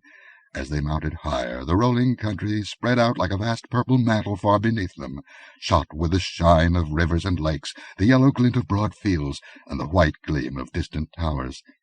Ahead of them and far above, they glimpsed the first of the Poetanian holds, a strong fortress dominating a narrow pass, the crimson banner streaming against the clear blue sky. Before they reached it, a band of knights in burnished armor rode from among the trees, and their leader sternly ordered the travelers to halt. They were tall men, with the dark eyes and raven locks of the south. "Halt, sir, and state your business, and why you ride toward Powhatan." "Is Powhatan in revolt, then?" asked Conan, watching the other closely, "that a man in Aquilonian harness is halted and questioned like a foreigner?" "Many rogues ride out of Aquilonia these days," answered the other coldly. "As for revolt, if you mean the repudiation of a usurper, then Powhatan is in revolt. We had rather serve the memory of a dead man than the sceptre of a living dog." Conan swept off his helmet and, shaking back his black mane, stared full at the speaker. The Powhatanian started violently and went livid. "Saints of heaven!" he gasped. "It is the king, alive!" The others stared wildly. Then a roar of wonder and joy burst from them. They swarmed about Conan, shouting their war cries and brandishing their swords in their extreme emotion. The acclaim of Powhatanian warriors was a thing to terrify a timid man. "Oh, but Trochero will weep tears of joy to see you, sire," cried one.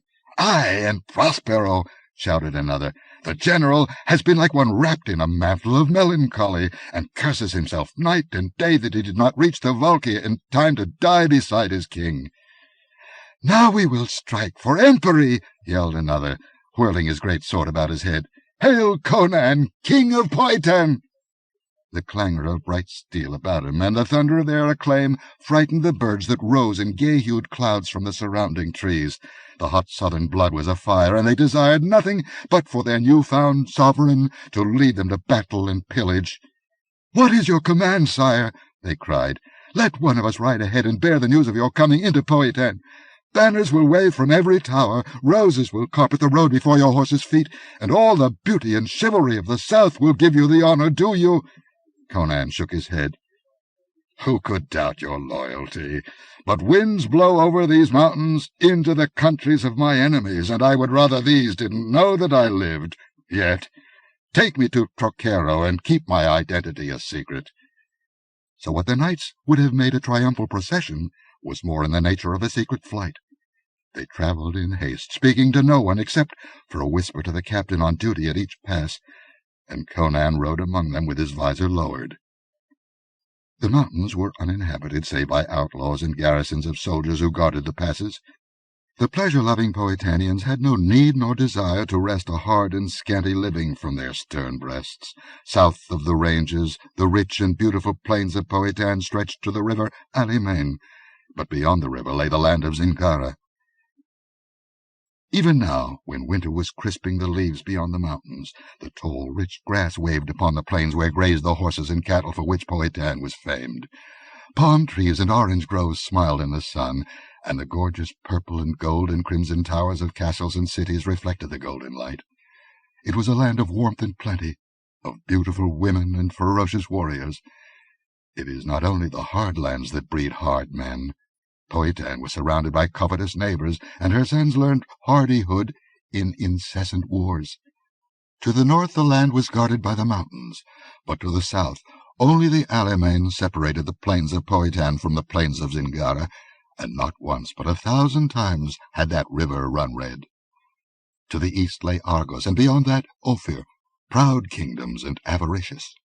The knights of Powhatan held their lands by the weight and edge of their swords, and little of ease and idleness they knew. So Conan came presently to the castle of Count Trochero.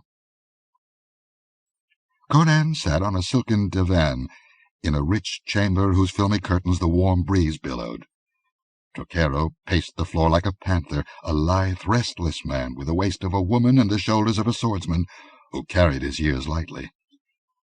"Let us proclaim you king of Powhatan," urged the count. "Let those northern pigs wear the yoke to which they have bent their necks. The south is still yours. Dwell here and rule us amid the flowers and the palms." But Conan shook his head. "There is no nobler land on earth than Powhatan, but it cannot stand alone, bold as are its sons." "It did stand alone for generations," retorted Trochero with the quick jealous pride of his breed. We were not always a part of Aquilonia. I know, but conditions are not as they were then, when all kingdoms were broken into principalities which warred with each other. The days of dukedoms and free cities are past. The days of empires are upon us. Rulers are dreaming imperial dreams, and only in unity is their strength. Then let us unite Zingara with Powhatan, argued Trochero. Half a dozen princes strive against each other, and the country is torn asunder by civil wars. We will conquer it, province by province, and add it to your dominions. Then, with the aid of the Zingarans, we will conquer Argos and Ophir. We will build an empire. Again Conan shook his head. Let others dream imperial dreams. I but wish to hold what is mine. I have no desire to rule an empire welded together by blood and fire. It's one thing to seize a throne with the aid of its subjects and rule them with their consent. It's another to subjugate a foreign realm and rule it by fear. I don't wish to be another Valerius. No, Trochero, I'll rule all Aquilonia and no more, or I'll rule nothing. Then lead us over the mountains, and we will smite the Nemedians. Conan's fierce eyes glowed with appreciation. No, Trochero, it would be a vain sacrifice. I've told you what I must do to regain my kingdom. I must find the heart of Ahriman. But this is madness, protested Trochero. The maunderings of a heretical priest, the mumblings of a mad witch woman. You were not in my tent before Valkia, answered Conan grimly, involuntarily glancing at his right wrist, on which blue marks still showed faintly. You didn't see the cliffs thunder down to crush the flower of my army. No, Trochero, I've been convinced. Saltotan's no mortal man, and only with the heart of Ahriman can I stand against him. So I am riding to Cordova alone. But that is dangerous, protested Trochero. Life is dangerous, rumbled the king. I won't go as king of Aquilonia, or even as a knight of Powhatan, but as a wandering mercenary, as I rode in Zingara in the old days. Oh, I have enemies enough south of the Alamein, in the lands and the waters of the south. Many who won't know me as king of Aquilonia will remember me as Conan of the Barakan pirates, or Amra of the Black Corsairs. But I have friends, too, and men who'll aid me for their own private reasons. A faintly reminiscent grin touched his lips. Trochero dropped his hands helplessly and glanced at Albiona, who sat on a nearby divan. "I understand your doubts, my lord," said she, "but I too saw the coin in the temple of Asura, and look you, Hadrava said it was dated 500 years before the fall of Acheron. If Saltotan, then, is the man pictured on the coin, as his majesty swears he is, that means he was no common wizard even in his other life, for the years of his life were numbered by centuries, not as the lives of other men are numbered." Before Trochero could reply, a respectful rap was heard on the door, and a voice called, "My lord, we have caught a man skulking about the castle who says he wishes to speak with your guest. I await your orders." "A spy from Aquilonia," hissed Trochero, catching at his dagger. But Conan lifted his voice and called, "Open the door, and let me see him." The door was opened, and a man was framed in it, grasped on either hand by stern-looking men-at-arms. He was a slender man, clad in a dark hooded robe. "Are you a follower of Asura?" asked Conan. The man nodded, and the stalwart men-at-arms looked shocked and glanced hesitantly at Trochero. "The word came southward," said the man. "Beyond the Alamein we cannot aid you, for our sect goes no farther southward, but stretches eastward with the Korotas. But this I have learned. The thief who took the heart of Ahriman from Torascus never reached Cordova. In the mountains of Powhatan he was slain by robbers. The jewel fell into the hands of their chief, who, not knowing its true nature, and being harried after the destruction of his band by Powhatanian knights, sold it to the Gothic merchant Zorathus." "Ha!" Conan was on his feet, galvanized. "And what of Zorathus?" 4 days ago he crossed the Alamein, headed for Argos with a small band of armed servants. "He's a fool to cross Zingara in such time," said Trochero. "Aye, times are troublous across the river, but Zorathus is a bold man, and reckless in his way. He is in great haste to reach Masantia, where he hopes to find a buyer for the jewel. Perhaps he hopes to sell it finally in Stygia. Perhaps he guesses at its true nature. At any rate, instead of following the long road that winds along the borders of Powhatan, and so at last comes into Argos far from Masantia, he has struck straight across eastern Zingara, following the shorter and more direct route. Conan smote the table with his clenched fist so that the great board quivered. Then, by Crom, fortune has at last thrown the dice for me. A horse troquero and the harness of a freed companion. Zarathus has a long start, but not too long for me to overtake him, if I follow him to the end of the world. 12. The Fang of the Dragon. At dawn, Conan waded his horse across the shallows of the Alamein and struck the wide caravan trail which ran southeastward, and behind him, on the farther bank, Troquero sat upon his horse silently at the head of his steel-clad knights, with the crimson leopard of Powhatan floating its long folds over him in the morning breeze. Silently they sat, those dark-haired men in shining steel, until the figure of their king had vanished in the blue of distance that whitened toward sunrise. Conan rode a great black stallion, the gift of Troquero. He no longer wore the armor of Aquilonia. His harness proclaimed him a veteran of the free companies, who were of all races. His headpiece was a plain bassinet, dented and battered. The leather and mail mesh of his hauberk were worn and shiny, as if by many campaigns, and the scarlet cloak flowing carelessly from his mailed shoulders was tattered and stained. He looked the part of the hired fighting man, who had known all vicissitudes of fortune, plunder, and wealth one day, an empty purse and a close-drawn belt the next. And more than looking the part, he felt the part, the awakening of old memories, the resurge of the wild, mad, glorious days of old before his feet were set on the imperial path, when he was a wandering mercenary, roistering, brawling, guzzling, adventuring, with no thought for the morrow, and no desire save sparkling ale, red lips, and a keen sword to swing on all the battlefields of the world. Unconsciously he reverted to the old ways. A new swagger became evident in his bearing, in the way he sat his horse. Half-forgotten oaths rose naturally to his lips, and as he rode he hummed old songs that he had roared in chorus with his reckless companions, in many a tavern and on many a dusty road or bloody field. It was an unquiet land through which he rode. The companies of cavalry, which usually patrolled the river, alert for raids out of Powhatan, were nowhere in evidence. Internal strife had left the borders unguarded. The long white road stretched bare from horizon to horizon. No laden camel trains or rumbling wagons or lowing herds moved along it now. Only occasional groups of horsemen in leather and steel, hawk-faced, hard-eyed men, who kept together and rode warily. These swept Conan with their searching gaze, but rode on, for the solitary rider's harness promised no plunder, but only hard strokes. Villages lay in ashes and deserted, the fields and meadows idle. Only the boldest would ride the roads these days, and the native population had been decimated in the civil wars and by raids from across the river.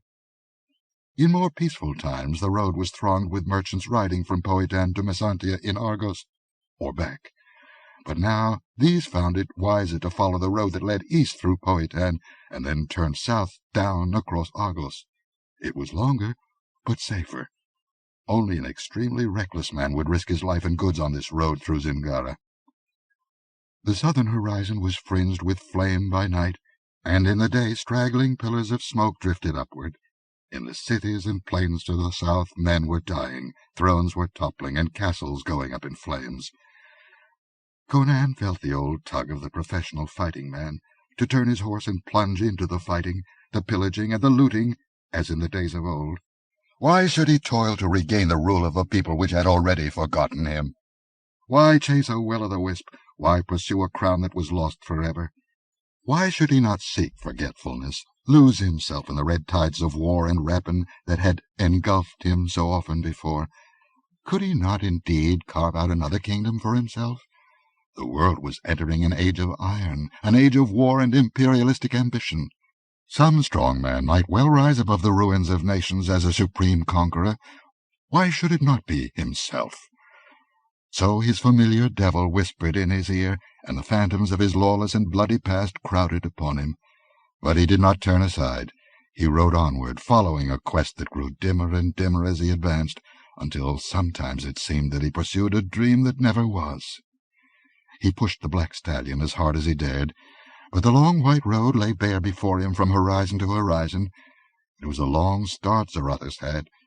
But Conan rode steadily on, knowing that he was travelling faster than the burdened merchants could travel, and so he came to the castle of Count Valbroso, perched like a vulture's eyrie on a bare hill overlooking the road. Valbroso rode down with his men-at-arms, a lean, dark man with glittering eyes and a predatory beak of a nose. He wore black plate armor and was followed by 30 spearmen, black-moustached hawks of the border wars, as avaricious and ruthless as himself. Of late the toll of the caravans had been slim, and Valbroso cursed the civil wars that stripped the roads of their fat traffic, even while he blessed them for the free hand they allowed him with his neighbours. He had not hoped much from the solitary rider he had glimpsed from his tower, but all was grist that came to his mill. With a practised eye he took in Conan's worn mail and dark scarred face, and his conclusions were the same as those of the riders who had passed the Cimmerian on the road, an empty purse and a ready blade. "Who are you, knave?" he demanded. "A mercenary riding for Argos," answered Conan. "What matter names?" "You are riding in the wrong direction for a free companion," grunted Valbroso. "Southward the fighting is good, and also the plundering.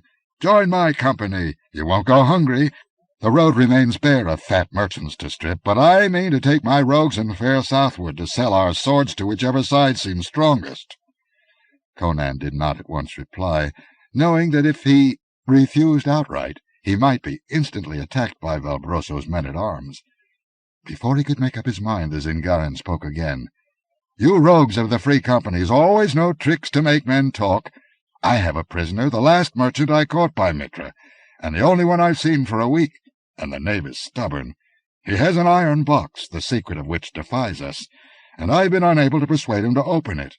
By Ishtar, I thought I knew all the modes of persuasion there are, but perhaps you, as a veteran free companion, know some that I do not. At any rate, come with me and see what you may do." Valbroso's words instantly decided Conan. That sounded a great deal like Zarathus. Conan did not know the merchant, but any man who was stubborn enough to try to traverse the Zingaran road in times like these would very probably be stubborn enough to defy torture. He fell in beside Valbroso and rode up the straggling road to the top of the hill where the gaunt castle stood. As a man-at-arms, he should have ridden behind the Count, but force of habit made him careless, and Valbroso paid no heed. Years of life on the border had taught the Count that the frontier is not the royal court. He was aware of the independence of the mercenaries behind whose swords many a king had trodden the throne path. There was a dry moat, half filled with debris in some places. They clattered across the drawbridge and through the arch of the gate. Behind them the portcullis fell with a sullen clang. They came into a bare courtyard, grown with straggling grass, and with a well in the middle. Shacks for the men-at-arms straggled about the bailey wall, and women, slatternly or decked in gaudy finery, looked from the doors. Fighting men in rusty mail tossed dice on the flags under the arches. It was more like a bandit's hold than the castle of a nobleman. Valbroso dismounted and motioned Conan to follow him. They went through a doorway and along a vaulted corridor, where they were met by a scarred, hard-looking man in mail descending a stone staircase, evidently the captain of the guard. "How, Belloso?" quoth Valbroso. "Has he spoken?" "He is stubborn," muttered Belloso, shooting a glance of suspicion at Conan. Valbroso ripped out an oath and stamped furiously up the winding stair, followed by Conan and the captain. As they mounted, the groans of a man in mortal agony became audible.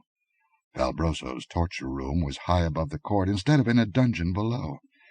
In that chamber, where a gaunt, hairy beast of a man in leather breeks squatted gnawing a beef-bone voraciously, stood the machines of torture, racks, boots, hooks, and all the implements that the human mind devises to tear flesh, break bones, and rend and rupture veins and ligaments.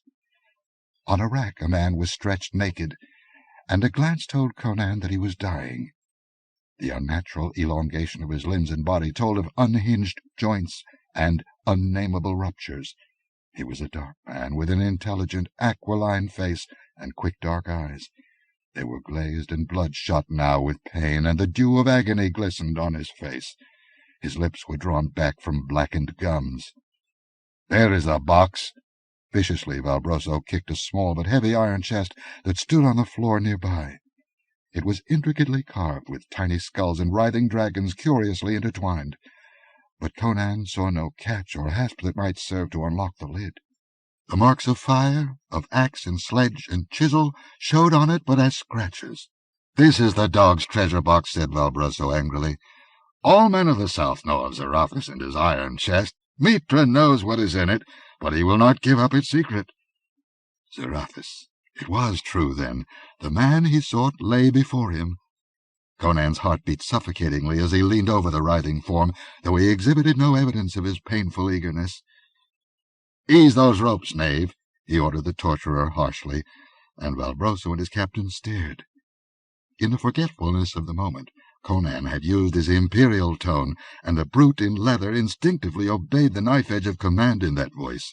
He eased away gradually, for else the slackening of the ropes had been as great a torment to the torn joints as further stretching.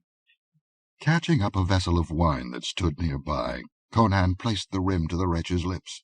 Zarathus gulped spasmodically, the liquid slopping over on his heaving breast. Into the bloodshot eyes came a gleam of recognition, and the froth-smeared lips parted. From them issued a racking whimper in the Gothic tongue. "Is this death, then? Is the long agony ended? For this is King Conan who died at Valkia, and I am among the dead." "You're not dead," said Conan, "but you're dying. You'll be tortured no more, I'll see to that. But I can't help you further. Yet, before you die, tell me how to open your iron box." "My iron box," mumbled Zarathus in delirious, disjointed phrases. "The chest forged in unholy fires among the flaming mountains of Crosha. The metal no chisel can cut. How many treasures has it borne across the width and breadth of the world, but no such treasure as it now holds." "Tell me how to open it," urged Conan. "It can do you no good, and it may aid me." "Aye, you are Conan," muttered the Kothian. "I have seen you sitting on your throne in the great public hall of Tarantia, with your crown on your head and the sceptre in your hand. But you are dead. You died at Valkia, and so I know my own end is at hand." "What does the dog say?" demanded Valbroso impatiently, not understanding Gothic. "Will he tell us how to open the box?" As if the voice roused a spark of life in the twisted breast, Zarathus rolled his bloodshot eyes toward the speaker. "Only Valbroso will I tell," he gasped in Zingaran. "Death is upon me. Lean close to me, Valbroso." The Count did so, his dark face lit with avarice. Behind him, his saturnine captain Belloso crowded closer. "Press the 7 skulls on the rim, one after another," gasped Zarathus. "Press then the head of the dragon that writhes across the lid. Then press the sphere in the dragon's claws. That will release the secret catch." "Quick, the box!" cried Valbroso with an oath. Conan lifted it and set it on a dais, and Valbroso shouldered him aside. "Let me open it!" cried Belloso, starting forward. Valbroso cursed him back, his greed blazing in his black eyes. "None but me shall open it!" he cried. Conan, whose hand had instinctively gone to his hilt, glanced at Zarathus. The man's eyes were glazed and bloodshot, but they were fixed on Valbroso with burning intensity, and was there the shadow of a grim, twisted smile on the dying man's lips? Not until the merchant knew he was dying had he given up the secret. Conan turned to watch Valbroso, even as the dying man watched him. Along the rim of the lid 7 skulls were carved among intertwining branches of strange trees. An inlaid dragon writhed its way across the top of the lid, amid ornate arabesques. Valbroso pressed the skulls in fumbling haste, and as he jammed his thumb down on the carved head of the dragon, he swore sharply and snatched his hand away, shaking it in irritation. "A sharp point on the carvings," he snarled. "I've pricked my thumb." He pressed the gold ball, clutched in the dragon's talons, and the lid flew abruptly open. Their eyes were dazzled by a golden flame. It seemed to their dazed minds that the carven box was full of glowing fire that spilled over the rim and dripped through the air in quivering flakes. Peloso cried out, and Valbroso sucked in his breath. Conan stood speechless, his brain snared by the blaze. "Mitra, what a jewel!" Valbroso's hand dived into the chest, came out with a great pulsing crimson sphere that filled the room with a lambent glow. In its glare Valbroso looked like a corpse, and the dying man on the loosened rack laughed wildly and suddenly. "Fool!" he screamed. "The jewel is yours. I give you death with it. The scratch on your thumb. Look at the dragon's head, Valbroso." They all wheeled, stared. Something tiny and dully gleaming stood up from the gaping carved mouth. "A dragon's fang!" shrieked Zorathus, "steeped in the venom of the black Stygian scorpion. Fool, fool, to open the box of Zorathus with your naked hand! Death, you are a dead man now!" And with bloody foam on his lips, he died. Valbroso staggered, crying out, "Ah, Mitra, I burn!" he shrieked. "My veins race with liquid fire, my joints are bursting asunder! Death, death!" And he reeled and crashed headlong.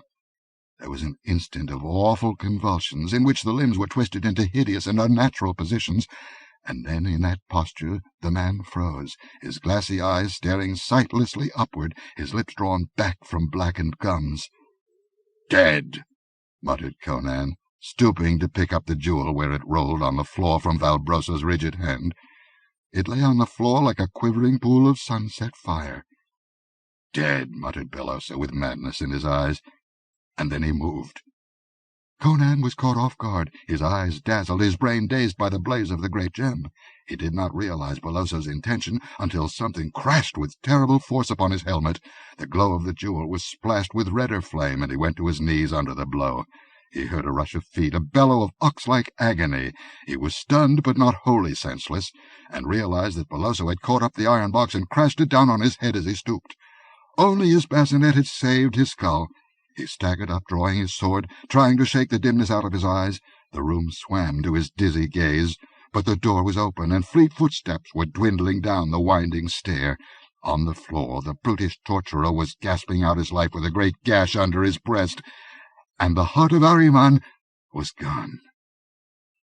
Conan reeled out of the chamber, sword in hand, blood streaming down his face from under his helmet. He ran drunkenly down the steps, hearing a clang of steel in the courtyard below, shouts, then the frantic drum of hoofs. Rushing into the bailey, he saw the men-at-arms milling about confusedly, while women screeched. The postern gate stood open, and a soldier lay across his pike with his head split. Horses, still bridled and saddled, ran neighing about the court, Conan's black stallion among them. "He's mad!" howled a woman, wringing her hands as she rushed brainlessly about. "He came out of the castle like a mad dog, hewing right and left. Peloso's mad! Where's Lord Valbroso?" "Which way did he go?" roared Conan. All turned and stared at the stranger's blood-stained face and naked sword. "Through the postern!" shrilled a woman, pointing eastward, and another bawled, "Who is this rogue?" "Peloso has killed Valbroso!" yelled Conan, leaping and seizing the stallion's mane, as the men-at-arms advanced uncertainly on him. A wild outcry burst forth at his news, but their reaction was exactly as he had anticipated.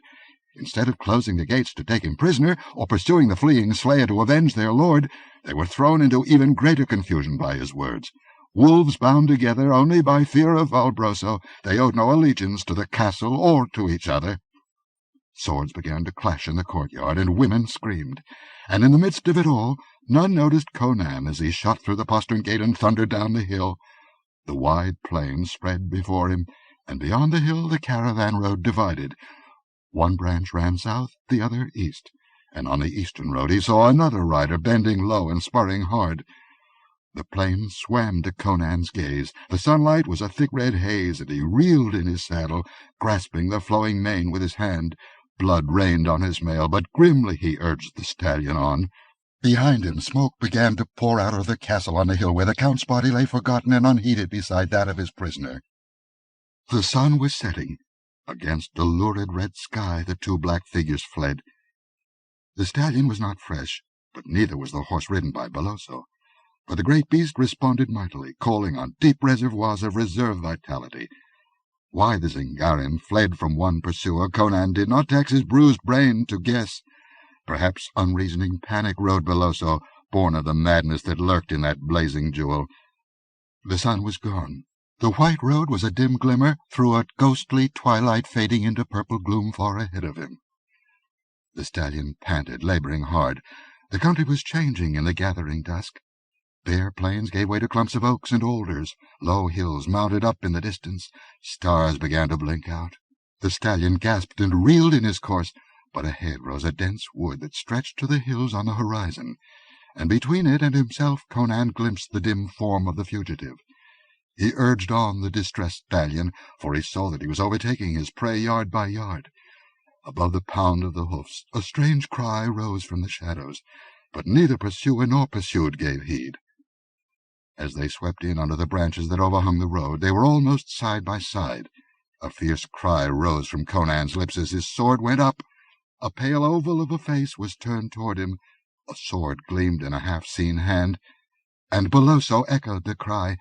And then the weary stallion, with a lurch and a groan, missed his footing in the shadows and went heels over head, hurling his dazed rider from the saddle.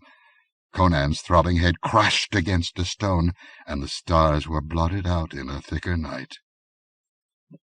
How long Conan lay senseless he never knew.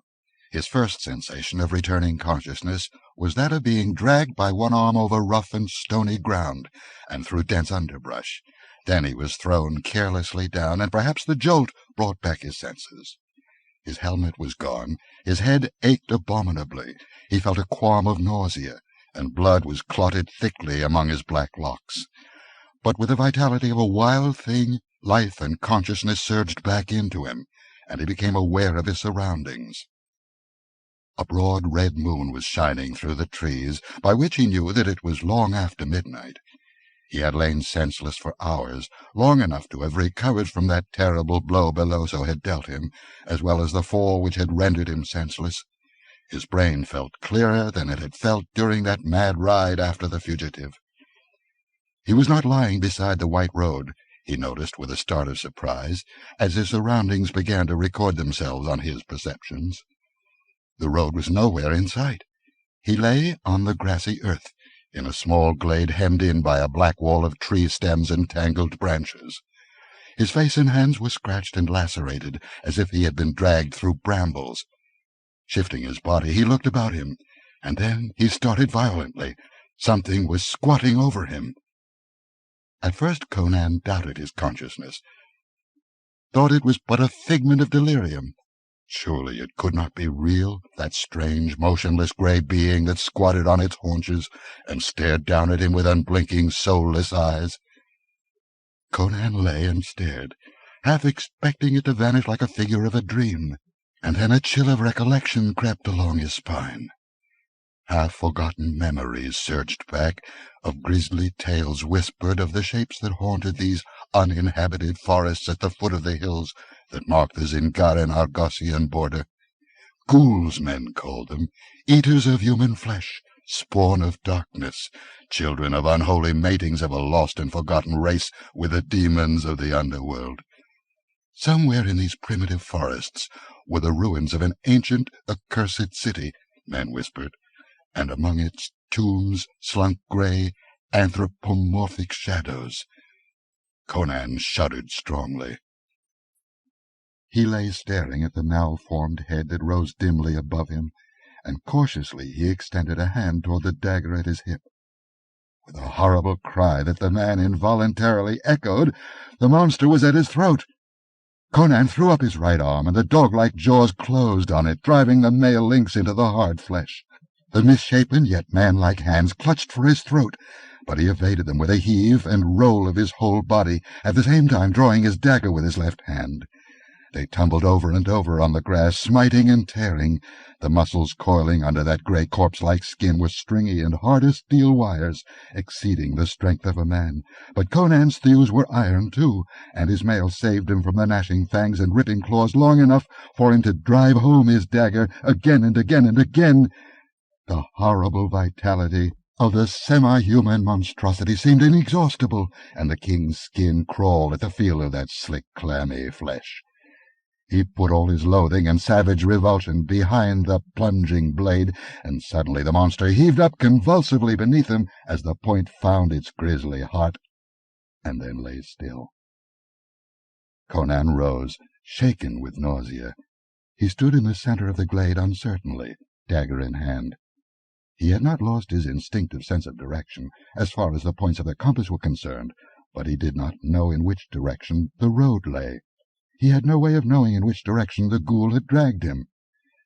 Conan glared at the silent, black, moon-dappled woods which ringed him, and felt cold moisture bead his flesh. He was without a horse, and lost in these haunted woods, and that staring, deformed thing at his feet was a mute evidence of the horrors that lurked in the forest. He stood almost holding his breath in his painful intensity, straining his ears for some crack of twig or rustle of grass. When a sound did come, he started violently. Suddenly, out on the night air, broke the scream of a terrified horse. His stallion! There were panthers in the wood, or ghouls ate beasts as well as men. He broke savagely through the brush in the direction of the sound, whistling shrilly as he ran, his fear drowned in berserk rage. If his horse was killed, there went his last chance of following Beloso and recovering the jewel. Again the stallion screamed with fear and fury. Somewhere nearer there was a sound of lashing heels, and something that was struck heavily and gave way. Conan burst out into the wide, white road without warning, and saw the stallion plunging and rearing in the moonlight, his ears laid back, his eyes and teeth flashing wickedly. He lashed out with his heels at a slinking shadow that ducked and bobbed about him, and then about Conan other shadows moved, grey, furtive shadows that closed in on all sides. A hideous charnel house scent reeked up in the night air. A gleam among the dead leaves that carpeted the ground caught Conan's eye. It was his broadsword, lying where he had dropped it when his horse fell, and reflecting the rays of the moon. With a curse the king caught up the weapon and hewed right and left. Dripping fangs flashed in the moonlight. Foul paws caught at him, but he hacked his way through to the stallion, caught the rein, leaped into the saddle. His sword rose and fell, a frosty arc in the moon, showering blood as it split misshapen heads, clove shambling bodies. The stallion reared, biting and kicking. They burst through and thundered down the road. On either hand for a short space flitted grey, abhorrent shadows. Then these fell behind, and Conan, topping a wooded crest, saw a vast expanse of bare slopes sweeping up and away before him. 13. A Ghost Out of the Past. Soon after sunrise, Conan crossed the Argosian border. Of Beloso he had seen no trace. Either the captain had made good his escape while the king lay senseless, or had fallen prey to the grim man-eaters of the Zingaran forest. But Conan had seen no signs to indicate the latter possibility. The fact that he had lain unmolested for so long seemed to indicate that the monsters had been engrossed in futile pursuit of the captain, and if the man lived, Conan felt certain that he was riding along the road somewhere ahead of him. Unless he had intended going into Argos, he would never have taken the eastward road in the first place. The helmeted guards at the frontier did not question the Cimmerian. A single wandering mercenary required no passport nor safe conduct, especially when his unadorned mail showed him to be in the service of no lord. Through the low grassy hills, where streams murmured and oak groves dappled the sward with lights and shadows, he rode, following the long road that rose and fell away ahead of him over dales and rises in the blue distance. It was an old, old road, this highway from Poetain to the sea. Argos was at peace. Laden ox wains rumbled along the road, and men with bare, brown, brawny arms toiled in orchards and fields that smiled away under the branches of the roadside trees. Old men on settles before inns under spreading oak branches called greetings to the wayfarer. From the men that worked the fields, from the garrulous old men in the inns where he slaked his thirst with great leathern jacks of foaming ale, from the sharp-eyed, silk-clad merchants he met upon the road, Conan sought for news of Beloso. Stories were conflicting, but this much Conan learned, that a lean, wiry Zingaran with the dangerous black eyes and mustache of the western folk was somewhere on the road ahead of him, and apparently making for Messantia. It was a logical destination. All the seaports of Argos were cosmopolitan. in strong contrast with the inland provinces, and Messantia was the most polyglot of all. Craft of all the maritime nations rode in its harbour, and refugees and fugitives from many lands gathered there. Laws were lax, for Messantia thrived on the trade of the sea, and her citizens found it profitable to be somewhat blind in their dealings with seamen. It was not only legitimate trade that flowed into Messantia. Smugglers and buccaneers played their part. All this Conan knew well, for had he not, in the days of old, when he was a Barakan pirate, sailed by night into the harbour of Messantia to discharge strange cargoes? Most of the pirates of the Barakan Isles, small islands off the southwestern coast of Zingara, were Argosian sailors, and as long as they confined their attentions to the shipping of other nations, the authorities of Argos were not too strict in their interpretation of sea laws. But Conan had not limited his activities to those of the Barakans. He had also sailed with the Zingaran buccaneers, and even with those wild black corsairs that swept up from the far south to harry the northern coasts, and this put him beyond the pale of any law. If he were recognized in any of the ports of Argos, it would cost him his head. But without hesitation he rode on to Messantia, halting day or night only to rest the stallion and to snatch a few winks of sleep for himself. He entered the city unquestioned, merging himself with the throngs that poured continually in and out of this great commercial centre. No walls surrounded Messantia. The sea and the ships of the sea guarded the great southern trading city. It was evening when Conan rode leisurely through the streets that marched down to the waterfront. At the ends of these streets he saw the wharves and the masts and sails of ships. He smelled salt water for the first time in years, heard the thrum of cordage and the creak of spars in the breeze that was kicking up whitecaps out beyond the headlands. Again the urge of far wandering tugged at his heart. But he did not go on to the wharves. He reined aside and rode up a steep flight of wide worn stone steps to a broad street where ornate white mansions overlooked the waterfront and the harbour below. Here dwelt the men who had grown rich from the hard-won fat of the seas, a few old sea captains who had found treasure afar, many traders and merchants who never trod the naked decks, nor knew the roar of tempest or sea-fight. Conan turned in his horse at a certain gold-worked gate, and rode into a court where a fountain tinkled and pigeons fluttered from marble coping to marble flagging. A page in jagged silken jupon and hose came forward inquiringly. The merchants of Messantia dealt with many strange and rough characters, but most of these smacked of the sea. It was strange that a mercenary trooper should so freely ride into the court of a lord of commerce. "The merchant Publio dwells here?" It was more statement than question, and something in the timbre of the voice caused the page to doff his feathered chaperon as he bowed and replied, "Aye, so he does, my captain."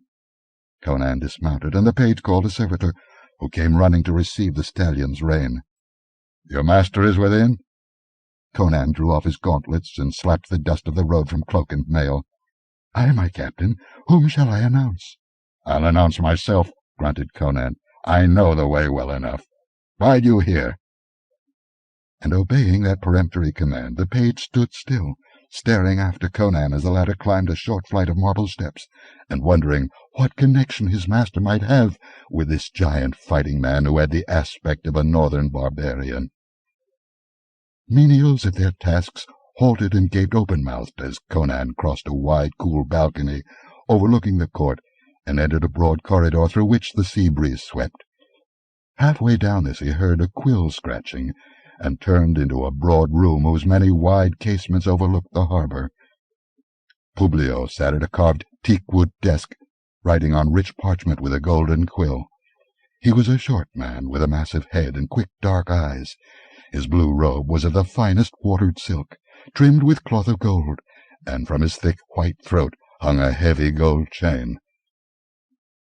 As the Cimmerian entered, the merchant looked up with a gesture of annoyance. He froze in the midst of his gesture. His mouth opened. He stared as at a ghost out of the past. Unbelief and fear glimmered in his wide eyes. "Well," said Conan, "have you no word of greeting, Publio?" Publio moistened his lips. "Conan!" he whispered incredulously. "Mitra! Conan! Amra!" Who else? The Cimmerian unclasped his cloak and threw it with his gauntlets down upon the desk. "How, man!" he exclaimed irritably. "Can't you at least offer me a beaker of wine? My throat's caked with the dust of the highway." "Aye, wine," echoed Publio mechanically. Instinctively his hand reached for a gong, then recoiled as from a hot coal, and he shuddered. While Conan watched him with a flicker of grim amusement in his eyes, the merchant rose and hurriedly shut the door, first craning his neck up and down the corridor to be sure that no slave was loitering about. Then, returning, he took a gold vessel of wine from a nearby table, and was about to fill a slender goblet, when Conan impatiently took the vessel from him, and lifting it with both hands, drank deep and with gusto. "Aye, it's Conan right enough," muttered Publio. "Man, are you mad?" "By crom, Publio," said Conan, lowering the vessel, but retaining it in his hands, "you dwell in different quarters than of old. It takes an Argosian merchant to wring wealth out of a little waterfront shop that stank of rotten fish and cheap wine." "The old days are past," muttered Publio, drawing his robe about him with a slight involuntary shudder. "I have put off the past like a worn-out cloak." "Well," retorted Conan, "you can't put me off like an old cloak. It isn't much I want of you, but that much I do want. And you can't refuse me. We had too many dealings in the old days. Am I such a fool that I'm not aware that this fine mansion was built on my sweat and blood? How many cargoes from my galleys passed through your shop?" "All merchants of Massadia have dealt with the sea rovers at one time or another," mumbled Publio nervously. "But not with the black Corsairs," answered Conan grimly. "For Mitra's sake, be silent!" ejaculated Publio, sweat starting out on his brow. His fingers jerked at the gilt-worked edge of his robe. "Well, I only wish to recall it to your mind," answered Conan. "Don't be so fearful. You took plenty of risks in the past when you were struggling for life and wealth in that lousy little shop down by the wharves, and were hand in glove with every buccaneer and smuggler and pirate from here to the Barachan Isles. Prosperity must have softened you." "I am respectable," began Publio. "Meaning you're rich as hell," snorted Conan. Why did you grow wealthy so much quicker than your competitors? Was it because you did a big business in ivory and ostrich feathers, copper and skins and pearls and hammered gold ornaments, and other things from the coast of Kush? And where did you get them so cheaply, while other merchants were paying their weight in silver to the Stygians for them? I'll tell you, in case you've forgotten. You bought them from me at considerably less than their value, and I took them from the tribes of the Black Coast and from the ships of the Stygians, I and the Black Corsairs." "In Mitra's name, cease!" begged Publio. "I have not forgotten. But what are you doing here? I am the only man in Argos who knew that the king of Aquilonia was once Conan the Buccaneer in the old days. But word has come southward of the overthrow of Aquilonia and the death of the king." "My enemies have killed me 100 times by rumors," grunted Conan. "Yet here I sit and guzzle wine of Kyros," and he suited the action to the word. Lowering the vessel, which was now nearly empty, he said, "It's but a small thing I ask of you, Publio. I know that you're aware of everything that goes on in Massadia. I want to know if a Zingaran named Peloso, or he might call himself anything, is in this city. He's tall and lean and dark like all his race, and it's likely he'll seek to sell a very rare jewel." Publio shook his head. "I have not heard of such a man, but thousands come and go in Massadia. If he is here, my agents will discover him." "Good. Send them to look for him, and in the meantime have my horse cared for and have food served me here in this room." Publio assented volubly, and Conan emptied the wine vessel, tossed it carelessly into a corner, and strode to a nearby casement, involuntarily expanding his chest as he breathed deep of the salt air. He was looking down upon the meandering waterfront streets. He swept the ships in the harbor with an appreciative glance, then lifted his head and stared beyond the bay, far into the blue haze of the distance where sea met sky, and his memory sped beyond that horizon to the golden seas of the south, under flaming suns where laws were not and life ran hotly. Some vagrant scent of spice or palm woke clear-etched images of strange coasts where mangroves grew and drums thundered, of ships locked in battle and decks running blood, of smoke and flame and the crying of slaughter.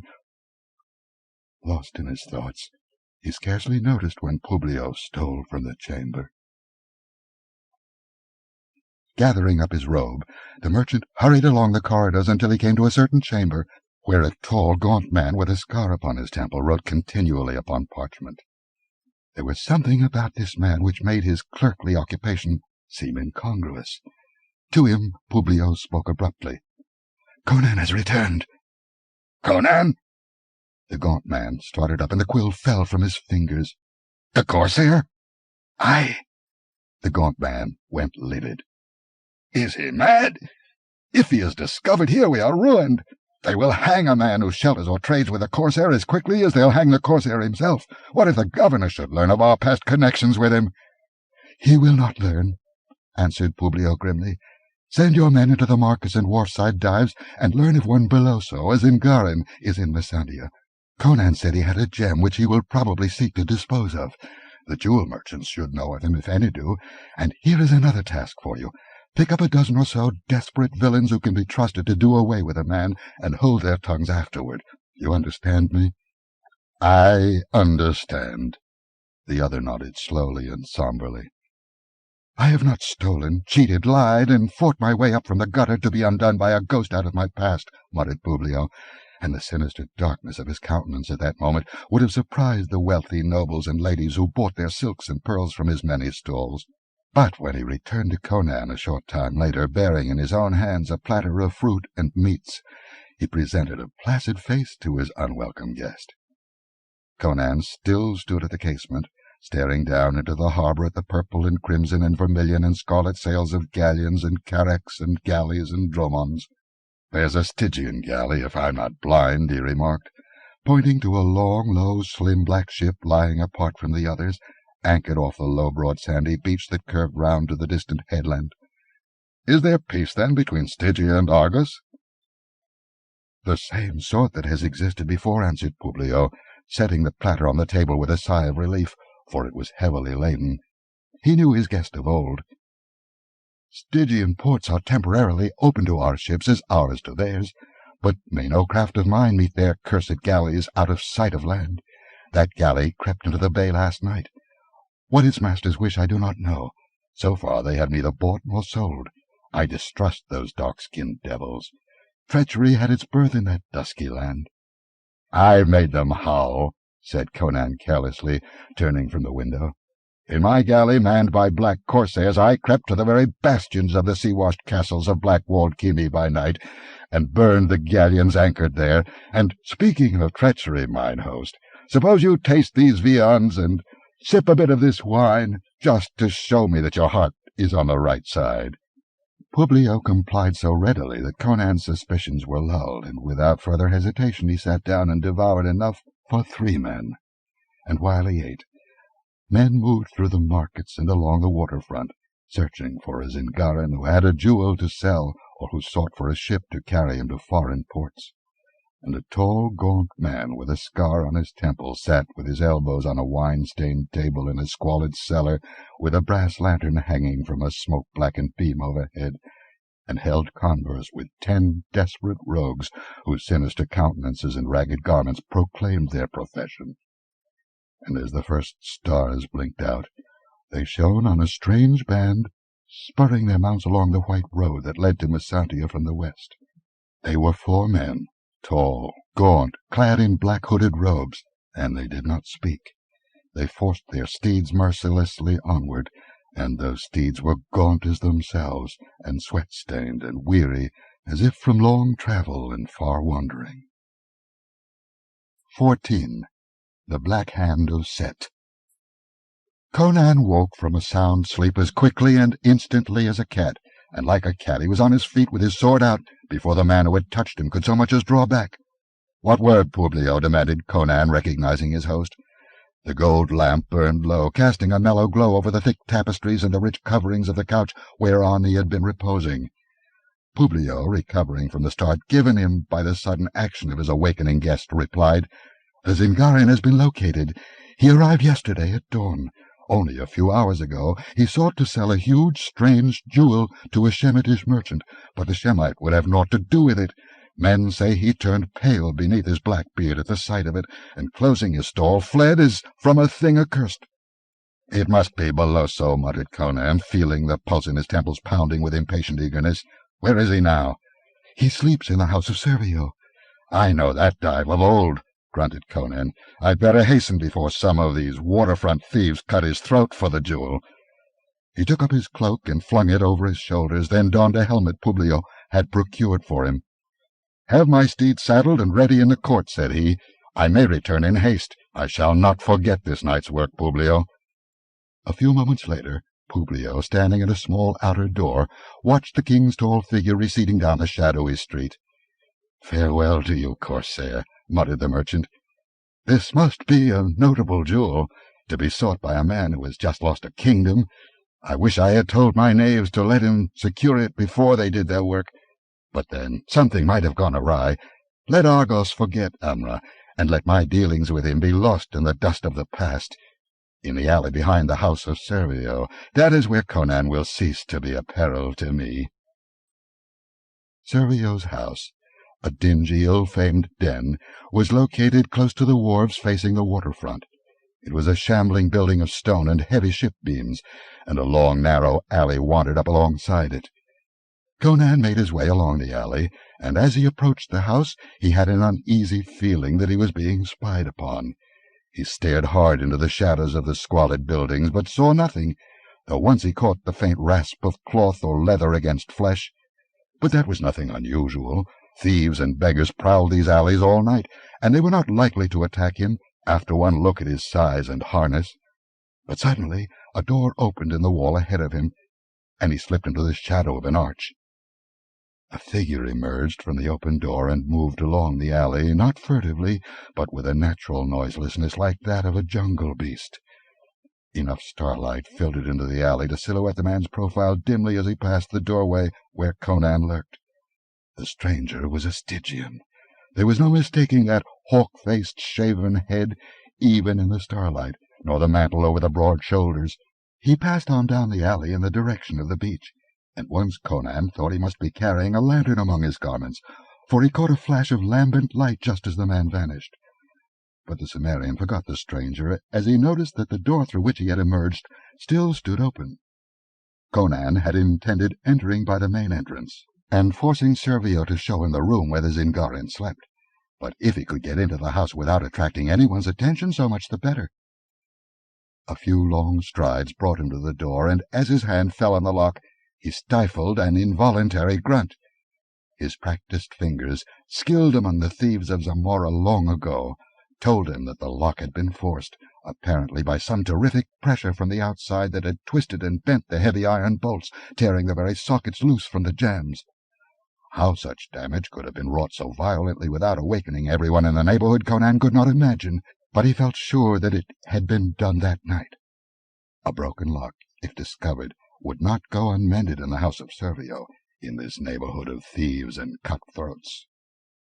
Conan entered stealthily, poniard in hand, wondering how he was to find the chamber of the Zingaran. Groping in total darkness, he halted suddenly. He sensed death in that room, as a wild beast senses it. Not as peril threatening him, but a dead thing, something freshly slain. In the darkness his foot hit and recoiled from something heavy and yielding. With a sudden premonition he groped along the wall until he found the shelf that supported the brass lamp with its flint, steel, and tinder beside it.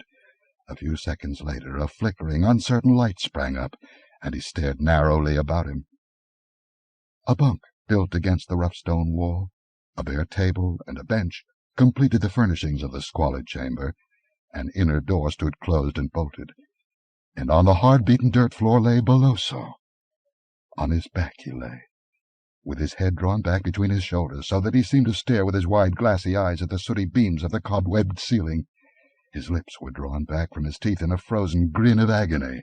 His sword lay near him, still in its scabbard. His shirt was torn open, and on his brown, muscular breast was the print of a black hand, thumb and 4 fingers plainly distinct. Conan glared in silence, feeling the short hairs bristle at the back of his neck. "Crum," he muttered, "the black hand of Set."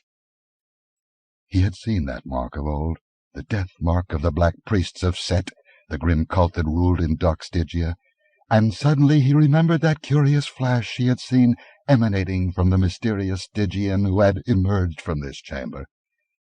"The heart, by Crom," he muttered. "He was carrying it under his mantle. He stole it. He burst that door by his magic and slew Beloso. He was a priest of Set." A quick investigation confirmed at least part of his suspicions. The jewel was not on the Zingarian's body. An uneasy feeling rose in Conan that this had not happened by chance or without design. A conviction that that mysterious Stygian galley had come into the harbor of Mysantia on a definite mission. How could the priests of Set know that the heart had come southward? Yet the thought was no more fantastic than the necromancy that could slay an armed man by the touch of an open, empty hand. A stealthy footfall outside the door brought him round like a great cat. With one motion he extinguished the lamp and drew his sword. His ears told him that men were out there in the darkness, were closing in on the doorway. As his eyes became accustomed to the sudden darkness, he could make out dim figures ringing the entrance. He could not guess their identity, but as always he took the initiative, leaping suddenly forth from the doorway without awaiting the attack. His unexpected movement took the skulkers by surprise. He sensed and heard men close about him, saw a dim masked figure in the starlight before him. Then his sword crunched home, and he was fleeting away down the alley before the slower-thinking and slower-acting attackers could intercept him. As he ran, he heard, somewhere ahead of him, a faint creak of oarlocks, and he forgot the men behind him. A boat was moving out into the bay. Gritting his teeth, he increased his speed, but before he reached the beach he heard the rasp and creak of ropes and the grind of the great sweep in its socket. Thick clouds rolling up from the sea obscured the stars. In thick darkness Conan came upon the strand, straining his eyes out across the black, restless water. Something was moving out there, a long, low, black shape that receded in the darkness, gathering momentum as it went. To his ears came the rhythmical clack of long oars. He ground his teeth in helpless fury. It was the Stygian galley, and she was racing out to sea, bearing with her the jewel that meant to him the throne of Aquilonia. With a savage curse he took a step toward the waves that lapped against the sands, catching at his hauberk and intending to rip it off and swim after the vanishing ship. Then the crunch of a heel in the sand brought him about. He had forgotten his pursuers. Dark figures closed in on him with a rush of feet through the sands. The first went down beneath the Cimmerian's flailing sword, but the others did not falter. Blades whickered dimly about him in the darkness, or rasped on his mail. Blood and entrails spilled over his hand, and someone screamed as he ripped murderously upward. A muttered voice spurred on the attack, and that voice sounded vaguely familiar. Conan plowed through the clinging, hacking shapes toward the voice. A faint light gleaming momentarily through the drifting clouds showed him a tall, gaunt man with a great livid scar on his temple. Conan's sword sheared through his skull as through a ripe melon. Then an axe, swung blindly in the dark, crashed on the king's bassinet, filling his eyes with sparks of fire. He lurched and lunged, felt his sword sink deep, and heard a shriek of agony. Then he stumbled over a corpse, and a bludgeon knocked the dented helmet from his head. The next instant the club fell full on his unprotected skull. The king of Aquilonia crumpled into the wet sands. Over him, wolfish figures panted in the gloom. "Strike off his head," muttered one. "He's dead," grunted another. "His skull's split. Help me tie up my wounds before I bleed to death. The tide will wash him into the bay." "Help me strip him," urged another. "His harness will fetch a few pieces of silver. And haste. Tiberio is dead, and I hear seamen singing as they reel along the strand. Let us be gone." There followed hurried activity in the darkness, and then the sound of quickly receding footsteps. The tipsy singing of the seamen grew louder. In his chamber, Publio, nervously pacing back and forth before a window that overlooked the shadowed bay, whirled suddenly, his nerves tingling. To the best of his knowledge, the door had been bolted from within, but now it stood open, and 4 men filed into the chamber. At the sight of them his flesh crawled. Many strange beings Publio had seen in his lifetime, but none before like these. They were tall and gaunt, black-robed, and their faces were dim yellow ovals in the shadows of their coifs. He could not tell much about their features, and was unreasoningly glad that he could not. Each bore a long, curiously mottled staff. "Who are you?" he demanded, and his voice sounded brittle and hollow. "What do you wish here?" "Where is Conan, he who was king of Aquilonia?" demanded the tallest of the four in a passionless monotone that made Publio shudder. It was like the hollow tone of a Khitan temple bell. I do not know what you mean," stammered the merchant, his customary poise shaken by the uncanny aspect of his visitors. "I know no such man." "He has been here," returned the other, with no change of inflection. "His horse is in the courtyard. Tell us where he is before we do you an injury." "Gebal!" shouted Publio frantically, recoiling until he crouched against the wall. "Gebal!" The four Khitans watched him without emotion or change of expression. "If you summon your slave, he will die," warned one of them, which only served to terrify Publio more than ever. "Gebal!" he screamed. "Where are you? Curse you! Thieves are murdering your master!" Swift footsteps padded in the corridor outside, and Gebal burst into the chamber, a Shemite of medium height and mightily muscled build, his curled blue-black beard bristling, and a short leaf-shaped sword in his hand. He stared in stupid amazement at the four invaders, unable to understand their presence, dimly remembering that he had drowsed unexplainably on the stair he was guarding and up which they must have come. He had never slept on duty before, but his master was shrieking with a note of hysteria in his voice, and the Shemite drove like a bull at the strangers, his thickly muscled arm drawing back for the disemboweling thrust. But the stroke was never dealt. A black-sleeved arm shot out, extending the long staff. Its end but touched the Shemite's brawny breast, and was instantly withdrawn. The stroke was horribly like the dart and recovery of a serpent's head. Gebal halted short in his headlong plunge, as if he had encountered a solid barrier. His bull head toppled forward on his breast, the sword slipped from his fingers, and then he melted slowly to the floor. It was as if all the bones of his frame had suddenly become flabby. Publio turned sick. "Do not shout again," advised the tallest Khitan. "Your servants sleep soundly, but if you awaken them they will die, and you with them. Where is Conan?" "He has gone to the house of Servio near the waterfront to search for the Zingaran Boloso," gasped Publio, all his power of resistance gone out of him. The merchant did not lack courage, but these uncanny visitants turned his marrow to water. He started convulsively at a sudden noise of footsteps hurrying up the stair outside, loud in the ominous stillness. "Your servant?" asked the Khitan. Publio shook his head mutely, his tongue frozen to his palate. He could not speak. One of the Khitans caught up a silken cover from a couch and threw it over the corpse. Then they melted behind the tapestry, but before the tallest man disappeared he murmured, "Talk to this man who comes, and send him away quickly. If you betray us, neither he nor you will live to reach that door. Make no sign to show him that you are not alone." And lifting his staff suggestively, the yellow man faded behind the hangings. Publio shuddered and choked down a desire to retch. It might have been a trick of the light, but it seemed to him that occasionally those staffs moved slightly of their own accord, as if possessed of an unspeakable life of their own. He pulled himself together with a mighty effort, and presented a composed aspect to the ragged ruffian who burst into the chamber. "We have done as you wished, my lord," this man exclaimed. "The barbarian lies dead on the sands at the water's edge." Publio felt a movement in the arras behind him, and almost burst from fright.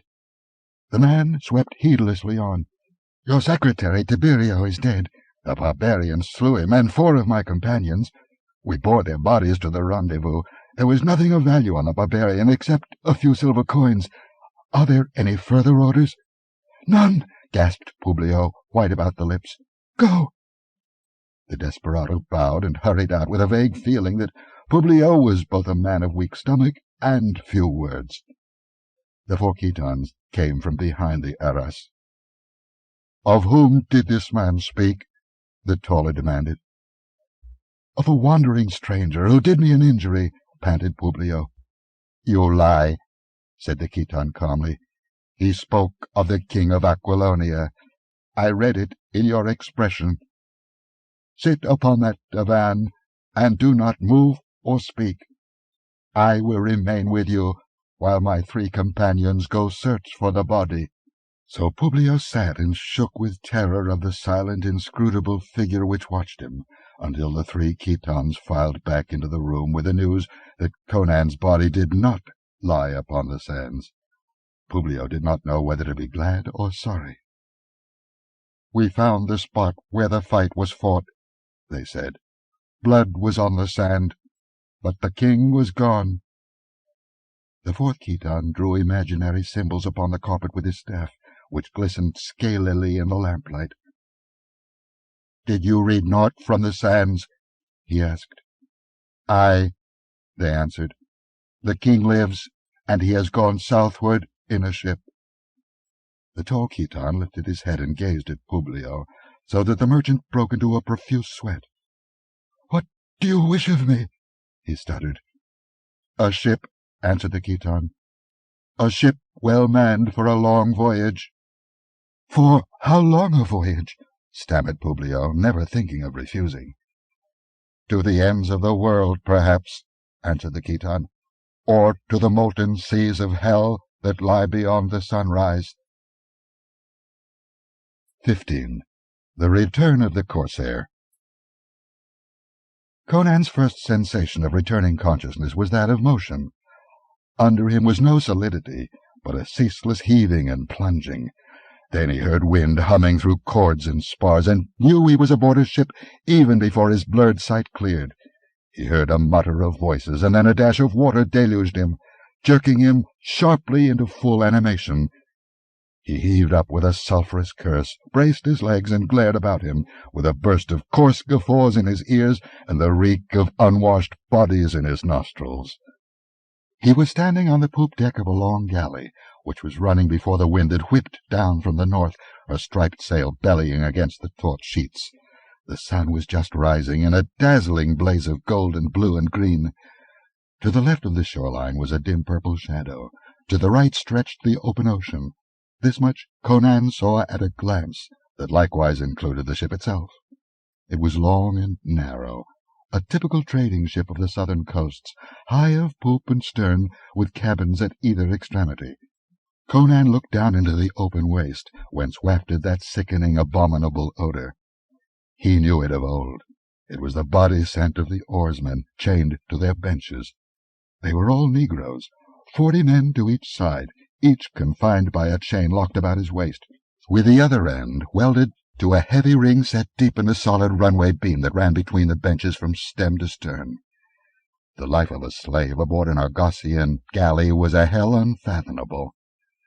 Most of these were Cushites, but some 30 of the blacks who now rested on their idle oars and stared up at the stranger with dull curiosity were from the far southern isles, the homelands of the Corsairs. Conan recognized them by their straighter features and hair, their rangier, cleaner-limbed build, and he saw among them men who had followed him of old. But all this he saw and recognized in one swift, all-embracing glance as he rose, before he turned his attention to the figures about him. Reeling momentarily on braced legs, his fists clenched wrathfully, he glared at the figures clustered about him. The sailor who had drenched him stood grinning, the empty bucket still poised in his hand, and Conan cursed him with venom, instinctively reaching for his hilt. Then he discovered that he was weaponless and naked except for his short leather breeks. "What lousy tub is this?" he roared. "How did I come aboard here?" The sailors laughed jeeringly, stocky, bearded Argosians to a man, and one whose richer dress and air of command proclaimed him captain, folded his arms and said domineeringly, "We found you lying on the sands. Somebody had wrapped you on a bait and taken your clothes. Needing an extra man, we brought you aboard." "What ship is this?" Conan demanded. "The Venturer, out of Messantia, with a cargo of mirrors, scarlets, silk cloaks, shields, gilded helmets, and swords to trade to the Shemites for copper and gold ore. I am Demetrio, captain of this vessel, and your master henceforward." "Then I'm headed in the direction I wanted to go, after all," muttered Conan, heedless of that last remark. They were racing southeastward, following the long curve of the Argosian coast. These trading ships never ventured far from the shoreline. Somewhere ahead of him he knew that low, dark Stygian galley was speeding southward. "Have you sighted a Stygian galley?" began Conan, but the beard of the burly, brutal-faced captain bristled. He was not in the least interested in any question his prisoner might wish to ask, and felt it high time he reduced this independent wastrel to his proper place. "Get forward!" he roared. "I've wasted time enough with you. I've done you the honor of having you brought to the poop to be revived, and answered enough of your infernal questions. Get off this poop.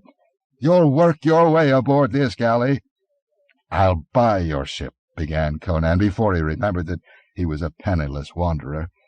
A roar of rough mirth greeted these words, and the captain turned purple, thinking he sensed ridicule. "You mutinous swine!" he bellowed, taking a threatening step forward, while his hand closed on the knife at his belt. "Get forward before I have you flogged. You'll keep a civil tongue in your jaws, or by Mitra, I'll have you chained among the blacks to tug an oar." Conan's volcanic temper, never long at best, burst into explosion. Not in years, even before he was king, had a man spoken to him thus and lived. "Don't lift your voice to me, you tar-breeched dog!" he roared in a voice as gusty as the sea wind, while the sailors gaped, dumbfounded. "Draw that toy, and I'll feed you to the fishes." "Who do you think you are?" gasped the captain. "I'll show you," roared the maddened Cimmerian, and he wheeled and bounded toward the rail where weapons hung in their brackets. The captain drew his knife and ran at him, bellowing, but before he could strike, Conan gripped his wrist with a wrench that tore the arm clean out of the socket. The captain bellowed like an ox in agony, and then rolled clear across the deck as he was hurled contemptuously from his attacker. Conan ripped a heavy axe from the rail and wheeled cat-like to meet the rush of the sailors. They ran in, giving tongue like hounds, clumsy-footed and awkward in comparison to the pantherish Cimmerian.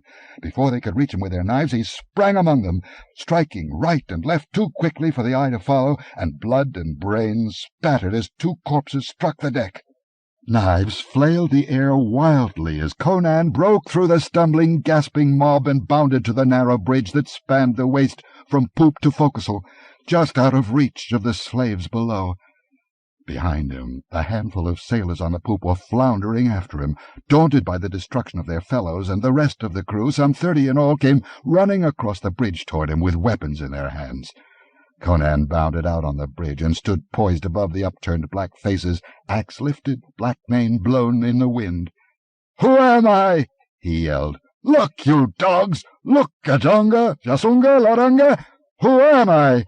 And from the waist rose a shout that swelled to a mighty roar. "Amra! It is Amra! The lion has returned!" The sailors who caught and understood the burden of that awesome shout paled and shrank back, staring in sudden fear at the wild figure on the bridge. Was this in truth that bloodthirsty ogre of the southern seas, who had so mysteriously vanished years ago, but who still lived in gory legends? The blacks were frothing crazy now, shaking and tearing at their chains and shrieking the name of Amra like an invocation. Cushites who had never seen Conan before took up the yell. The slaves in the pen under the after cabin began to batter at the walls, shrieking like the damned. Demetrio, hitching himself along the deck on one hand and his knees, livid with the agony of his dislocated arms, screamed, "In and kill him, dogs, before the slaves break loose!" Fired to desperation by that word, the most dread to all galley men, the sailors charged onto the bridge from both ends. But with a lion-like bound, Conan left the bridge and hit like a cat on his feet on the runway between the benches. "Death to the masters!" he thundered, and his axe rose and fell crashingly full on a shackle chain, severing it like matchwood. In an instant a shrieking slave was free, splintering his oar for a bludgeon. Men were racing frantically along the bridge above, and all hell and bedlam broke loose on the Venturer. Conan's axe rose and fell without pause, and with every stroke a frothing, screaming black giant broke free, mad with hate and the fury of freedom and vengeance. Sailors leaping down into the waist to grapple or smite at the naked white giant, hewing like one possessed of the shackles, found themselves dragged down by hands of slaves yet unfreed, while others, their broken chains whipping and snapping about their limbs, came up out of the waist like a blind black torrent, screaming like fiends, smiting with broken oars and pieces of iron, tearing and rending with talons and teeth. In the midst of the melee, the slaves in the pen broke down the walls and came surging up on the decks, and with 50 blacks freed of their benches, Conan abandoned his iron hewing and bounded up on the bridge to add his notched axe to the bludgeons of his partisans. Then it was massacre. The Argosians were strong, sturdy, fearless like all their race, trained in the brutal school of the sea, but they could not stand against these maddened giants, led by the tigerish barbarian. Blows and abuse and hellish suffering were avenged in one red gust of fury that raged like a typhoon from one end of the ship to the other, and when it had blown itself out, but one white man lived aboard the Venturer, and that was the blood-stained giant, about whom the chanting blacks thronged to cast themselves prostrate on the bloody deck and beat their heads against the boards in an ecstasy of hero-worship. Conan, his mighty chest heaving and glistening with sweat, the red axe gripped in his blood-smeared hand, glared about him as the first chief of men might have glared in some primordial dawn, and shook back his black mane. In that moment he was not king of Aquilonia. He was again lord of the black Corsairs, who had hacked his way to lordship through flame and blood. "Amra! Amra!" chanted the delirious blacks, those who were left to chant. "The lion has returned. Now will the Stygians howl like dogs in the night, and the black dogs of Cush will howl. Now will villages burst in flames and ships founder. Aye, there will be wailing of women and the thunder of the spears. Cease this yammering, dogs!" Conan roared in a voice that drowned the clap of the sail in the wind.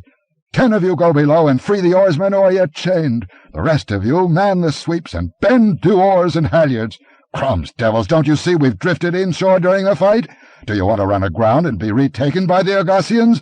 Throw these carcasses overboard. Jump to it, you rogues, or I'll notch your hides for you." With shouts and laughter and wild singing they leaped to do his commands.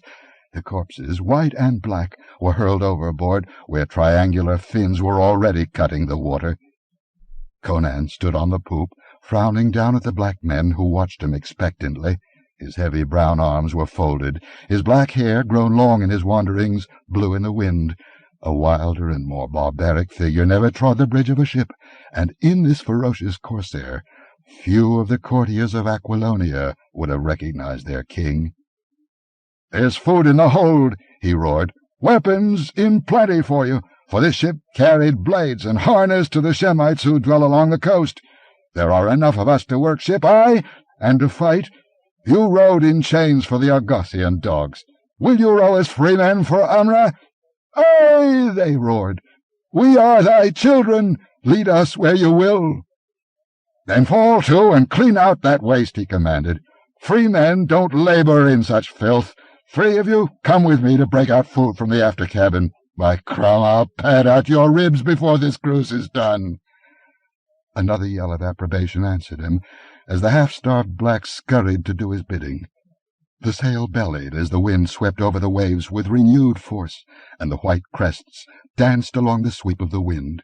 Conan planted his feet to the heave of the deck, breathed deep, and spread his mighty arms. King of Aquilonia he might no longer be. King of the blue ocean he was still. 16. Black-walled Khemi. The Venturer swept southward like a living thing, her oars pulled now by free and willing hands. She had been transformed from a peaceful trader into a war-galley, insofar as the transformation was possible. Men sat at the benches now with swords at their sides and gilded helmets on their kinky heads. Shields were hung along the rails, and sheaves of spears, bows, and arrows adorned the mast. Even the elements seemed to work for Conan now. The broad purple sail bellied to a stiff breeze that held day by day, needing little aid from the oars. But though Conan kept a man on the masthead day and night, they did not sight a long, low black galley fleeing southward ahead of them. Day by day the blue waters rolled empty to their view, broken only by fishing craft which fled like frightened birds before them at sight of the shields hung along the rail. The season for trading was practically over for the year, and they sighted no other ships. When the lookout did sight a sail, it was to the north, not the south. Far on the skyline behind them appeared a racing galley with full spread of purple sail. The blacks urged Conan to turn and plunder it, but he shook his head. Somewhere south of him, a slim black galley was racing toward the ports of Stygia. That night, before darkness shut down, the lookout's last glimpse showed him the racing galley on the horizon, and at dawn it was still hanging on their tail afar off, tiny in the distance. Conan wondered if it was following him, though he could think of no logical reason for such a supposition, but he paid little heed. Each day that carried him farther southward filled him with fiercer impatience. Doubts never assailed him. As he believed in the rise and set of the sun, he believed that a priest of Set had stolen the heart of Acheron, and where would a priest of Set carry it but to Stygia? The blacks sensed his eagerness, and toiled as they had never toiled under the lash, though ignorant of his goal. They anticipated a red career of pillage and plunder, and were content. The men of the southern isles knew no other trade, and the Cushites of the crew joined wholeheartedly in the prospect of looting their own people with the callousness of their race. Blood ties meant little. A victorious chieftain and personal gain, everything. Soon the character of the coastline changed. No longer they sailed past steep cliffs with blue hills marching behind them. Now the shore was the edge of broad meadowlands which barely rose above the water's edge and swept away and away into the hazy distance. Here were few harbours and fewer ports, but the green plain was dotted with the cities of the Shemites, green sea lapping the rim of the green plains, and the ziggurats of the cities gleaming whitely in the sun, some small in the distance. Through the grazing lands moved the herds of cattle, and squat broad riders with cylindrical helmets and curled blue-black beards with bows in their hands. This was the shore of the lands of Shem, where there was no law save as each city-state could enforce its own. Far to the eastward, Conan knew, the meadowlands gave way to desert, where there were no cities and the nomadic tribes roamed unhindered. Still, as they plied southward, past the changeless panorama of city-dotted meadowland, at last the scenery again began to alter. Clumps of tamarind appeared, the palm groves grew denser, the shoreline became more broken, a marching rampart of green fronds and trees, and behind them rose bare sandy hills. Streams poured into the sea, and along their moist banks vegetation grew thick and of vast variety. So at last they passed the mouth of a broad river that mingled its flow with the ocean, and saw the great black walls and towers of Khemi rise against the southern horizon. The river was the Styx, the real border of Stygia. Khemi was Stygia's greatest port, and at that time her most important city. The king dwelt at more ancient Luxor, but in Khemi reigned the priestcraft. Though men said the center of their dark religion lay far inland, in a mysterious deserted city near the bank of the Styx. This river, springing from some nameless source far in the unknown land south of Stygia, ran northward for 1,000 miles before it turned and flowed westward for some hundreds of miles to empty at last into the ocean. The Venturer, showing no lights, stole past the point in the night, and before dawn discovered her, anchored in a small bay a few miles south of the city. It was surrounded by marsh, a green tangle of mangroves, palms, and lianas, swarming with crocodiles and serpents. Discovery was extremely unlikely. Conan knew the place of old. He had hidden there before in his Corsair days. As they slid silently past the city whose great black bastions rose on the jutting prongs of land which locked the harbour, torches gleamed and smouldered luridly, and to their ears came the low thunder of drums. The port was not crowded with ships, as were the harbours of Argos. The Stygians did not base their glory and power upon ships and fleets. Trading vessels and war galleys indeed they had, but not in proportion to their inland strength. Many of their craft plied up and down the great river, rather than along the sea-coasts. The Stygians were an ancient race, a dark, inscrutable people, powerful and merciless. Long ago their rule had stretched far north of the Styx, beyond the meadowlands of Shem, and into the fertile uplands now inhabited by the peoples of Koth and Ophir and Argos. Their borders had marched with those of ancient Acheron, but Acheron had fallen, and the barbaric ancestors of the Hyborians had swept southward in wolfskins and horned helmets, driving the ancient rulers of the land before them. The Stygians had not forgotten. All day the venturer lay at anchor in the tiny bay, walled in with green branches and tangled vines through which flitted gay-plumed, harsh-voiced birds, and among which glided bright-scaled, silent reptiles. Toward sundown a small boat crept out and down along the shore, seeking and finding that which Conan desired, a Stygian fisherman in his shallow, flat-prowed boat. They brought him to the deck of the venturer, a tall, dark, rangily built man, ashy with fear of his captors, who were ogres of that coast. He was naked except for his silken breeks, for, like the Hyrcanians, even the commoners and slaves of Stygia wore silk, and in his boat was a wide mantle such as these fishermen flung about their shoulders against the chill of the night. He fell to his knees before Conan, expecting torture and death. "Stand on your legs, man, and quit trembling," said the Cimmerian impatiently, who found it difficult to understand abject terror. "You won't be harmed. Tell me but this. Has a galley, a black racing galley, returning from Argos, put into Khemi within the last few days?" "Aye, my lord," answered the fisherman. "Only yesterday at dawn the priest Tutotmus returned from a voyage far to the north. Men say he has been to Messantia." "What did he bring from Messantia?" "Alas, my lord, I know not." "Why did he go to Messantia?" demanded Conan. "Nay, my lord, I am but a common man. Who am I to know the minds of the priests of Set? I can only speak what I have seen, and what I have heard men whisper along the wharves. Men say that news of great import came southward, though of what none knows. And it is well known that the lord Tutotmus put off in his black galley in great haste. Now he is returned, but what he did in Argos, or what cargo he brought back, none knows, not even the seamen who manned his galley. Men say that he is opposed to Othamon, who is the master of all priests of Set and dwells in Luxor, and that Tutotmus seeks hidden power to overthrow the Great One. But who am I to say? When priests war with one another, a common man can but lie on his belly and hope neither treads upon him." Conan snarled in nervous exasperation at this servile philosophy, and turned to his men. "I'm going alone to Khemi to find this thief Tutotmus. Keep this man prisoner, but see that you do him no hurt. Crumbs, devil, stop your yowling. Do you think we can sail into the harbor and take the city by storm? I must go alone." Silencing the clamor of protests, he doffed his own garments and donned the prisoner's silk breeches and sandals, and the band from the man's hair, but scorned the short fisherman's knife. The common men of Stygia were not allowed to wear swords, and the mantle was not voluminous enough to hide the Cimmerian's long blade. But Conan buckled to his hip a ganata knife, a weapon borne by the fierce desert men who dwelt to the south of the Stygians.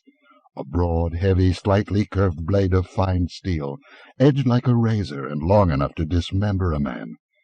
Then, leaving the Stygian guarded by the Corsairs, Conan climbed into the fisher's boat. "Wait for me until dawn," he said. "If I haven't come then, I'll never come, so hasten southward to your own homes." As he clambered over the rail, they set up a doleful wail at his going, until he thrust his head back into sight to curse them into silence. Then, dropping into the boat, he grasped the oars and sent the tiny craft shooting over the waves more swiftly than its owner had ever propelled it. 17. He has slain the sacred son of Set. The harbor of Khemi lay between two great jutting points of land that ran into the ocean.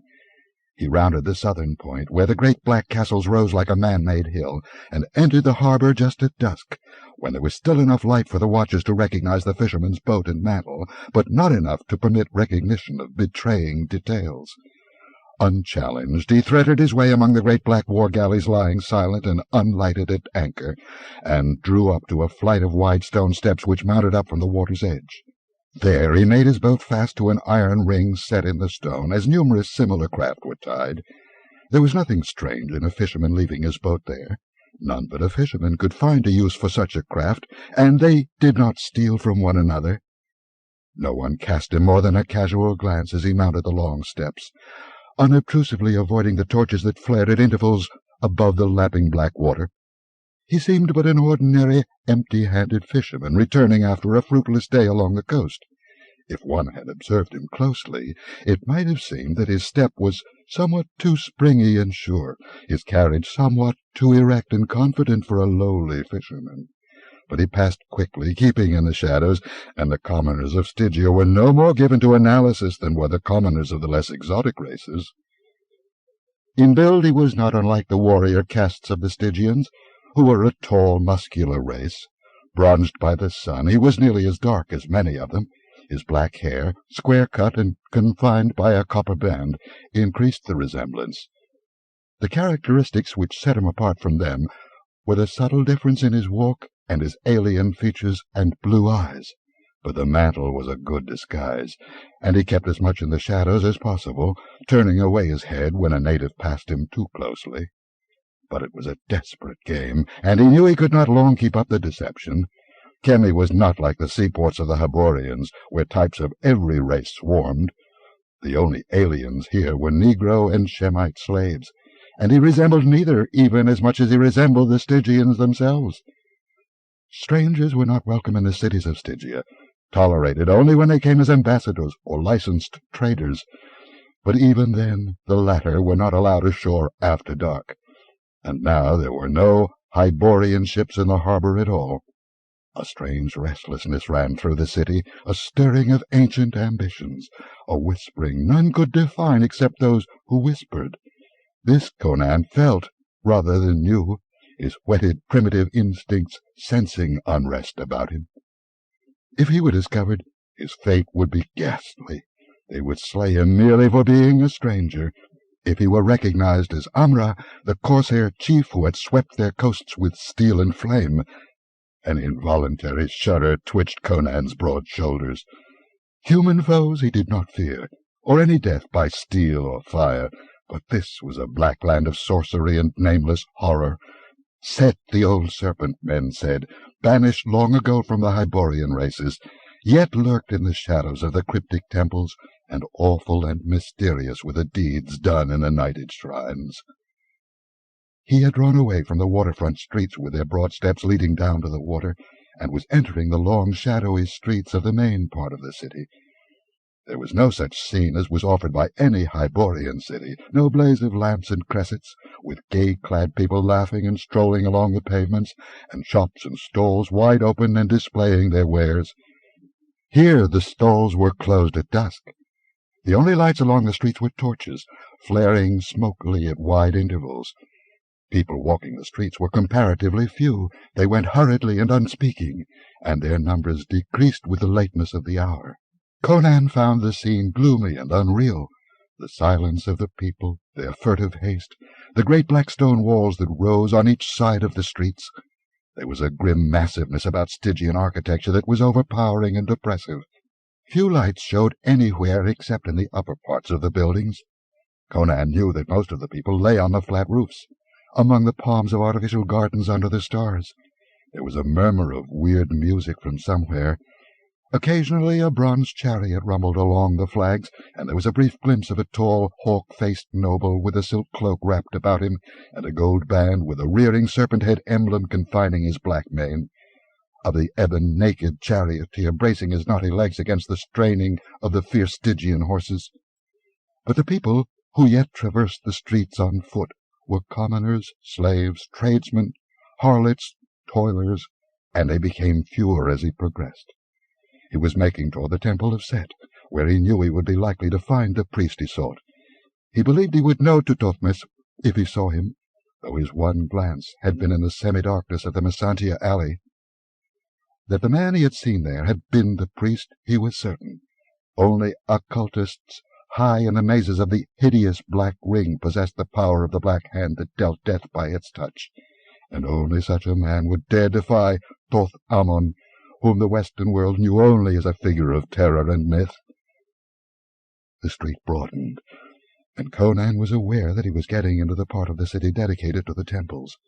The great structures reared their black bulks against the dim stars, grim, indescribably menacing in the flare of the few torches. And suddenly he heard a low scream from a woman on the other side of the street, and somewhat ahead of him, a naked courtesan wearing the tall plumed headdress of her class. She was shrinking back against the wall, staring across at something he could not yet see. At her cry, the few people on the street halted suddenly, as if frozen. At the same instant, Conan was aware of a sinister slithering ahead of him.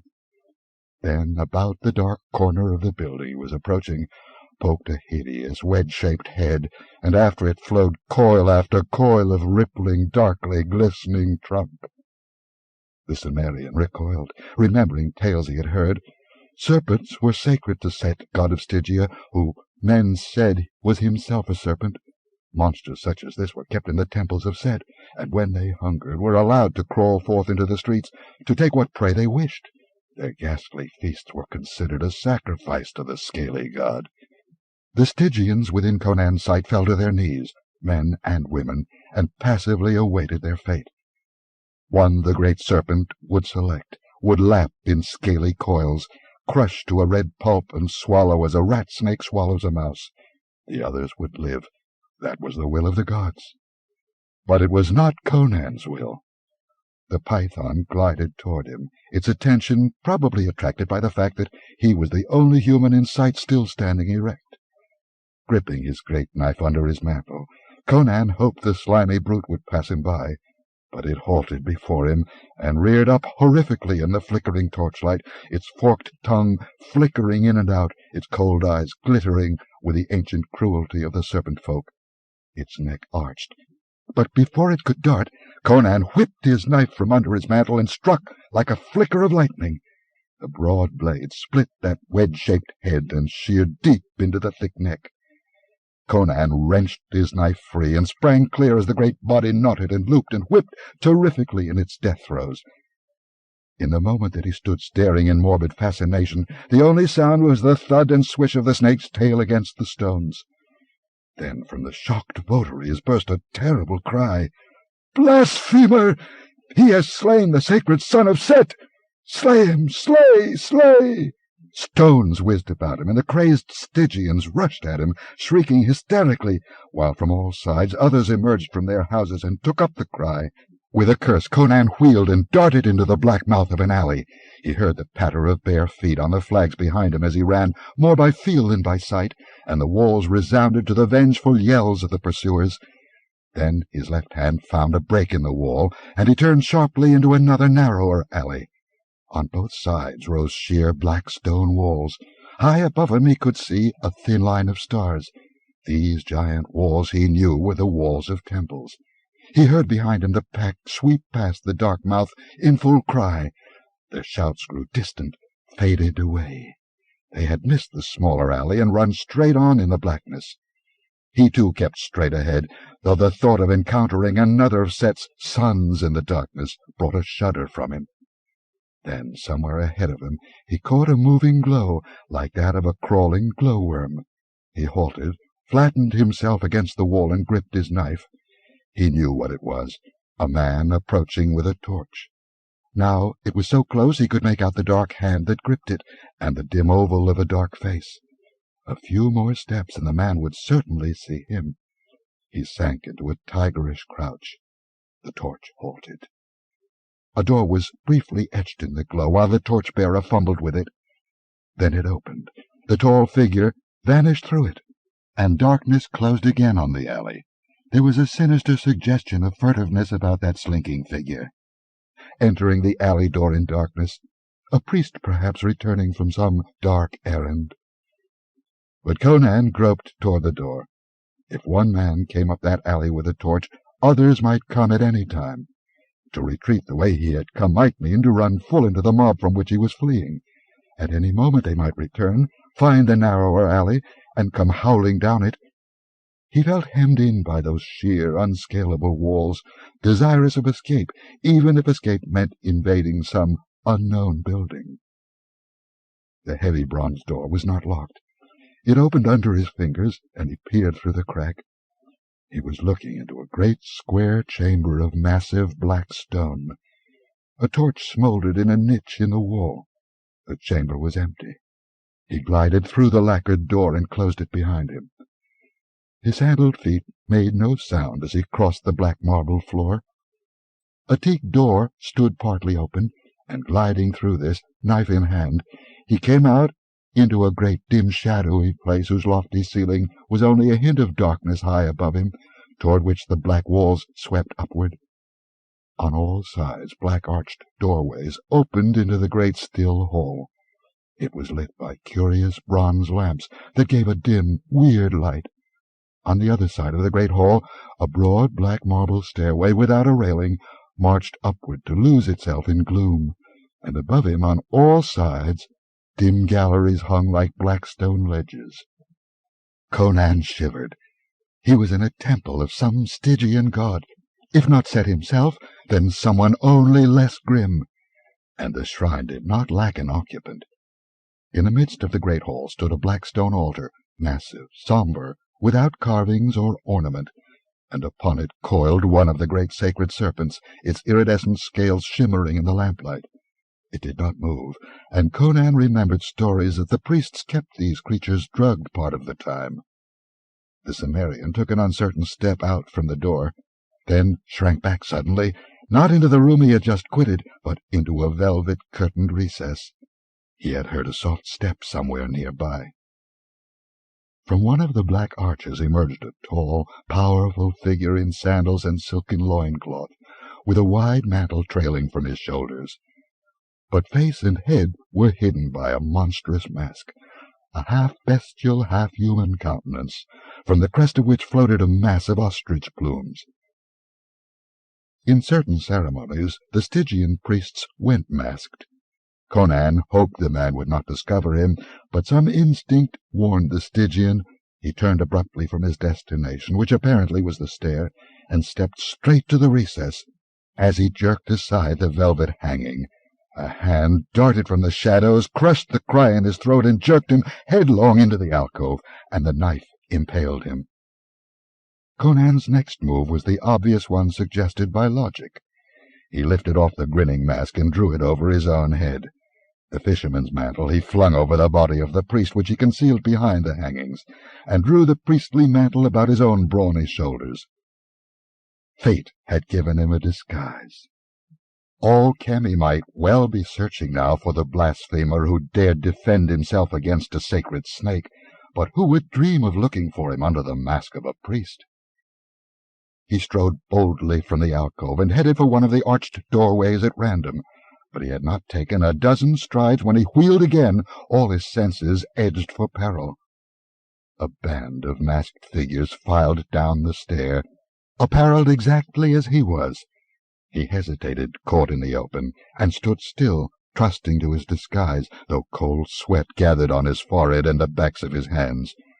No word was spoken. Like phantoms they descended into the great hall and moved past him toward a black arch. The leader carried an ebon staff which supported a grinning white skull, and Conan knew it was one of the ritualistic processions so inexplicable to a foreigner, but which played a strong and often sinister part in the Stygian religion. The last figure turned his head slightly toward the motionless Cimmerian, as if expecting him to follow. Not to do what was obviously expected of him would rouse instant suspicion. Conan fell in behind the last man, and suited his gait to their measured pace. They traversed a long, dark, vaulted corridor, in which Conan noticed uneasily the skull on the staff glowed phosphorescently. He felt a surge of unreasoning, wild animal panic that urged him to rip out his knife and slash right and left at these uncanny figures, to flee madly from this grim, dark temple. But he held himself in check, fighting down the dim, monstrous intuitions that rose in the back of his mind and peopled the gloom with shadowy shapes of horror. And presently he barely stifled a sigh of relief as they filed through a great double-valved door which was 3 times higher than a man, and emerged into the starlight. Conan wondered if he dared fade into some dark alley, but hesitated, uncertain, and down the long dark street they padded silently, while such folk as they met turned their heads away and fled from them.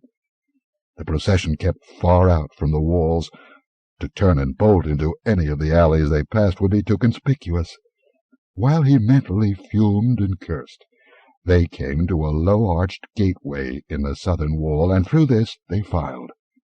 Ahead of them and about them lay clusters of low, flat-topped mud houses and palm groves, shadowy in the starlight. Now, if ever, thought Conan, was his time to escape his silent companions. But the moment the gate was left behind them, those companions were no longer silent. They began to mutter excitedly among themselves. The measured ritualistic gait was abandoned, the staff with its skull was tucked unceremoniously under the leader's arm, and the whole group broke ranks and hurried onward, and Conan hurried with them, for in the low murmur of speech he had caught a word that galvanized him. The word was Tuthothmes. 18. I and the woman who never died. Conan stared with burning interest at his masked companions. One of them was Tuthothmes, or else the destination of the band was a rendezvous with a man he sought, and he knew what that destination was, when beyond the palms he glimpsed a black triangular bulk looming against the shadowy sky. They passed through the belt of huts and groves, and if any man saw them he was careful not to show himself. The huts were dark. Behind them the black towers of Khemi rose gloomily against the stars that were mirrored in the waters of the harbor. Ahead of them the desert stretched away in dim darkness. Somewhere a jackal yapped. The quick-passing sandals of the silent neophytes made no noise in the sand. They might have been ghosts, moving toward that colossal pyramid that rose out of the murk of the desert. There was no sound over all the sleeping land.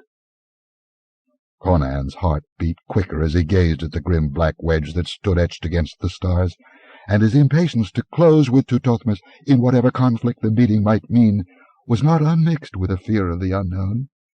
No man could approach one of those somber piles of black stone without apprehension. The very name was a symbol of repellent horror among the northern nations, and legends hinted that the Stygians did not build them, that they were in the land at whatever immeasurably ancient date the dark-skinned people came into the land of the great river. As they approached the pyramid, he glimpsed a dim glow near the base, which presently resolved itself into a doorway, on either side of which brooded stone lions with the heads of women, cryptic, inscrutable, nightmares crystallized in stone. The leader of the band made straight for the doorway, in the deep well of which Conan saw a shadowy figure. The leader paused an instant beside this dim figure, and then vanished into the dark interior, and one by one the others followed.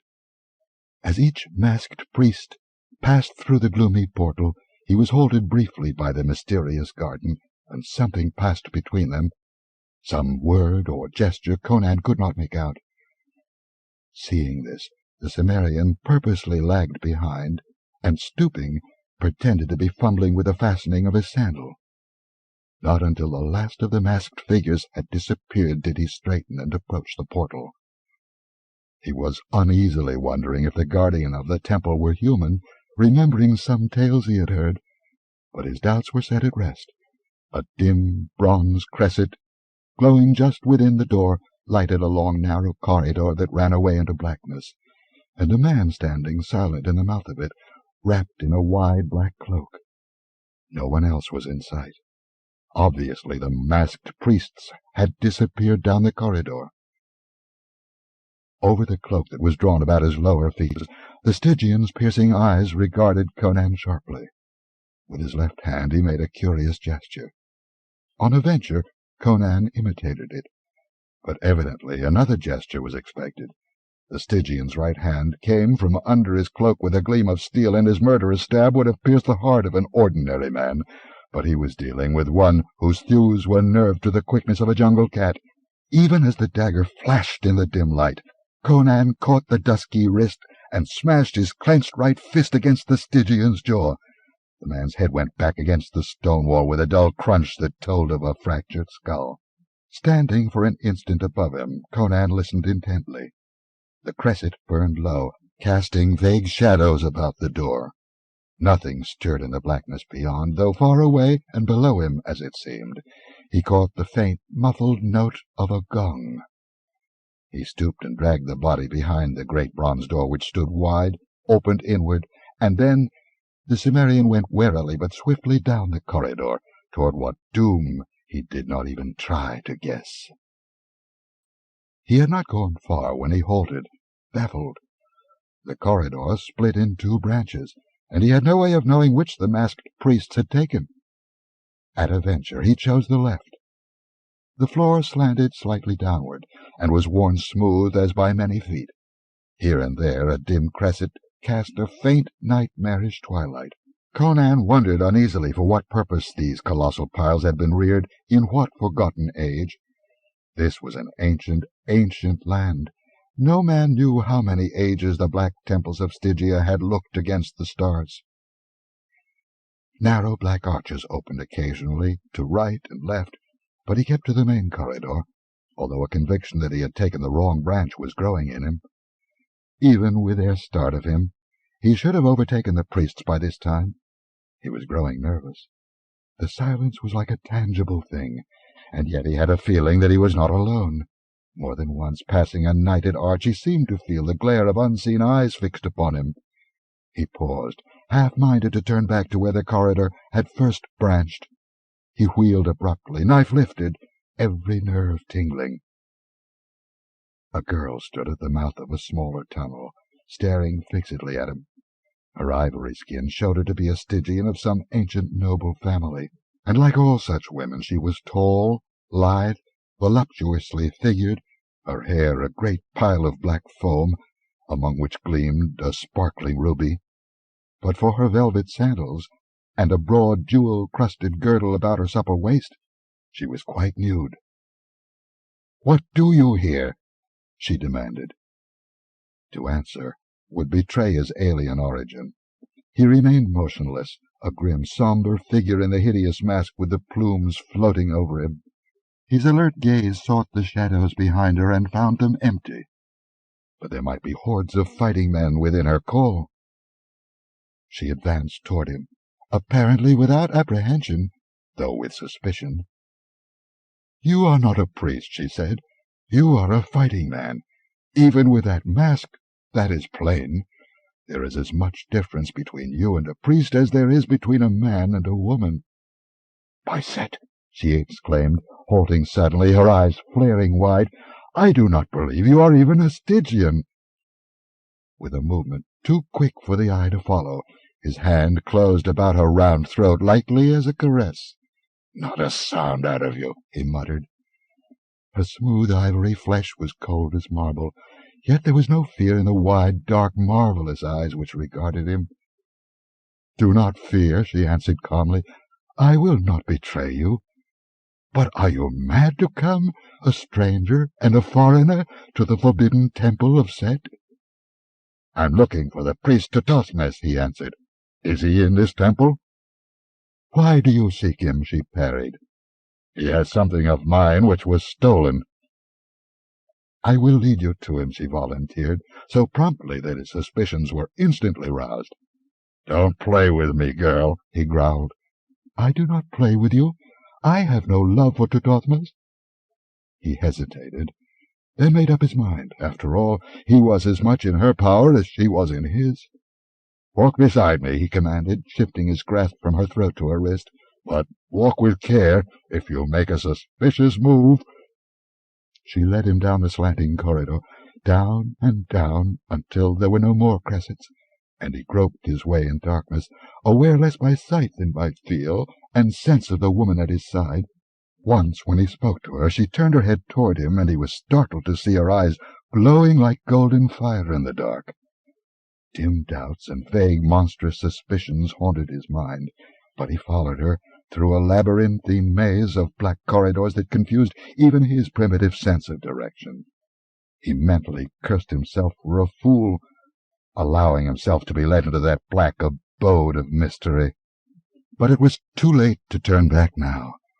Again he felt life and movement in the darkness about him, sensed peril and hunger burning impatiently in the blackness. Unless his ears deceived him, he caught a faint sliding noise that ceased and receded at a muttered command from the girl. She led him at last into a chamber, lighted by a curious 7-branched candelabrum in which black candles burned weirdly. He knew they were far below the earth. The chamber was square, with walls and ceiling of polished black marble, and furnished after the manner of the ancient Stygians. There was a couch of ebony, covered with black velvet, and on a black stone dais lay a carven mummy case. Conan stood waiting expectantly, staring at the various black arches which opened into the chamber, but the girl made no move to go farther. Stretching herself on the couch with feline suppleness, she intertwined her fingers behind her sleek head and regarded him from under long, drooping lashes. "Well?" he demanded impatiently. "What are you doing? Where's Tutosmes?" "There is no haste," she answered lazily. "What is an hour, or a day, or a year, or a century, for that matter?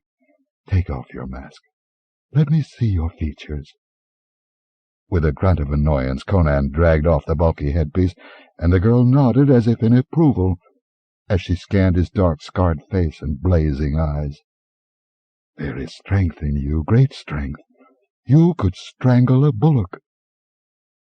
He moved restlessly, his suspicion growing. With his hand on his hilt, he peered into the gloomy arches. "If you've brought me into a trap," he said, "you won't live to enjoy your handiwork. Are you going to get off that couch and do as you promised, or do I have to—" His voice trailed away. He was staring at the mummy case, on which the countenance of the occupant was carved in ivory with the startling vividness of a forgotten art. There was a disquieting familiarity about that carven mask, and with something of a shock he realized what it was. There was a startling resemblance between it and the face of the girl lolling on the ebon couch. She might have been the model from which it was carved, but he knew the portrait was at least centuries old. Archaic hieroglyphics were scrawled across the lacquered lid, and seeking back into his mind for tag-ends of learning, picked up here and there as incidentals of an adventurous life, he spelled them out and said aloud, "Akivasha!" "You have heard of Princess Akivasha?" inquired the girl on the couch. "Who hasn't?" he grunted. The name of that ancient, evil, beautiful princess still lived the world over in song and legend, though 10,000 years had rolled their cycles since the daughter of Tuthamon had revelled in purple feasts amid the black halls of ancient Luxor. "Her only sin was that she loved life and all the meanings of life," said the Stygian girl. "To win life she courted death. She could not bear to think of growing old and shriveled and worn, and dying at last as hags die. She wooed darkness like a lover, and his gift was life, life that, not being life as mortals know it, can never grow old and fade. She went into the shadows to cheat age and death." Conan glared at her with eyes that were suddenly burning slits, and he wheeled and tore the lid from the sarcophagus. It was empty. Behind him the girl was laughing, and the sound froze the blood in his veins. He whirled back to her, the short hairs on his neck bristling. "You are Akivasha!" he grated. She laughed and shook back her burnished locks, spread her arms sensuously. "I am Akivasha. I am the woman who never died, who never grew old, who fools say was lifted from the earth by the gods in the full bloom of her youth and beauty, to queen it forever in some celestial clime. Nay, it is in the shadows that mortals find immortality. 10,000 years ago I died to live forever. Give me your lips, strong man." Rising lithely, she came to him, rose on tiptoe, and flung her arms about his massive neck. Scowling down into her upturned, beautiful countenance, he was aware of a fearful fascination and an icy fear. "Love me," she whispered, her head thrown back, eyes closed and lips parted. "Give me of your blood to renew my youth and perpetuate my everlasting life. I will make you too immortal.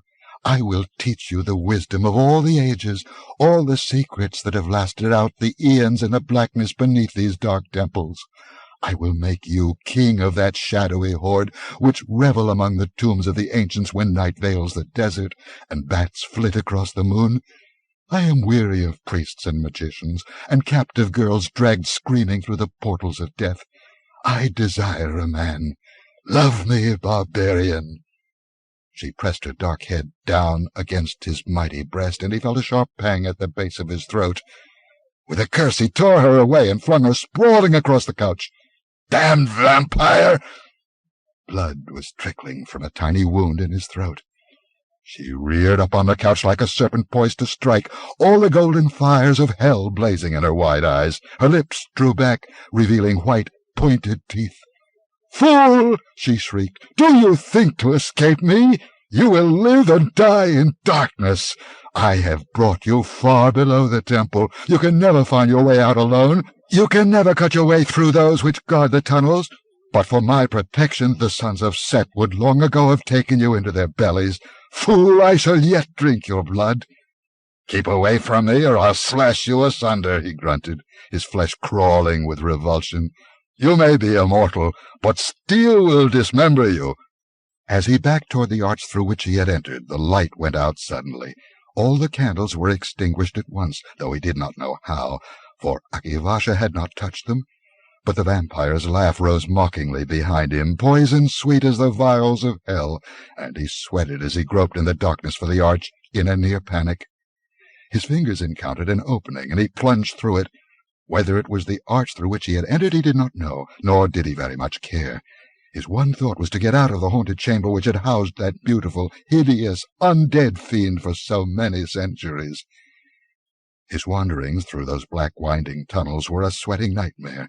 Behind him and about him he heard faint slitherings and glidings, and once the echo of that sweet, hellish laughter he had heard in the chamber of Aquilonia.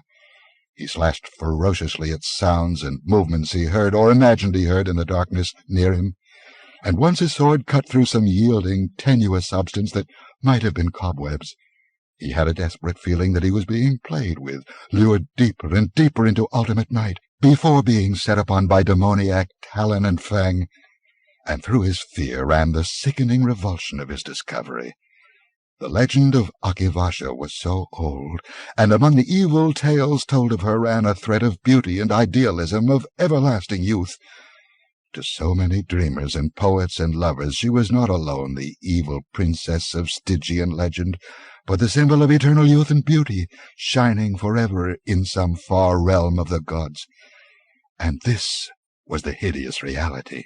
This foul perversion was the truth of that everlasting life. Through his physical revulsion ran a sense of a shattered dream of man's idolatry. Its glittering gold proved slime and cosmic filth. A wave of futility swept over him, a dim fear of the falseness of all men's dreams and idolatries. And now he knew that his ears were not playing him tricks. He was being followed, and his pursuers were closing in on him. In the darkness sounded shufflings and slidings that were never made by human feet, no, nor by the feet of any normal animal. The underworld had its bestial life too, perhaps. They were behind him. He turned to face them, though he could see nothing, and slowly backed away. Then the sounds ceased, even before he turned his head and saw, somewhere down the long corridor, a glow of light. 19. In the Hall of the Dead. Conan moved cautiously in the direction of the light he had seen, his ear cocked over his shoulder, but there was no further sound of pursuit, though he felt the darkness, pregnant with sentient life. The glow was not stationary. It moved, bobbing grotesquely along. Then he saw the source. The tunnel he was traversing crossed another, wider corridor some distance ahead of him, and along this latter tunnel filed a bizarre procession, 4 tall, gaunt men in black hooded robes, leaning on staffs. The leader held a torch above his head, a torch that burned with a curious, steady glow. Like phantoms they passed across his limited range of vision and vanished, with only a fading glow to tell of their passing. Their appearance was indescribably eldritch. They were not Stygians, not like anything Conan had ever seen. He doubted if they were even humans. They were like black ghosts, stalking ghoulishly along the haunted tunnels. But his position could be no more desperate than it was. Before the inhuman feet behind him could resume their slithering advance at the fading of the distant illumination, Conan was running down the corridor. He plunged into the other tunnel and saw far down it, small in the distance, the weird procession moving in the glowing sphere. He stole noiselessly after them, then shrank suddenly back against the wall as he saw them halt and cluster together as if conferring on some matter. They turned as if to retrace their steps, and he slipped into the nearest archway. Groping in the darkness to which he had become so accustomed that he could all but see through it, he discovered that the tunnel did not run straight, but meandered, and he fell back beyond the first turn so that the light of the strangers should not fall on him as they passed. But as he stood there, he was aware of a low hum of sound from somewhere behind him, like the murmur of human voices. Moving down the corridor in that direction, he confirmed his first suspicion. Abandoning his original intention of following the ghoulish travellers to whatever destination might be theirs, he set out in the direction of the voices. Presently he saw a glint of light ahead of him, and turning into the corridor from which it issued, saw a broad arch filled with a dim glow at the other end. On his left a narrow stone stair went upward, and instinctive caution prompted him to turn and mount that stair.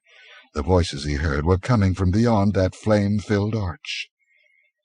The sounds fell away beneath him as he climbed, and presently he came out through a low arched door into a vast open space glowing with a weird radiance. He saw standing on a shadowy gallery from which he looked down into a broad dim-lit hall of colossal proportions. It was a hall of the dead, which few ever see but the silent priests of Stygia. Along the black walls rose tier above tier of carven, painted sarcophagi. Each stood in a niche in the dusky stone, and the tiers mounted up and up to be lost in the gloom above.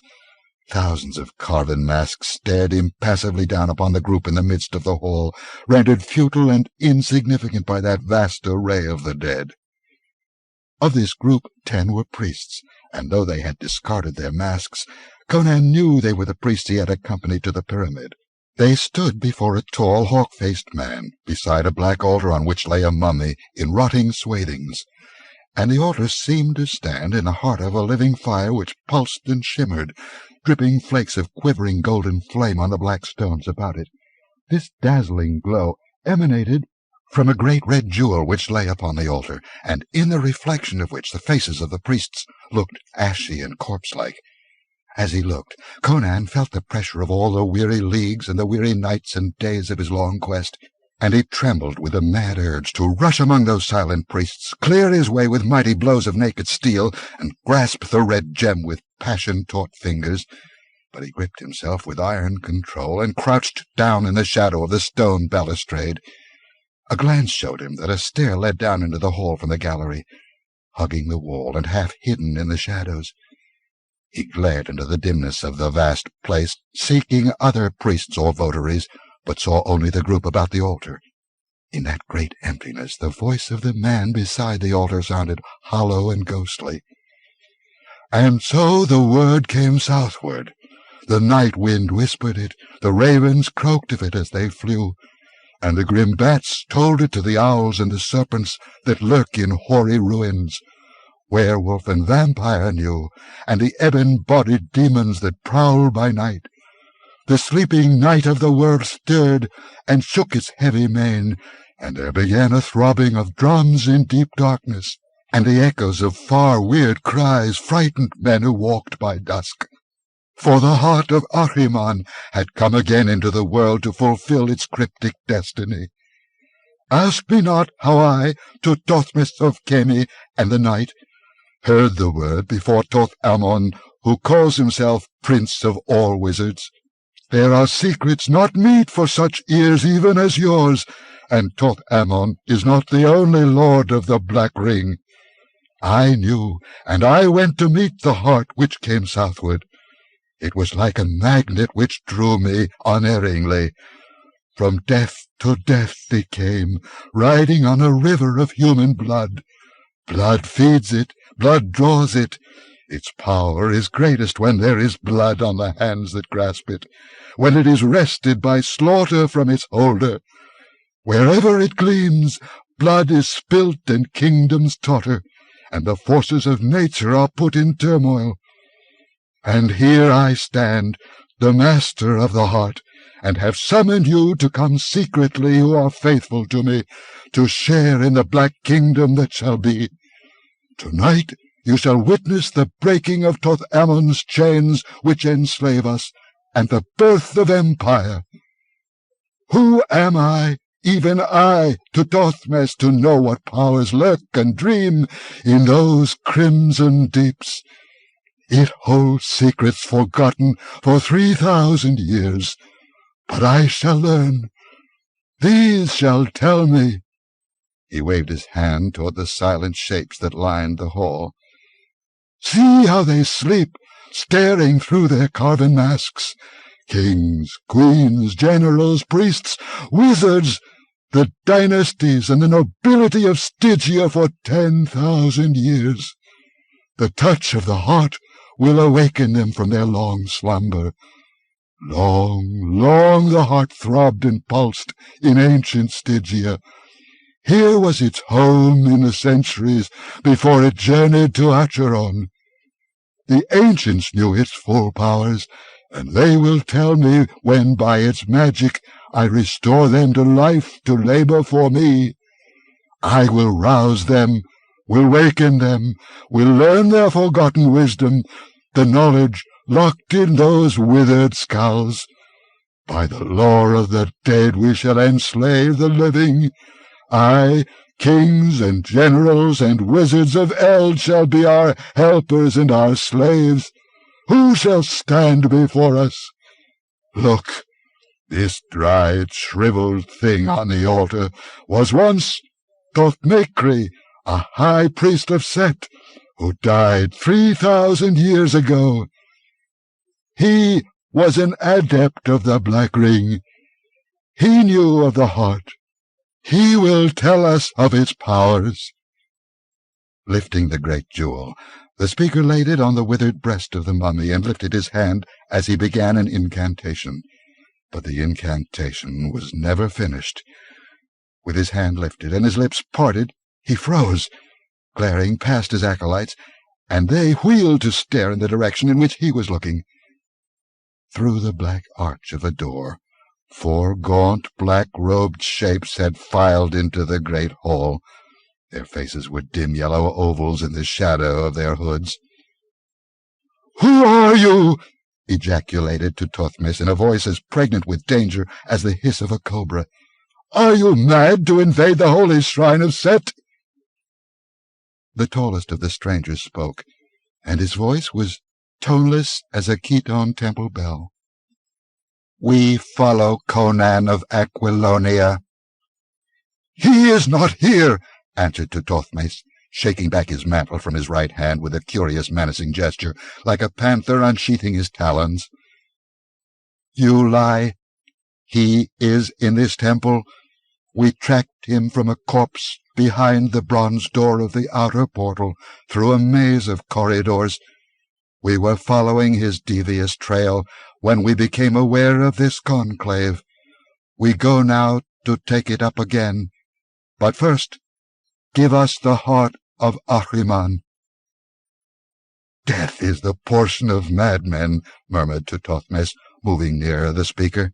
His priests closed in on cat-like feet, but the strangers did not appear to heed. "Who can look upon it without desire?" said the Khitan. "In Khitai we have heard of it. It will give us power over the people which cast us out. Glory and wonder dream in its crimson deeps. Give it to us before we slay you." A fierce cry rang out as a priest leaped with a flicker of steel. Before he could strike, a scaly staff licked out and touched his breast, and he fell as a dead man falls. In an instant the mummies were staring down on a scene of blood and horror. Curved knives flashed and crimsoned, snaky staffs licked in and out, and whenever they touched a man, that man screamed and died. At the first stroke Conan had bounded up and was racing down the stairs. He caught only glimpses of that brief fiendish fight, saw men swaying, locked in battle and streaming blood, saw one Khitan fairly hacked to pieces, yet still on his feet and dealing death, when Thothmes smote him on the breast with his open, empty hand, and he dropped dead, though naked steel had not been enough to destroy his uncanny vitality. By the time Conan's hurtling feet left the stair, the fight was all but over. 3 of the Khitans were down, slashed and cut to ribbons and disemboweled, but of the Stygians only Tutothmis remained on his feet. He rushed at the remaining Khitan, his empty hand lifted like a weapon, and that hand was black as that of a negro, but before he could strike, the staff in the tall Khitan's hand licked out, seeming to elongate itself as the yellow man thrust. The point touched the bosom of Tutothmis, and he staggered. Again and yet again the staff licked out, and Tutothmis reeled and fell dead, his features blotted out in a rush of blackness that made the whole of him the same hue as his enchanted hand. The Khitan turned toward the jewel that burned on the breast of the mummy, but Conan was before him. In a tense stillness the two faced each other, amid that shambles with the carven mummies staring down upon them. "Far have I followed you, O king of Aquilonia," said the Khitan calmly, "down the long river and over the mountains across Poetan and Zingara, and through the hills of Argos and down the coast. Not easily did we pick up your trail from Tarantia, for the priests of Asura are crafty. We lost it in Zingara, but we found your helmet in the forest below the border hills, where you had fought with the ghouls of the forests. Almost we lost the trail again tonight among these labyrinths." Conan reflected that he had been fortunate in returning from the vampire's chamber by another route than that by which he had been led to it. Otherwise he would have run full into these yellow fiends, instead of sighting them from afar as they smelled out his spoor like human bloodhounds, with whatever uncanny gift was theirs. The Khitan shook his head slightly, as if reading his mind. "That is meaningless. The long trail ends here." "Why have you hounded me?" demanded Conan, poised to move in any direction with the celerity of a hair-trigger. "It was a debt to pay," answered the Khitan. "To you who are about to die, I will not withhold knowledge. We were vassals of the king of Aquilonia, Valerius. Long we served him, but of that service we are free now, my brothers by death, and I by the fulfillment of obligation. I shall return to Aquilonia with 2 hearts, for myself the heart of Acheron, for Valerius the heart of Conan. A kiss of the staff that was cut from the living tree of death." The staff licked out like the dart of a viper, but the slash of Conan's knife was quicker. The staff fell in writhing halves. There was another flicker of the keen steel like a jet of lightning, and the head of the Khitan rolled to the floor. Conan wheeled and extended his hand toward the jewel. Then he shrank back, his hair bristling, his blood congealing icily. For no longer a withered brown thing lay on the altar. The jewel shimmered on the full arching breast of a naked living man who lay among the mouldering bandages. Living? Conan could not decide. The eyes were like dark, murky glass under which shone inhuman, somber fires. Slowly the man rose, taking the jewel in his hand. He towered beside the altar, dusky, naked, with a face like a carven image. Mutely, he extended his hand toward Conan, with the jewel throbbing like a living heart within it. Conan took it, with an eerie sensation of receiving gifts from the hand of the dead. He somehow realized that the proper incantations had not been made. The conjurement had not been completed. Life had not been fully restored to this corpse. "Who are you?" demanded the Cimmerian. The answer came in a toneless monotone, like the dripping of water from stalactites in subterranean caverns. "I was Bothmekri. I am dead." "Well, lead me out of this accursed temple, will you?" Conan requested, his flesh crawling. With measured mechanical steps the dead man moved toward a black arch. Conan followed him. A glance back showed him once again the vast shadowy hall with its tiers of sarcophagi. The dead men sprawled about the altar. The head of the Khitan he had slain stared sightless up at the sweeping shadows. The glow of the jewel illuminated the black tunnels like an ensorcelled lamp, dripping golden fire. Once Conan caught a glimpse of ivory flesh in the shadows, believed he saw the vampire that was Aquilonia shrinking back from the glow of the jewel, and with her other less human shapes scuttled or shambled into the darkness. The dead man strode straight on, looking neither to right nor left, his pace as changeless as the tramp of doom. Cold sweat gathered thick on Conan's flesh. Icy doubts assailed him. How could he know that this terrible figure out of the past was leading him to freedom? But he knew that, left to himself, he could never untangle this bewitched maze of corridors and tunnels.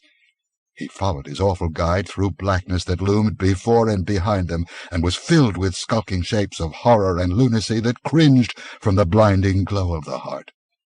Then the bronze doorway was before him, and Conan felt the night wind blowing across the desert and saw the stars and the starlit desert across which streamed the great black shadow of the pyramid.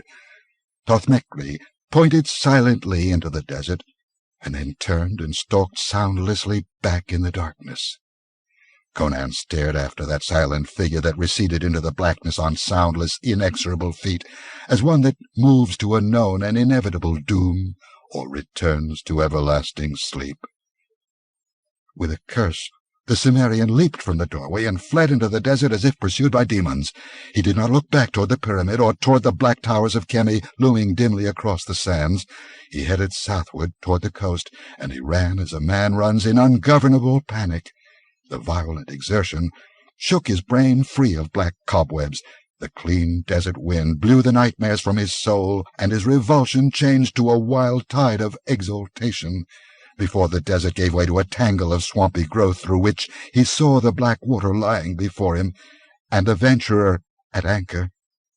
He plunged through the undergrowth, hip-deep in the marshes, dived headlong into the deep water, heedless of sharks or crocodiles, and swam to the galley and was clambering up the chain onto the deck, dripping and exultant, before the watch saw him. "Awake, you dogs!" roared Conan, knocking aside the spear the startled lookout thrust at his breast. "Heave up the anchor, lay to the doors, give that fisherman a helmet full of gold, and put him ashore.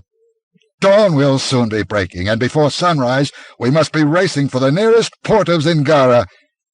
He whirled about his head the great jewel, which threw off splashes of light that spotted the deck with golden fire. 20.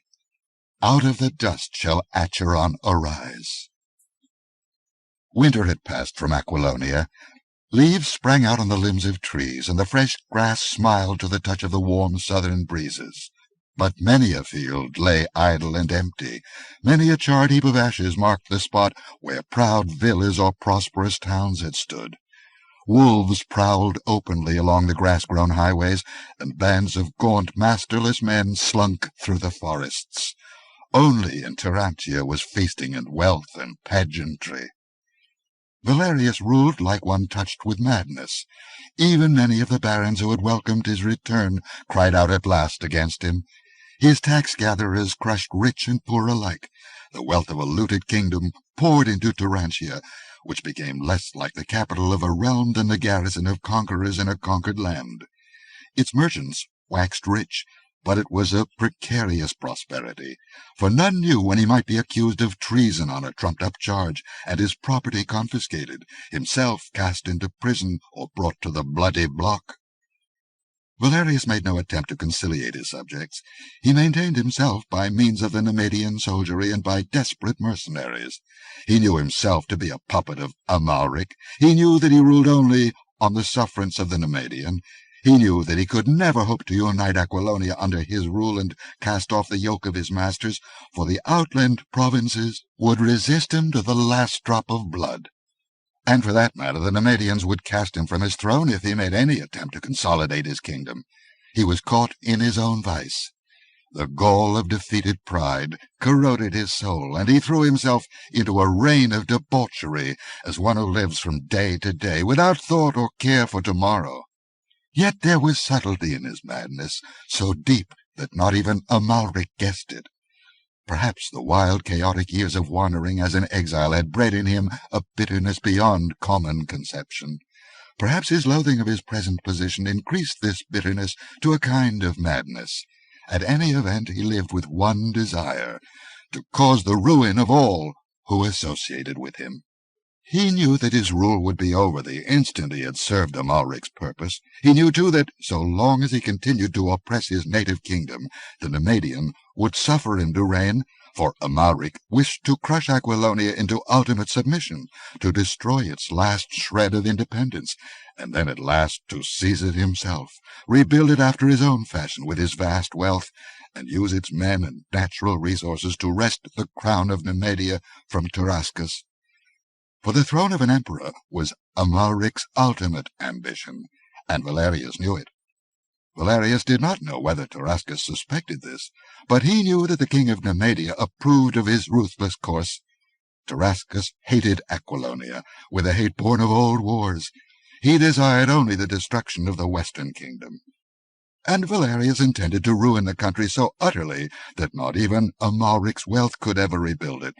He hated the Baron quite as much as he hated the Aquilonians, and hoped only to live to see the day when Aquilonia lay in utter ruin, and Tarascus and Amalric were locked in hopeless civil war that would as completely destroy Nemedia. He believed that the conquest of the still defiant provinces of Gunderland and Powhatan and the Bosonian marches would mark his end as king. He would then have served Amalric's purpose, and could be discarded. So he delayed the conquest of these provinces, confining his activities to objectless raids and forays, meeting Amalric's urges for action with all sorts of plausible objections and postponements. His life was a series of feasts and wild debauches. He filled his palace with the fairest girls of the kingdom, willing or unwilling. He blasphemed the gods and sprawled drunken on the floor of the banquet hall wearing the golden crown, and staining his royal purple robes with the wine he spilled. In gusts of bloodlust he festooned the gallows in the market square with dangling corpses, glutted the axes of the headsmen, and sent his Nemedian horsemen thundering through the land, pillaging and burning. Driven to madness, the land was in a constant upheaval of frantic revolt, savagely suppressed. Valerius plundered and raped and looted and destroyed, until even Amalric protested, warning him that he would beggar the kingdom beyond repair, not knowing that such was his fixed determination. But while in both Aquilonia and Nemedia men talked of the madness of the king, in Nemedia men talked much of Zoltoten the Masked One. Yet few saw him on the streets of Belverus. Men said he spent much time in the hills, in curious conclaves with surviving remnants of an old race, dark, silent folk who claimed descent from an ancient kingdom. Men whispered of drums beating far up in the dreaming hills, of fires glowing in the darkness, and strange chantings borne on the winds, chantings and rituals forgotten centuries ago except as meaningless formulas mumbled beside mountain hearths in villages whose inhabitants differed strangely from the people of the valleys. The reason for these conclaves none knew, unless it was Orastes, who frequently accompanied the Pythonian, and on whose countenance a haggard shadow was growing. But in the full flood of spring, a sudden whisper passed over the sinking kingdom that woke the land to eager life.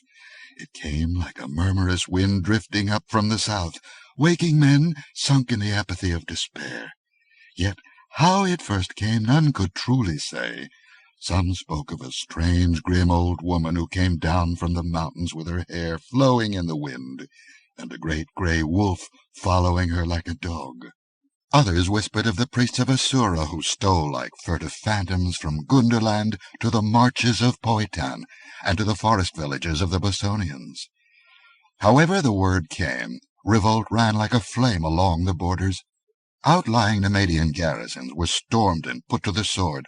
Foraging parties were cut to pieces. The West was up in arms, and there was a different air about the rising, a fierce resolution and inspired wrath, rather than the frantic despair that had motivated the preceding revolts. It was not only the common people. Barons were fortifying their castles and hurling defiance at the governors of the provinces. Bands of Bosonians were seen moving along the edges of the marches, stocky, resolute men in brigandines and steel caps, with longbows in their hands. From the inert stagnation of dissolution and ruin, the realm was suddenly alive, vibrant and dangerous. So Amalric sent in haste for Tarascus, who came with an army.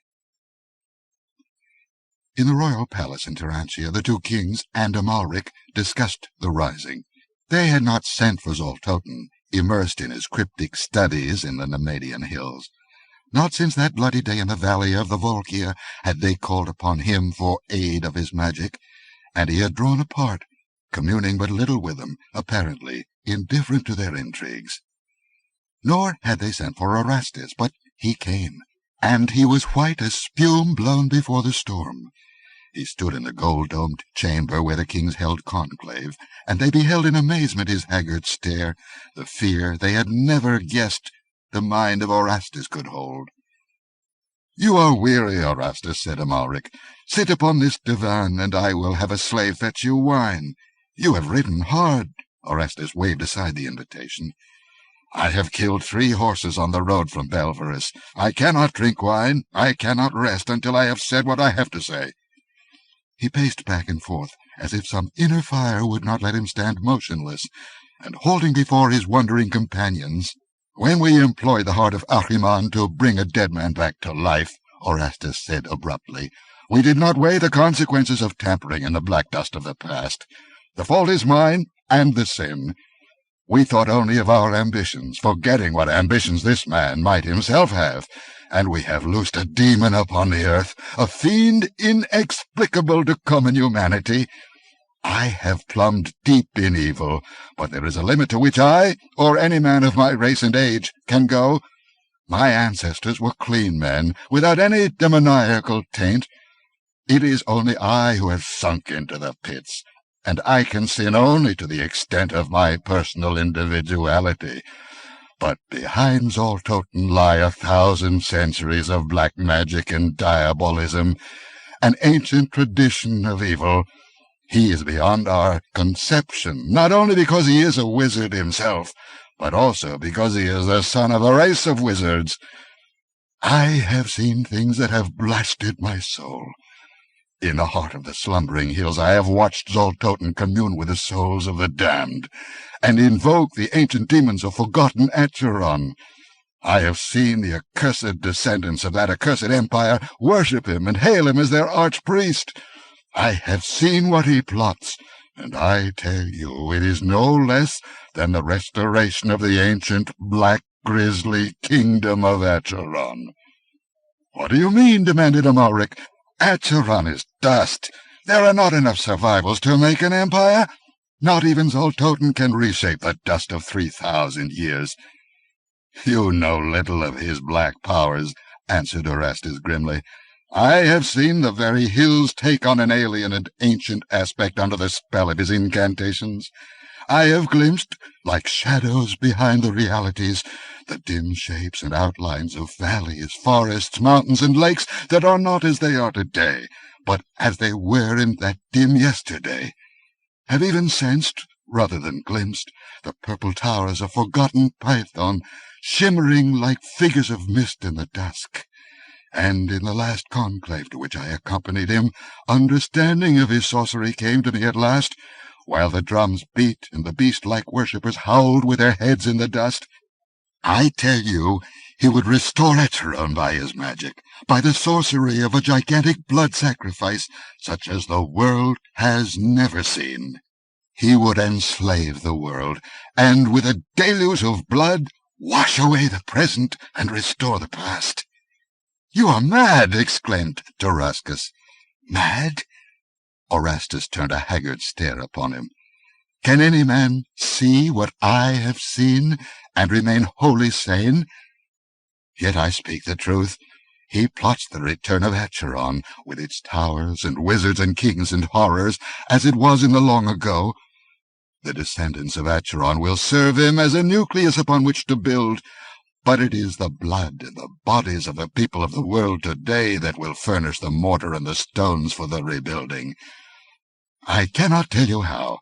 My own brain reels when I try to understand, but I have seen. Acheron will be Acheron again, and even the hills, the forests, and the rivers will resume their ancient aspect. Why not? If I, with my tiny store of knowledge, could bring to life a man dead 3,000 years. Why cannot the greatest wizard of the world bring back to life a kingdom dead 3,000 years? Out of the dust shall Acheron arise at his bidding."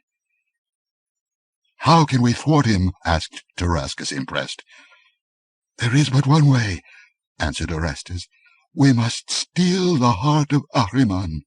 "But I—" began Tarascus involuntarily, then closed his mouth quickly. None had noticed him, and Orestes was continuing. "It is a power that can be used against him. With it in my hands I might defy him. But how shall we steal it? He has it hidden in some secret place from which not even a Zamorian thief might filch it.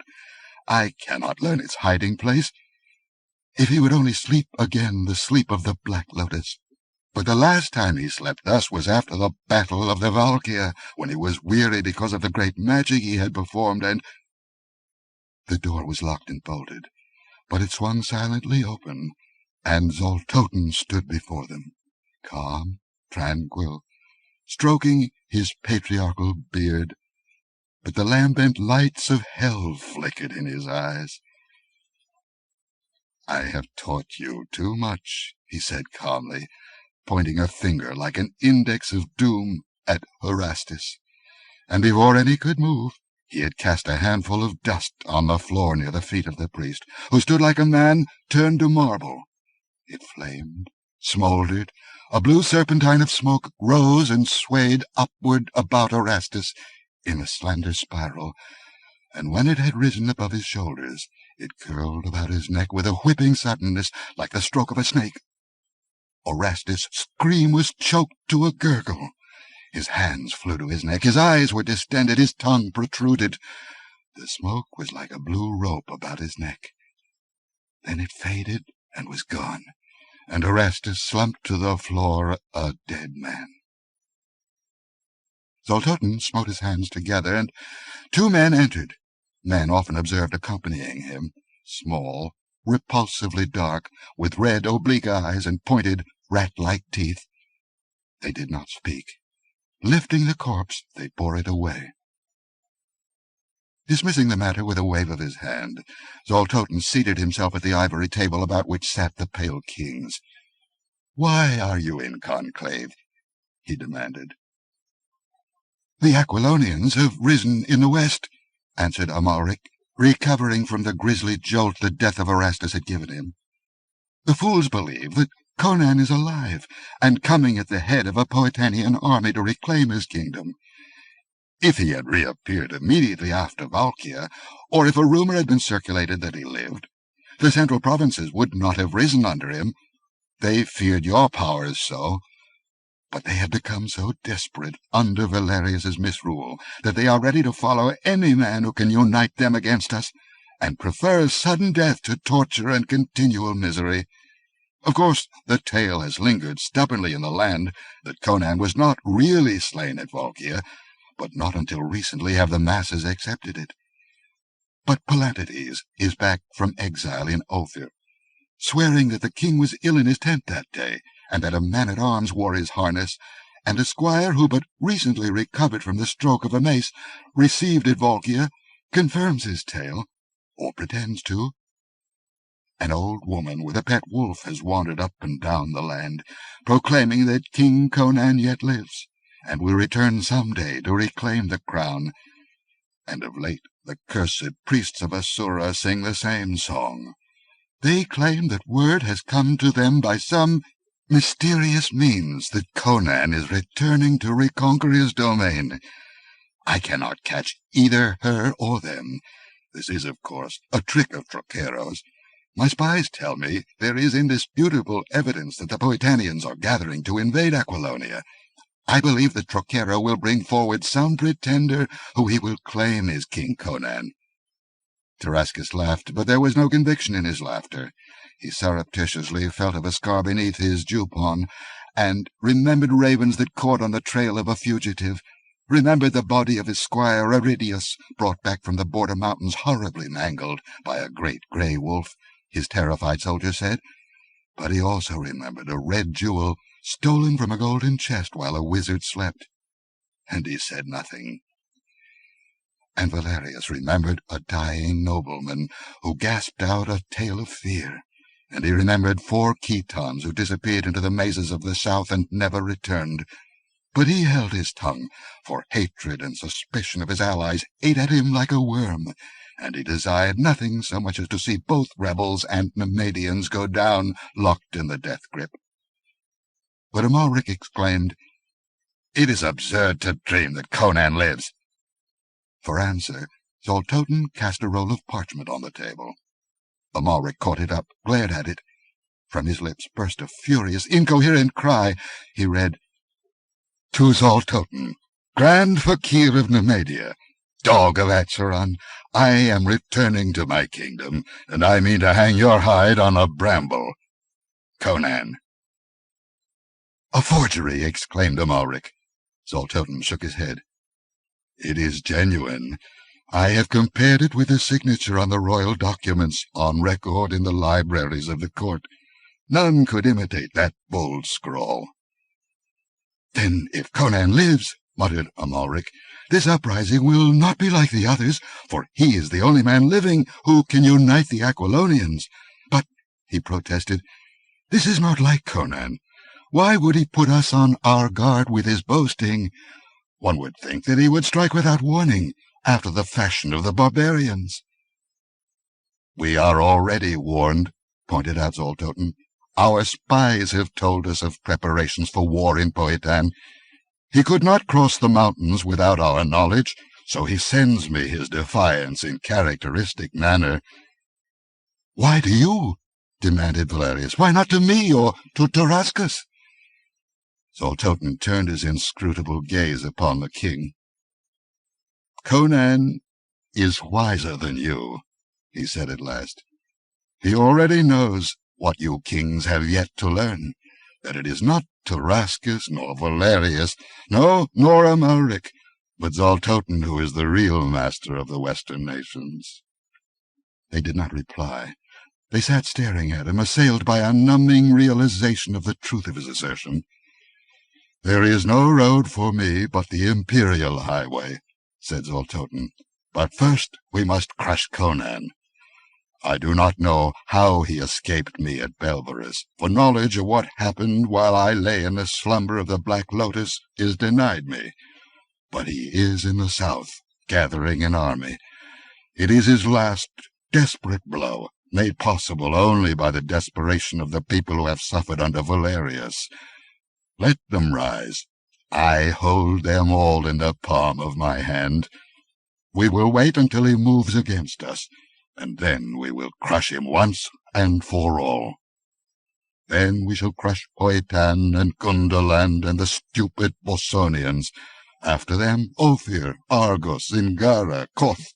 All the nations of the world we shall weld into one vast empire. You shall rule as my satraps, and as my captains shall be greater than kings are now. I am unconquerable, for the heart of Acheron is hidden where no man can ever wield it against me again." Tarascus averted his gaze, lest Zoltoten read his thoughts. He knew the wizard had not looked into the golden chest with its carven serpents that had seemed to sleep, since he laid the heart therein. Strange as it seemed, Zoltoten did not know that the heart had been stolen. The strange jewel was beyond or outside the ring of his dark wisdom. His uncanny talents did not warn him that the chest was empty.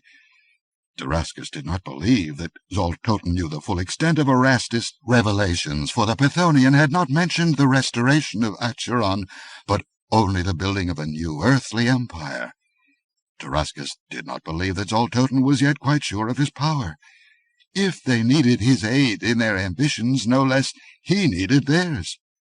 Magic depended, to a certain extent after all, on sword strokes and lance thrusts.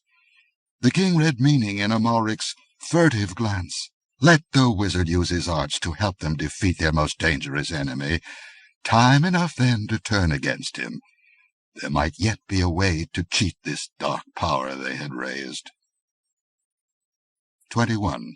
Drums of Peril. Confirmation of the war came when the army of Powhatan, 10,000 strong, marched through the southern passes with waving banners and shimmer of steel, and at their head, the spies swore, rode a giant figure in black armor, with a royal lion of Aquilonia worked in gold upon the breast of his rich silken surcoat. Conan lived! The king lived! There was no doubt of it in men's minds now, whether friend or foe. With the news of the invasion from the south, there also came word, brought by hard-riding couriers, that a host of Gundermen was moving southward, reinforced by the barons of the northwest and the northern Bosonians.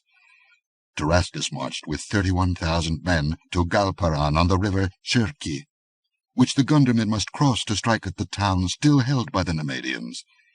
The Shirki was a swift, turbulent river rushing southwestward through rocky gorges and canyons, and there were few places where an army could cross at that time of the year, when the stream was almost bank full with the melting of the snows.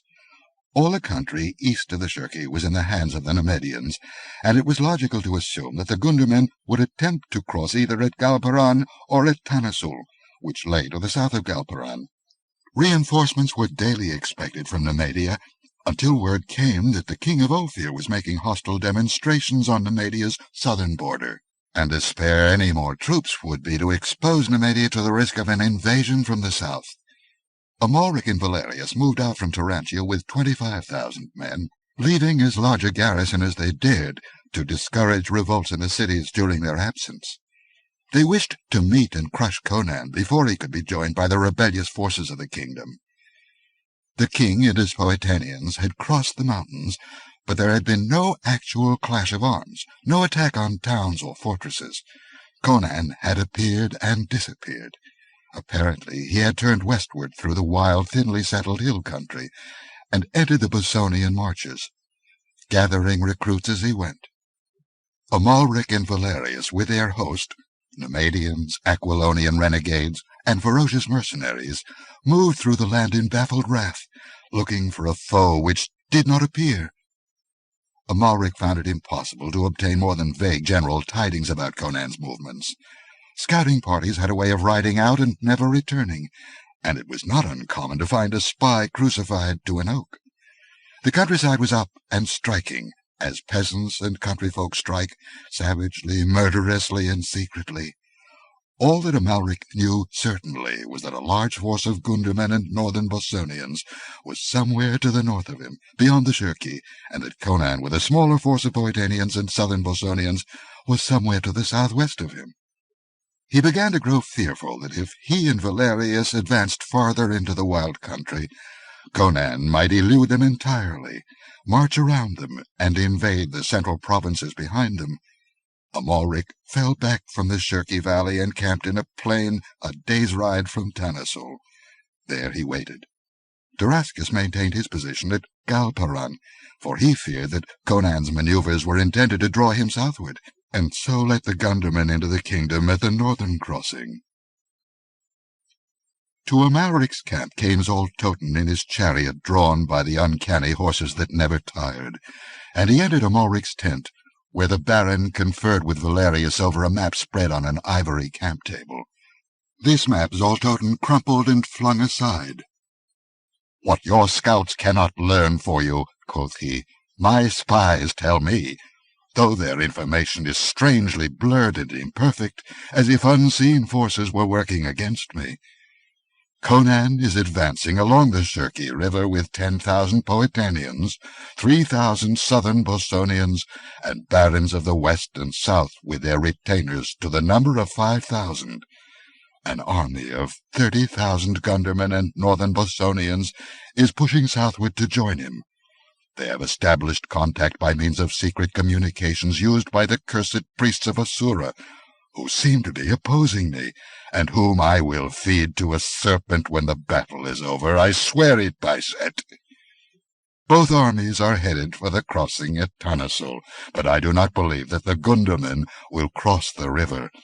I believe that Conan will cross instead, and join them." "Why should Conan cross the river?" demanded Amalric. "Because it is to his advantage to delay the battle. The longer he waits, the stronger he will become, the more precarious our position. The hills on the other side of the river swarm with people passionately loyal to his cause, broken men, refugees, fugitives from Valerius's cruelty. From all over the kingdom men are hurrying to join his army, singly and by companies. Daily, parties from our armies are ambushed and cut to pieces by the country folk. Revolt grows in the central provinces and will soon burst into open rebellion. The garrisons we left there are not sufficient, and we can hope for no reinforcements from Nemedia for the time being. I see the hand of Palantides in this brawling on the Ophirian frontier. He has kin in Ophir. If we do not catch and crush Conan quickly, the provinces will be in a blaze of revolt behind us. We shall have to fall back to Tarantia to defend what we have taken, and we may have to fight our way through a country in rebellion, with Conan's whole force at our heels, and then stand siege in the city itself, with enemies within as well as without. No, we cannot wait. We must crush Conan before his army grows too great, before the central provinces rise. With his head hanging above the gate at Tarantia, you will see how quickly the rebellion will fall apart. "Why do you not put a spell on his army to slay them all?" asked Valerius, half in mockery. Zoltoten stared at the Aquilonian, as if he read the full extent of the mocking madness that lurked in those wayward eyes. "Do not worry," he said at last. "My arts shall crush Conan finally like a lizard under the heel. But even sorcery is aided by pikes and swords. If he crosses the river and takes up his position in the Goralian hills, he may be hard to dislodge," said Amalric. "But if we catch him in the valley on this side of the river, we can wipe him out. How far is Conan from Tanasul?" "At the rate he is marching, he should reach the crossing some time tomorrow night. His men are rugged, and he is pushing them hard. He should arrive there at least a day before the Gundermen." "Good!" Amalric smote the table with his clenched fist. "I can reach Tanasul before he can. I'll send a rider to Damascus, bidding him follow me to Tanasul.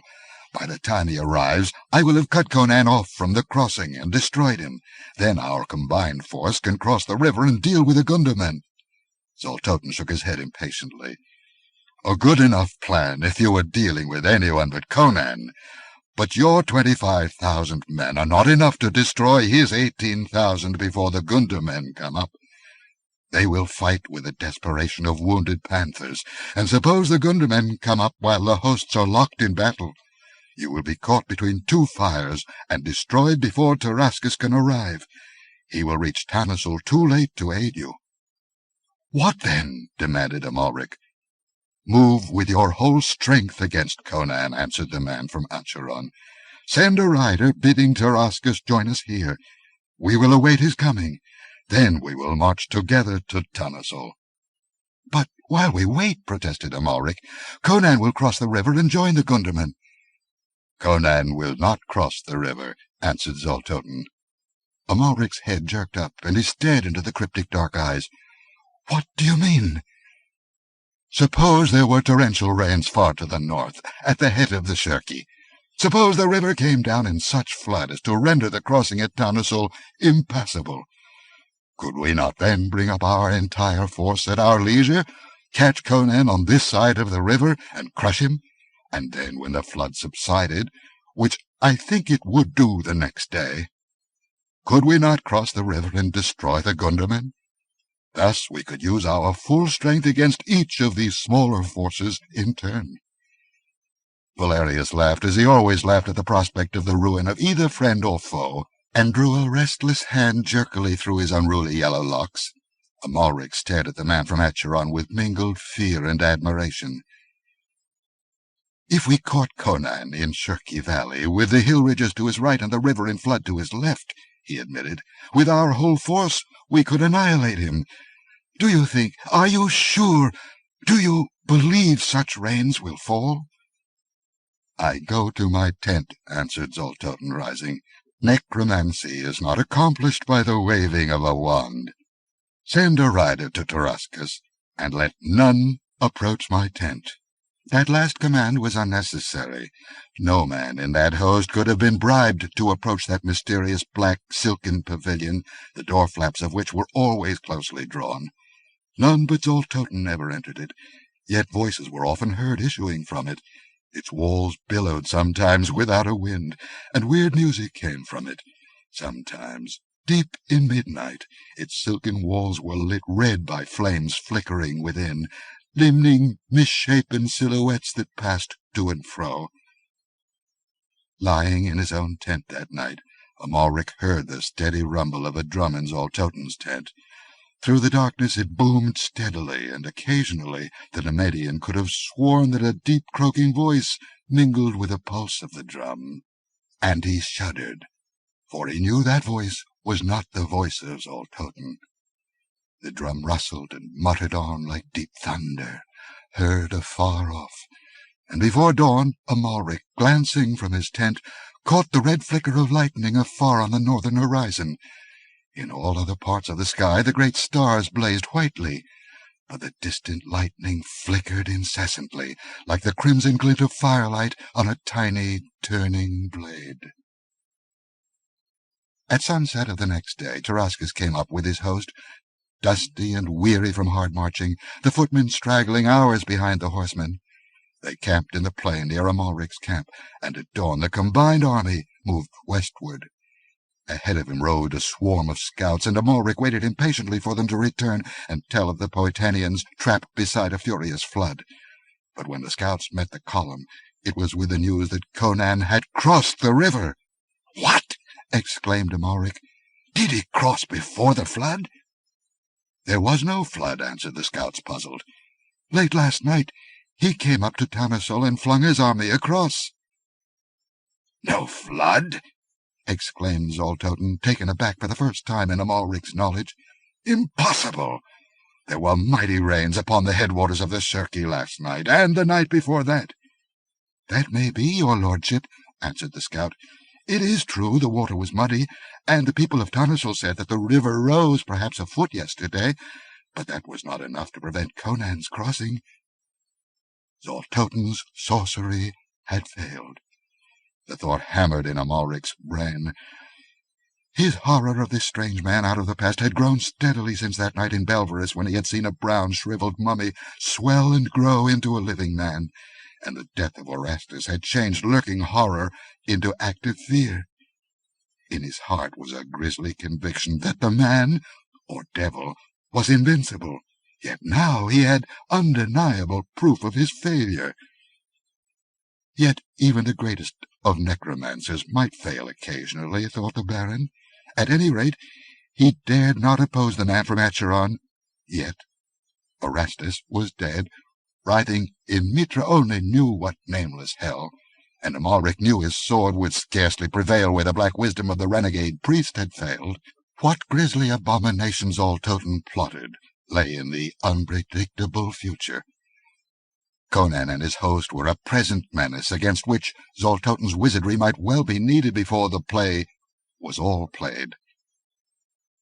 They came to Tanasul, a small fortified village at the spot where a reef of rocks made a natural bridge across the river, passable always except in times of greatest flood.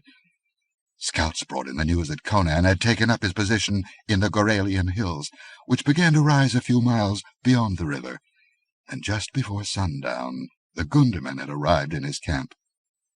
Amalric looked at Zoltoten, inscrutable and alien in the light of the flaring torches. Night had fallen.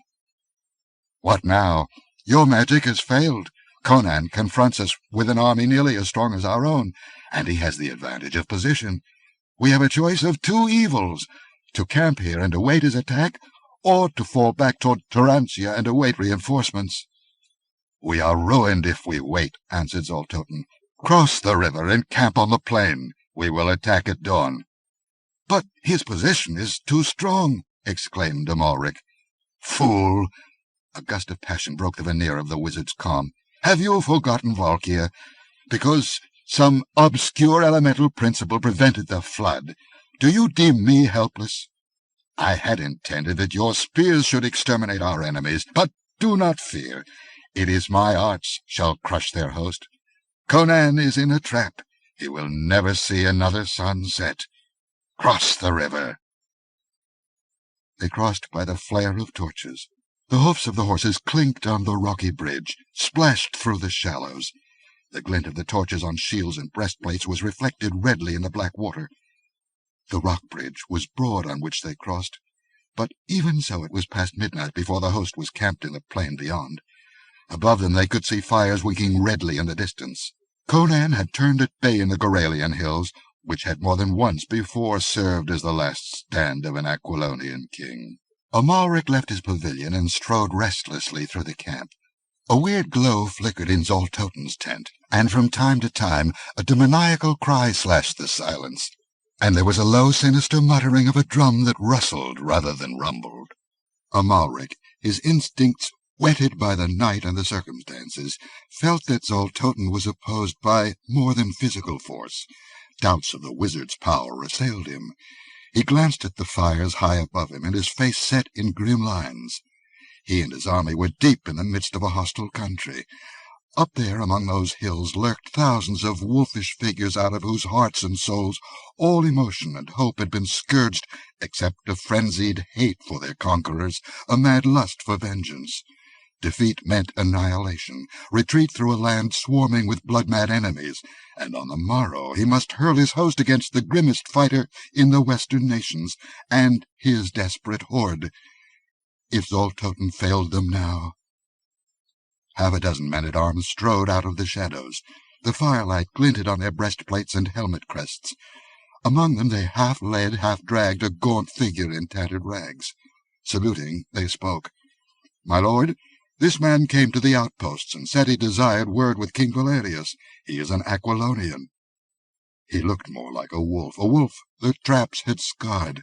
Old sores that only fetters make showed on his wrists and ankles. A great brand, the mark of hot iron, disfigured his face. His eyes glared through the tangle of his matted hair as he half crouched before the baron. "Who are you, you filthy dog?" demanded the Nemedian. "Call me Tiberius," answered the man, and his teeth clicked in an involuntary spasm. "I have come to tell you how to trap Conan." "A traitor, eh?" rumbled the baron. "Men say you have gold," mouthed the man, shivering under his rags. "Give some to me. Give me gold, and I will show you how to defeat the king." His eyes glazed widely. His outstretched, upturned hands were spread like quivering claws. Amalric shrugged his shoulders in distaste, but no tool was too base for his use. "If you speak the truth, you shall have more gold than you can carry," he said. "If you are a liar and a spy, I will have you crucified head down. Bring him along." In the tent of Valerius, the baron pointed to the man who crouched, shivering before them, huddling his rags about him. "He says he knows a way to aid us on the morrow. We will need aid, if Zoltoten's plan is no better than it has proved so far. Speak on, dog." The man's body writhed in his strange convulsions. Words came in a stumbling rush. "Conan camps at the head of the Valley of Lions.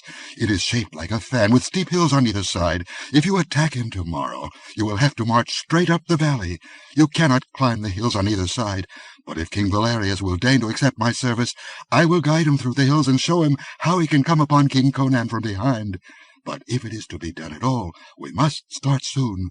It is many hours' riding, for one must go miles to the west, then miles to the north, then turn eastward, and so come into the Valley of Lions from behind, as the Gundamen came." Amalric hesitated, tugging his chin. In these chaotic times it was not rare to find men willing to sell their souls for a few gold pieces. "If you lead me astray, you will die," said Valerius. "You are aware of that, are you not?" The man shivered, but his wide eyes did not waver.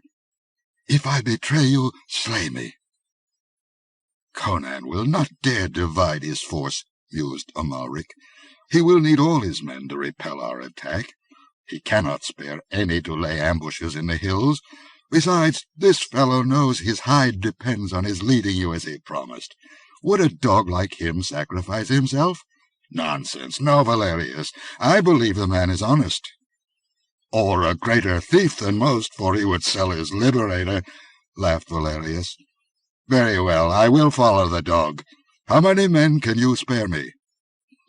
5,000 should be enough," answered Amalric. "A surprise attack on their rear will throw them into confusion, and that will be enough. I shall expect your attack about noon." "You will know when I strike," answered Valerius. As Amalric returned to his pavilion, he noted with gratification that Zoltoten was still in his tent, to judge from the blood-freezing cries that shuddered forth into the night air from time to time. When presently he heard the clink of steel and the jingle of bridles in the outer darkness, he smiled grimly. Valerius had about served his purpose. The Baron knew that Conan was like a wounded lion that rends and tears even in his death throes. When Valerius struck from the rear, the desperate strokes of the Cimmerian might well wipe his rival out of existence before he himself succumbed. So much the better. Amalric felt he could well dispense with Valerius, once he had paved the way for a Nemedian victory. The 5,000 horsemen who accompanied Valerius were hard-bitten Aquilonian renegades for the most part. In the still starlight they moved out of the sleeping camp, following the westward trend of the great black masses that rose against the stars ahead of them. Valerius rode at their head, and beside him rode Tiberius, a leather thong about his wrist, gripped by a man-at-arms who rode on the other side of him. Others kept close behind with drawn swords. "Play us false, and you die instantly," Valerius pointed out. "I do not know every sheep path in these hills, but I know enough about the general configuration of the country to know the directions we must take to come in behind the Valley of Lions. See that you do not lead us astray." The man ducked his head, and his teeth chattered as he volubly assured his captor of his loyalty, staring up stupidly at the banner that floated over him, the golden serpent of the old dynasty. Skirting the extremities of the hills that blocked the Valley of Lions, they swung wide to the west. An hour's ride, and they turned north, forging through wild and rugged hills, following dim trails and tortuous paths. Sunrise found them some miles northwest of Conan's position, and here the guide turned eastward and led them through a maze of labyrinths and crags. Valerius nodded, judging their position by various peaks thrusting up above the others. He had kept his bearings in a general way, and he knew they were still headed in the right direction. But now, without warning, a grey, fleecy mass came billowing down from the north, veiling the slopes, spreading out through the valleys. It blotted out the sun. The world became a blind, grey void in which visibility was limited to a matter of yards. Advance became a stumbling, groping muddle. Valerius cursed. He could no longer see the peaks that had served him as guideposts. He must depend wholly upon the traitorous guide. The golden serpent drooped in the windless air. Presently Tiberius seemed himself confused. He halted, stared about uncertainly. "Are you lost, dog?" demanded Valerius harshly. "Listen." Somewhere ahead of them a faint vibration began, the rhythmic rumble of a drum. "Conan's drums!" exclaimed the Aquilonian. "If we are close enough to hear the drums," said Valerius, "why do we not hear the shouts and the clang of arms? Surely battle has joined." "The gorges and the winds play strange tricks," answered Tiberius, his teeth chattering with the ague that is frequently the lot of men who have spent much time in damp underground dungeons. "Listen!" Faintly to their ears came a low, muffled roar. "They are fighting down in the valley," cried Tiberius. "The drum is beating on the heights. Let us hasten." He rode straight on toward the sound of the distant drum, as one who knows his ground at last.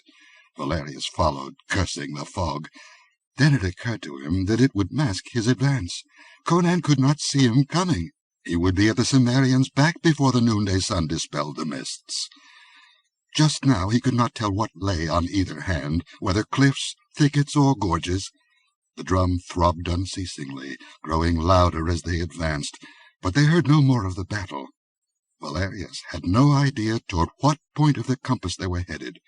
He started as he saw grey rock walls looming through the smoky drifts on either hand, and realized that they were riding through a narrow defile. But the guide showed no sign of nervousness, and Valerius hove a sigh of relief when the walls widened out and became invisible in the fog. They were through the defile.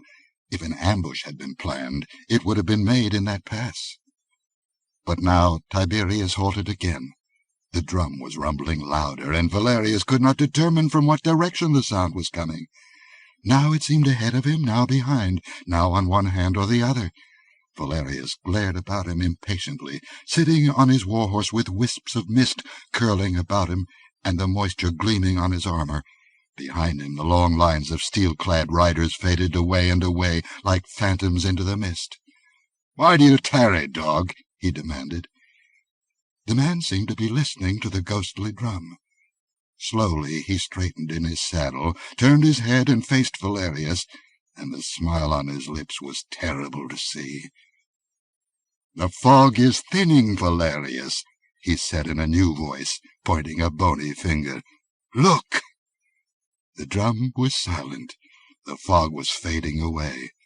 First the crests of cliffs came in sight above the grey clouds, tall and spectral. Lower and lower crawled the mists, shrinking, fading. Valerius tottered up in his stirrups with a cry that the horsemen echoed behind him. On all sides of them the cliffs towered. They were not in a wide open valley, as he had supposed. They were in a blind gorge walled by sheer cliffs hundreds of feet high. The only entrance or exit was that narrow defile through which they had ridden. "Dog!" Valerius struck Tiberius full in the mouth with his clenched mailed hand. "What devil's trick is this?" Tiberius spat out a mouthful of blood and shook with fearful laughter. "A trick that shall rid the world of a beast! Look, dog!"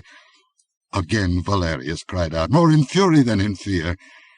The defile was blocked by a wild and terrible band of men who stood silent as images, ragged, shock-headed men with spears in their hands, hundreds of them. And up on the cliffs appeared other faces, thousands of faces, wild, gaunt, ferocious faces, marked by fire and steel and starvation. "A trick of Conan's!" raged Valerius. "Conan knows nothing of it," laughed Tiberius. "It was the plot of broken men, of men you ruined and turned to beasts. Amalric was right. Conan has not divided his army. We are the rabble who followed him, the wolves who skulked in these hills, the homeless men, the hopeless men. This was our plan, and the priests of Asura aided us with the mist. Look at them, Valerius. Each bears the mark of your hand, on his body or on his heart. Look at me. You do not know me, do you? What of this scar your hangman burned upon me? Once you knew me. Once I was lord of Amelius, the man whose sons you murdered, whose daughter your mercenaries ravished and slew. You said I would not sacrifice myself to trap you. Almighty gods, if I had 1,000 lives, I would give them all to buy your doom. And I have bought it. Look on the men you broke, dead men who once played the king. Their hour has come. This gorge is your tomb. Try to climb the cliffs. They are steep, they are high. Try to fight your way back through the defile. Spears will block your path. Boulders will crush you from above. Dog, I will be waiting for you in hell." Throwing back his head, he laughed until the rocks rang.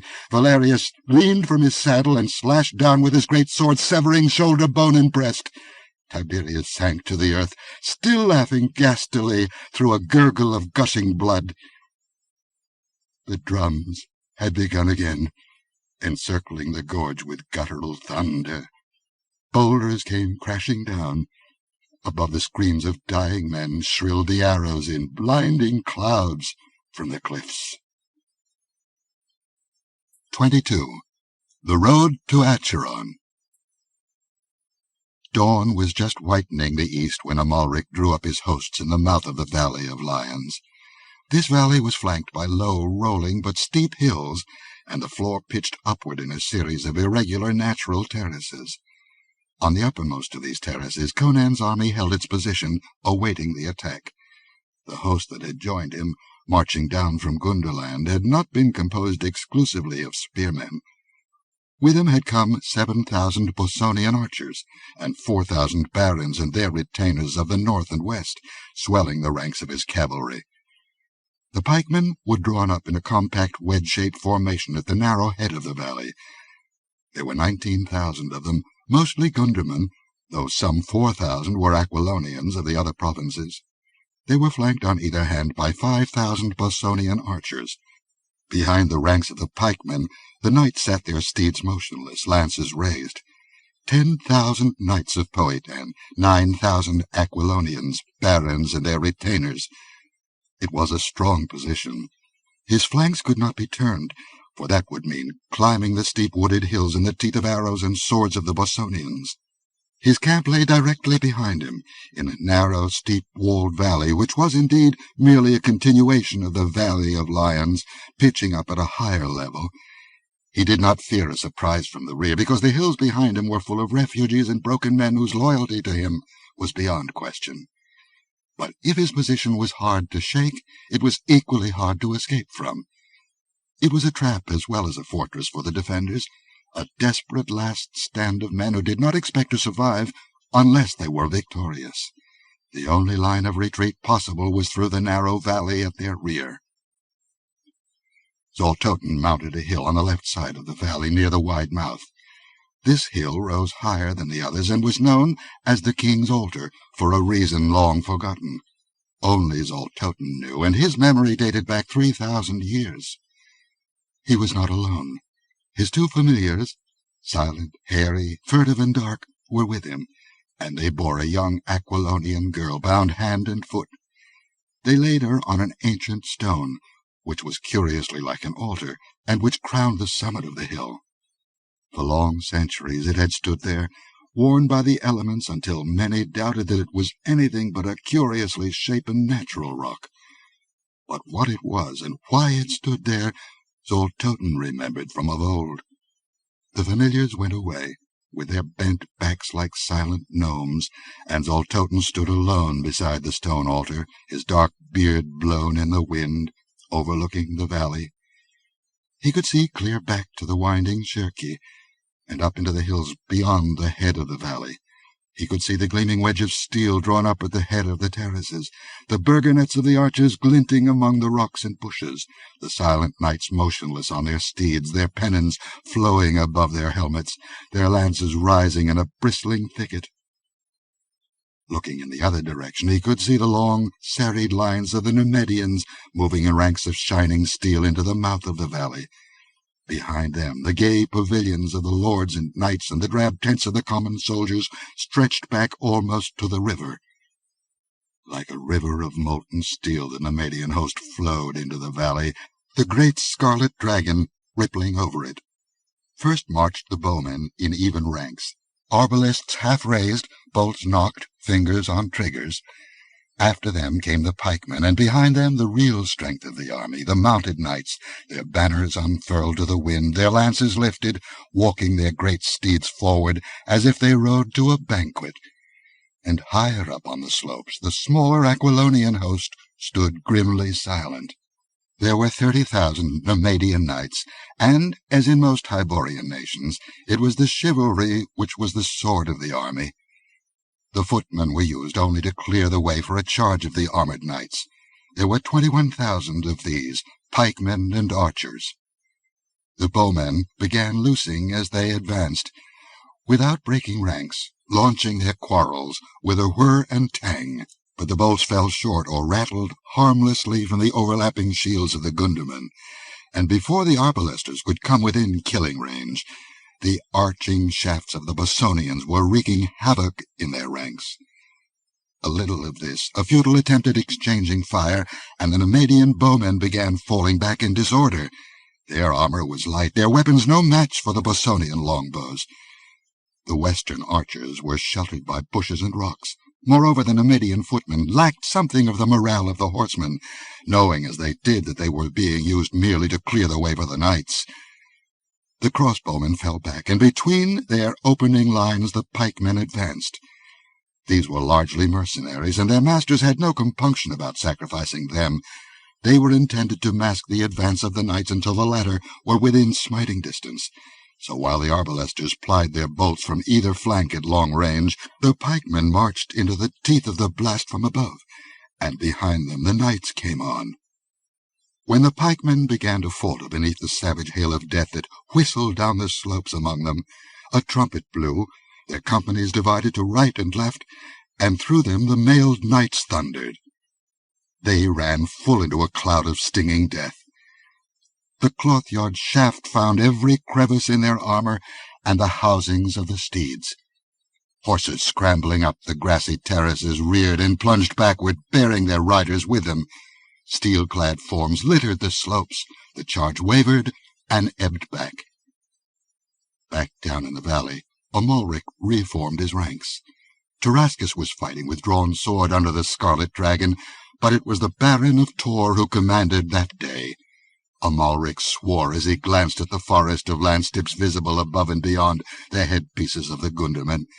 He had hoped his retirement would draw the knights out in a charge down the slopes after him, to be raked from either flank by his bowmen and swamped by the numbers of his horsemen. But they had not moved. Camp servants brought skins of water from the river. Knights doffed their helmets and drenched their sweating heads. The wounded on the slopes screamed vainly for water. In the upper valley, springs supplied the defenders. They did not thirst that long, hot spring day. On the king's altar, beside the ancient carven stone, Zoltoten watched the steel tide ebb and flow. On came the knights, with waving plumes and dipping lances. Through a whistling cloud of arrows they ploughed to break like a thundering wave on the bristling wall of spears and shields. Axes rose and fell above the plumed helmets. Spears thrust upward, bringing down horses and riders.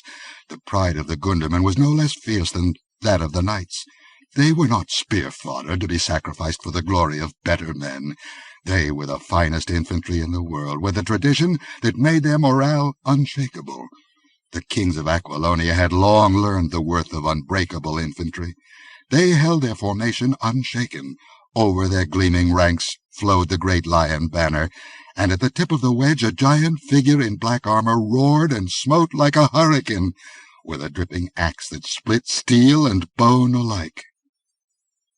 The Nemedians fought as gallantly as their traditions of high courage demanded, but they could not break the iron wedge, and from the wooded knolls on either hand arrows raked their close-packed ranks mercilessly. Their own bowmen were useless, their pikemen unable to climb the heights and come to grips with the Bosonians. Slowly, stubbornly, sullenly, the grim knights fell back, counting their empty saddles. Above them the Gundermen made no outcry of triumph. They closed their ranks, locking up the gaps made by the fallen. Sweat ran into their eyes from under their steel caps. They gripped their spears and waited, their fierce hearts swelling with pride that a king should fight on foot with them. Behind them the Aquilonian knights had not moved. They sat their steeds, grimly immobile. A knight spurred a sweating horse up the hill called the king's altar, and glared at Zoltoten with bitter eyes. "Amalric bids me say that it is time to use your magic, wizard," he said. "We are dying like flies down there in the valley. We cannot break their ranks." Zoltoten seemed to expand, to grow tall and awesome and terrible. "Return to Amalric," he said. "Tell him to reform his ranks for a charge, but to await my signal. Before that signal is given, he will see a sight that he will remember until he lies dying." The knight saluted, as if compelled against his will, and thundered down the hill at breakneck pace. Zoltoten stood beside the dark altar stone and stared across the valley at the dead and wounded men on the terraces, at the grim blood-stained band at the head of the slopes, at the dusty steel-clad ranks reforming in the vale below. He glanced up at the sky, and he glanced down at the slim white figure on the dark stone, and lifting a dagger inlaid with archaic hieroglyphs, he intoned an immemorial invocation. "Set, God of darkness, scaly lord of the shadows, by the blood of the Virgin and the sevenfold symbol I call to your sons below the black earth. Children of the deeps, below the red earth, under the black earth, awaken and shake your awful manes. Let the hills rock and the stones topple upon my enemies. Let the sky grow dark above them, the earth unstable beneath their feet. Let a wind from the deep black earth curl up beneath their feet and blacken and shrivel them." He halted short, dagger lifted. In the tense silence, the roar of the hosts rose beneath him, borne on the wind. On the other side of the altar stood a man in a black hooded robe, whose coif shadowed pale, delicate features and dark eyes, calm and meditative. "Dog of Asura," whispered Zoltoten, and his voice was like the hiss of an angered serpent. "Are you mad that you seek your doom? Ho, Baal, Chiron!" "Call again, dog of Acheron," said the other, and laughed. "Summon them loudly. They will not hear, unless your shouts reverberate in hell." From a thicket on the edge of the crest came a sombre old woman in peasant garb, her hair flowing over her shoulders, a great grey wolf following at her heels. "Witch, priest, and wolf," muttered Zoltoten grimly, and laughed. "Fools, to pit your charlatan's mummery against my arts! With a wave of my hand I brush you from my path." "Your arts are straws in the wind, dog of Python," answered the Assyrian. "Have you wondered why the Cherki did not come down in flood and trap Conan on the other bank? When I saw the lightning in the night, I guessed your plan, and my spells dispersed the clouds you had summoned before they could empty their torrents. You did not even know that your rain-making wizardry had failed." "You lie!" cried Zoltoten, but the confidence in his voice was shaken. "I have felt the impact of a powerful sorcery against mine, but no man on earth could undo the rain magic once made unless he possessed the very heart of sorcery." "But the flood you plotted did not come to pass," answered the priest. "Look at your allies in the valley, Pythonian. You have led them to the slaughter. They are caught in the fangs of the trap, and you cannot aid them. Look!" He pointed. Out of the narrow gorge of the upper valley, behind the Poetanians, a horseman came flying, whirling something about his head that flashed in the sun. Recklessly he hurtled down the slopes, through the ranks of the Gundermen, who sent up a deep-throated roar and clashed their spears and shields like thunder in the hills. On the terraces between the hosts, the sweat-soaked horse reared and plunged, and his wild rider yelled and brandished the thing in his hands like one demented. It was the torn remnant of a scarlet banner, and the sun struck dazzlingly on the golden scales of a serpent that writhed thereon. "Valerius is dead!" cried Hadrathus ringingly. "A fog and a drum lured him to his doom. I gathered that fog, dog of Python, and I dispersed it, I with my magic, which is greater than your magic." "What matters it?" roared Zoltoten, a terrible sight, his eyes blazing, his features convulsed. "Valerius was a fool. I do not need him. I can crush Conan without human aid." "Why have you delayed?" mocked Hadrathus. "Why have you allowed so many of your allies to fall pierced by arrows and spitted on spears?" "Because blood aids great sorcery," thundered Zoltoten, in a voice that made the rocks quiver. A lurid nimbus played about his awful head. "Because no wizard wastes his strength thoughtlessly. Because I would conserve my powers for the great days to be, rather than employ them in a hill-country brawl. But now, by Set, I shall loose them to the uttermost. Watch, dog of Asura, false priests of an outworn god, and see a sight that shall blast your reason forevermore." Hadrathus threw back his head and laughed, and hell was in his laughter. "Look, black devil of Python!" His hand came from under his robe, holding something that flamed and burned in the sun, changing the light to a pulsing golden glow in which the flesh of Zoltoten looked like the flesh of a corpse. Zoltoten cried out, as if he had been stabbed, "The heart of Acheron! Aye, the one power that is greater than your power." Zoltoten seemed to shrivel, to grow old. Suddenly his beard was shot with snow, his locks flecked with grey. "The heart," he mumbled. "You stole it, dog, thief." "Not I. It has been on a long journey far to the southward, but now it is in my hands, and your black arts cannot stand against it. As it resurrected you, so shall it hurl you back into the night whence it drew you. You shall go down the dark road to Acheron, which is the road of silence and the night. The dark empire, unreborn, shall remain a legend and a black memory. Conan shall reign again, and the heart of Acheron shall go back into the cavern below the temple of Mitra, to burn as a symbol of the power of Aquilonia for 1,000 years. Zoltoten screamed inhumanly and rushed around the altar, dagger lifted.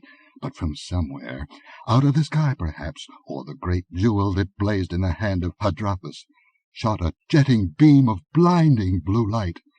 Full against the breast of Zoltoten it flashed, and the hills re-echoed the concussion. The wizard of Acheron went down as though struck by a thunderbolt, and before he touched the ground he was fearfully altered. Beside the altar stone lay no fresh-slain corpse, but a shriveled mummy, a brown, dry, unrecognizable carcass sprawling among mouldering swathings. Somberly old Zalata looked down. "He was not a living man," she said. "The heart lent him a false aspect of life that deceived even himself. I never saw him as other than a mummy." Hadrathus bent to unbind the swooning girl on the altar, when from among the trees appeared a strange apparition, Zoltoten's chariot drawn by the weird horses. Silently they advanced to the altar and halted, with the chariot wheel almost touching the brown withered thing on the grass. Hadrathus lifted the body of the wizard and placed it in the chariot, and without hesitation the uncanny steeds turned and moved off southward, down the hill, and Hadrathus and Zalata and the grey wolf watched them go, down the long road to Acheron, which is beyond the ken of men. Down in the valley, Amalric had stiffened in his saddle when he saw that wild horseman curvetting and caracoling on the slopes while he brandished that blood-stained serpent banner. Then some instinct jerked his head about, toward the hill known as the King's Altar, and his lips parted. Every man in the valley saw it, an arching shaft of dazzling light that towered up from the summit of the hill, showering golden fire. High above the hosts it burst in a blinding blaze that momentarily paled the sun. "That's not Zoltoten's signal!" roared the Baron. "No!" shouted Tarascus. "It's a signal to the Aquilonians! Look!"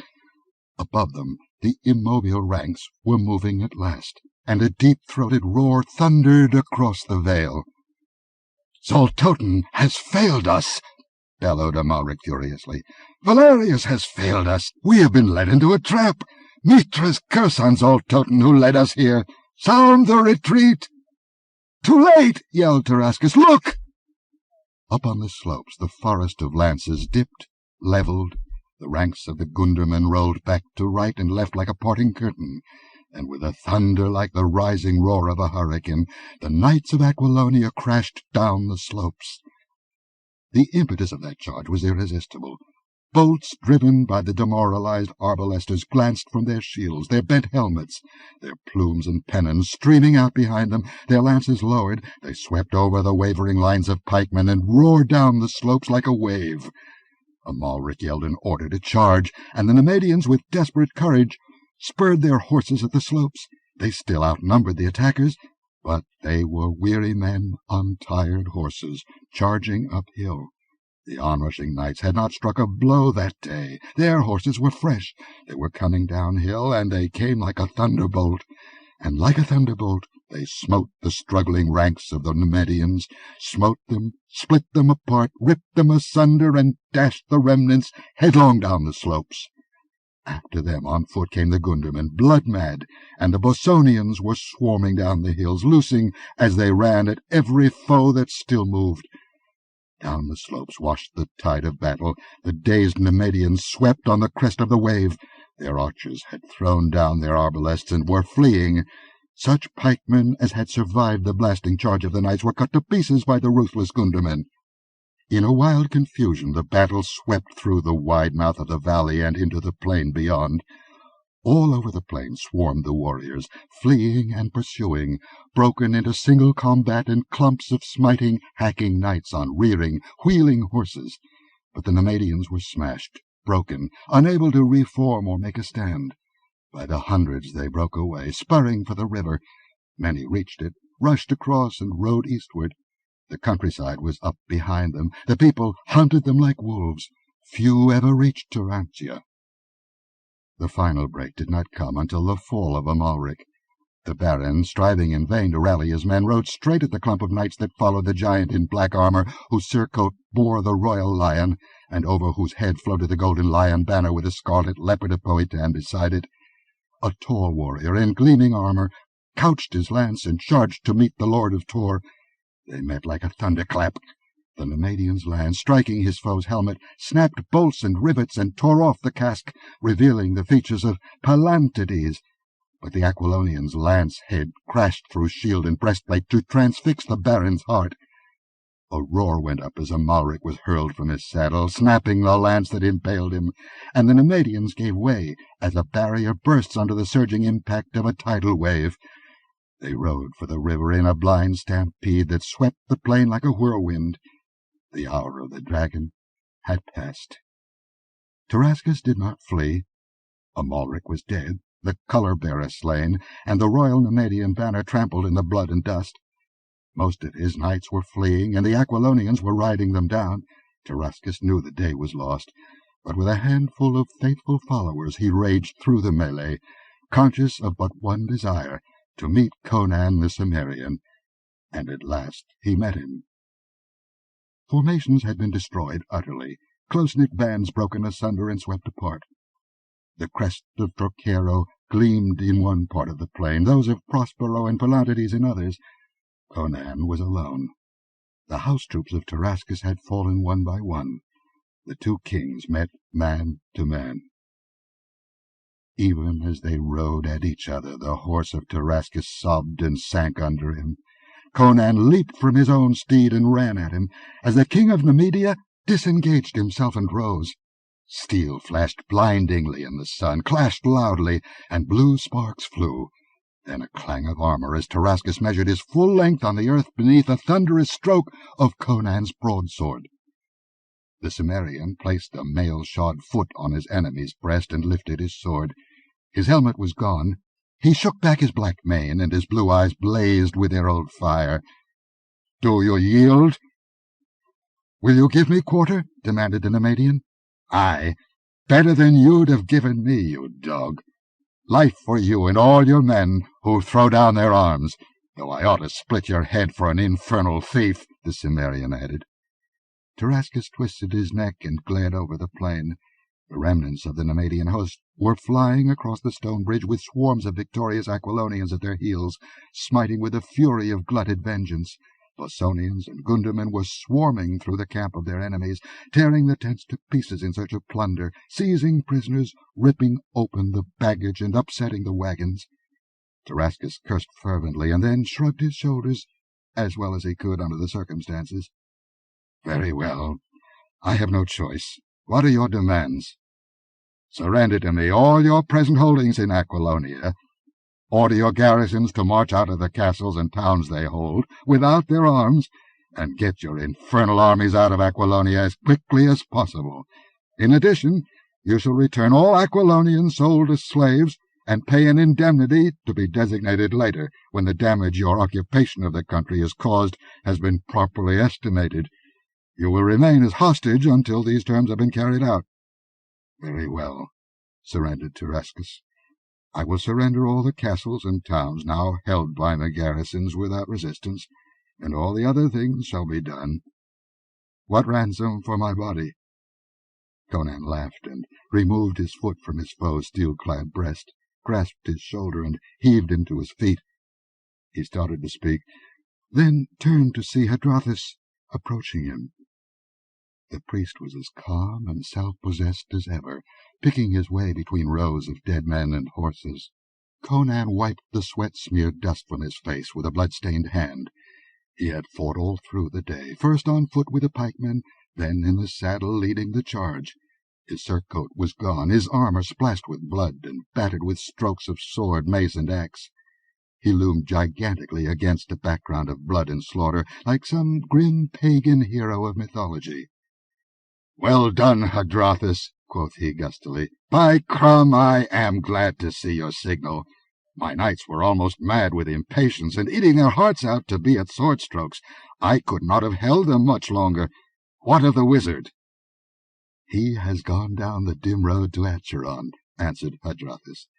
"And I am for Turantia. My work is done here, and I have a task to perform at the temple of Mitra. All our work is done here. On this field we have saved Aquilonia, and more than Aquilonia. Your ride to your capital will be a triumphal procession through a kingdom mad with joy.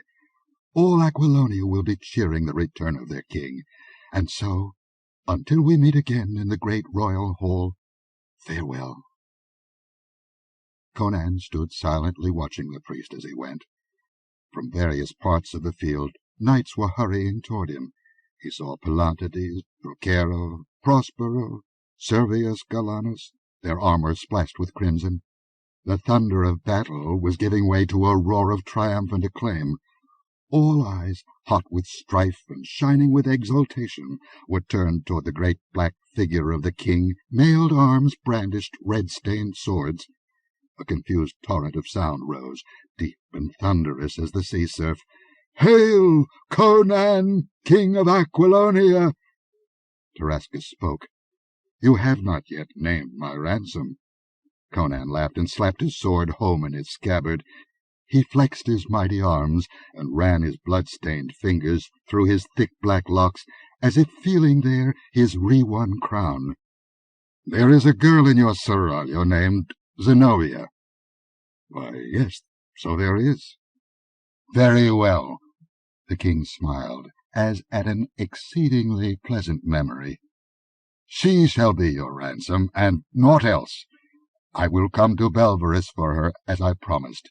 She was a slave in Nemedia, but I will make her queen of Aquilonia." End of Conan the Conqueror by Robert E. Howard. Narrated by Jeff Halberstadt in the studios of Dallas Taping for the Blind for the Library of Congress, March 1985. For special distribution, as authorized by Act of Congress under Public Law 89-522, with the permission of the copyright holder and the publisher, Ace Books. End of book.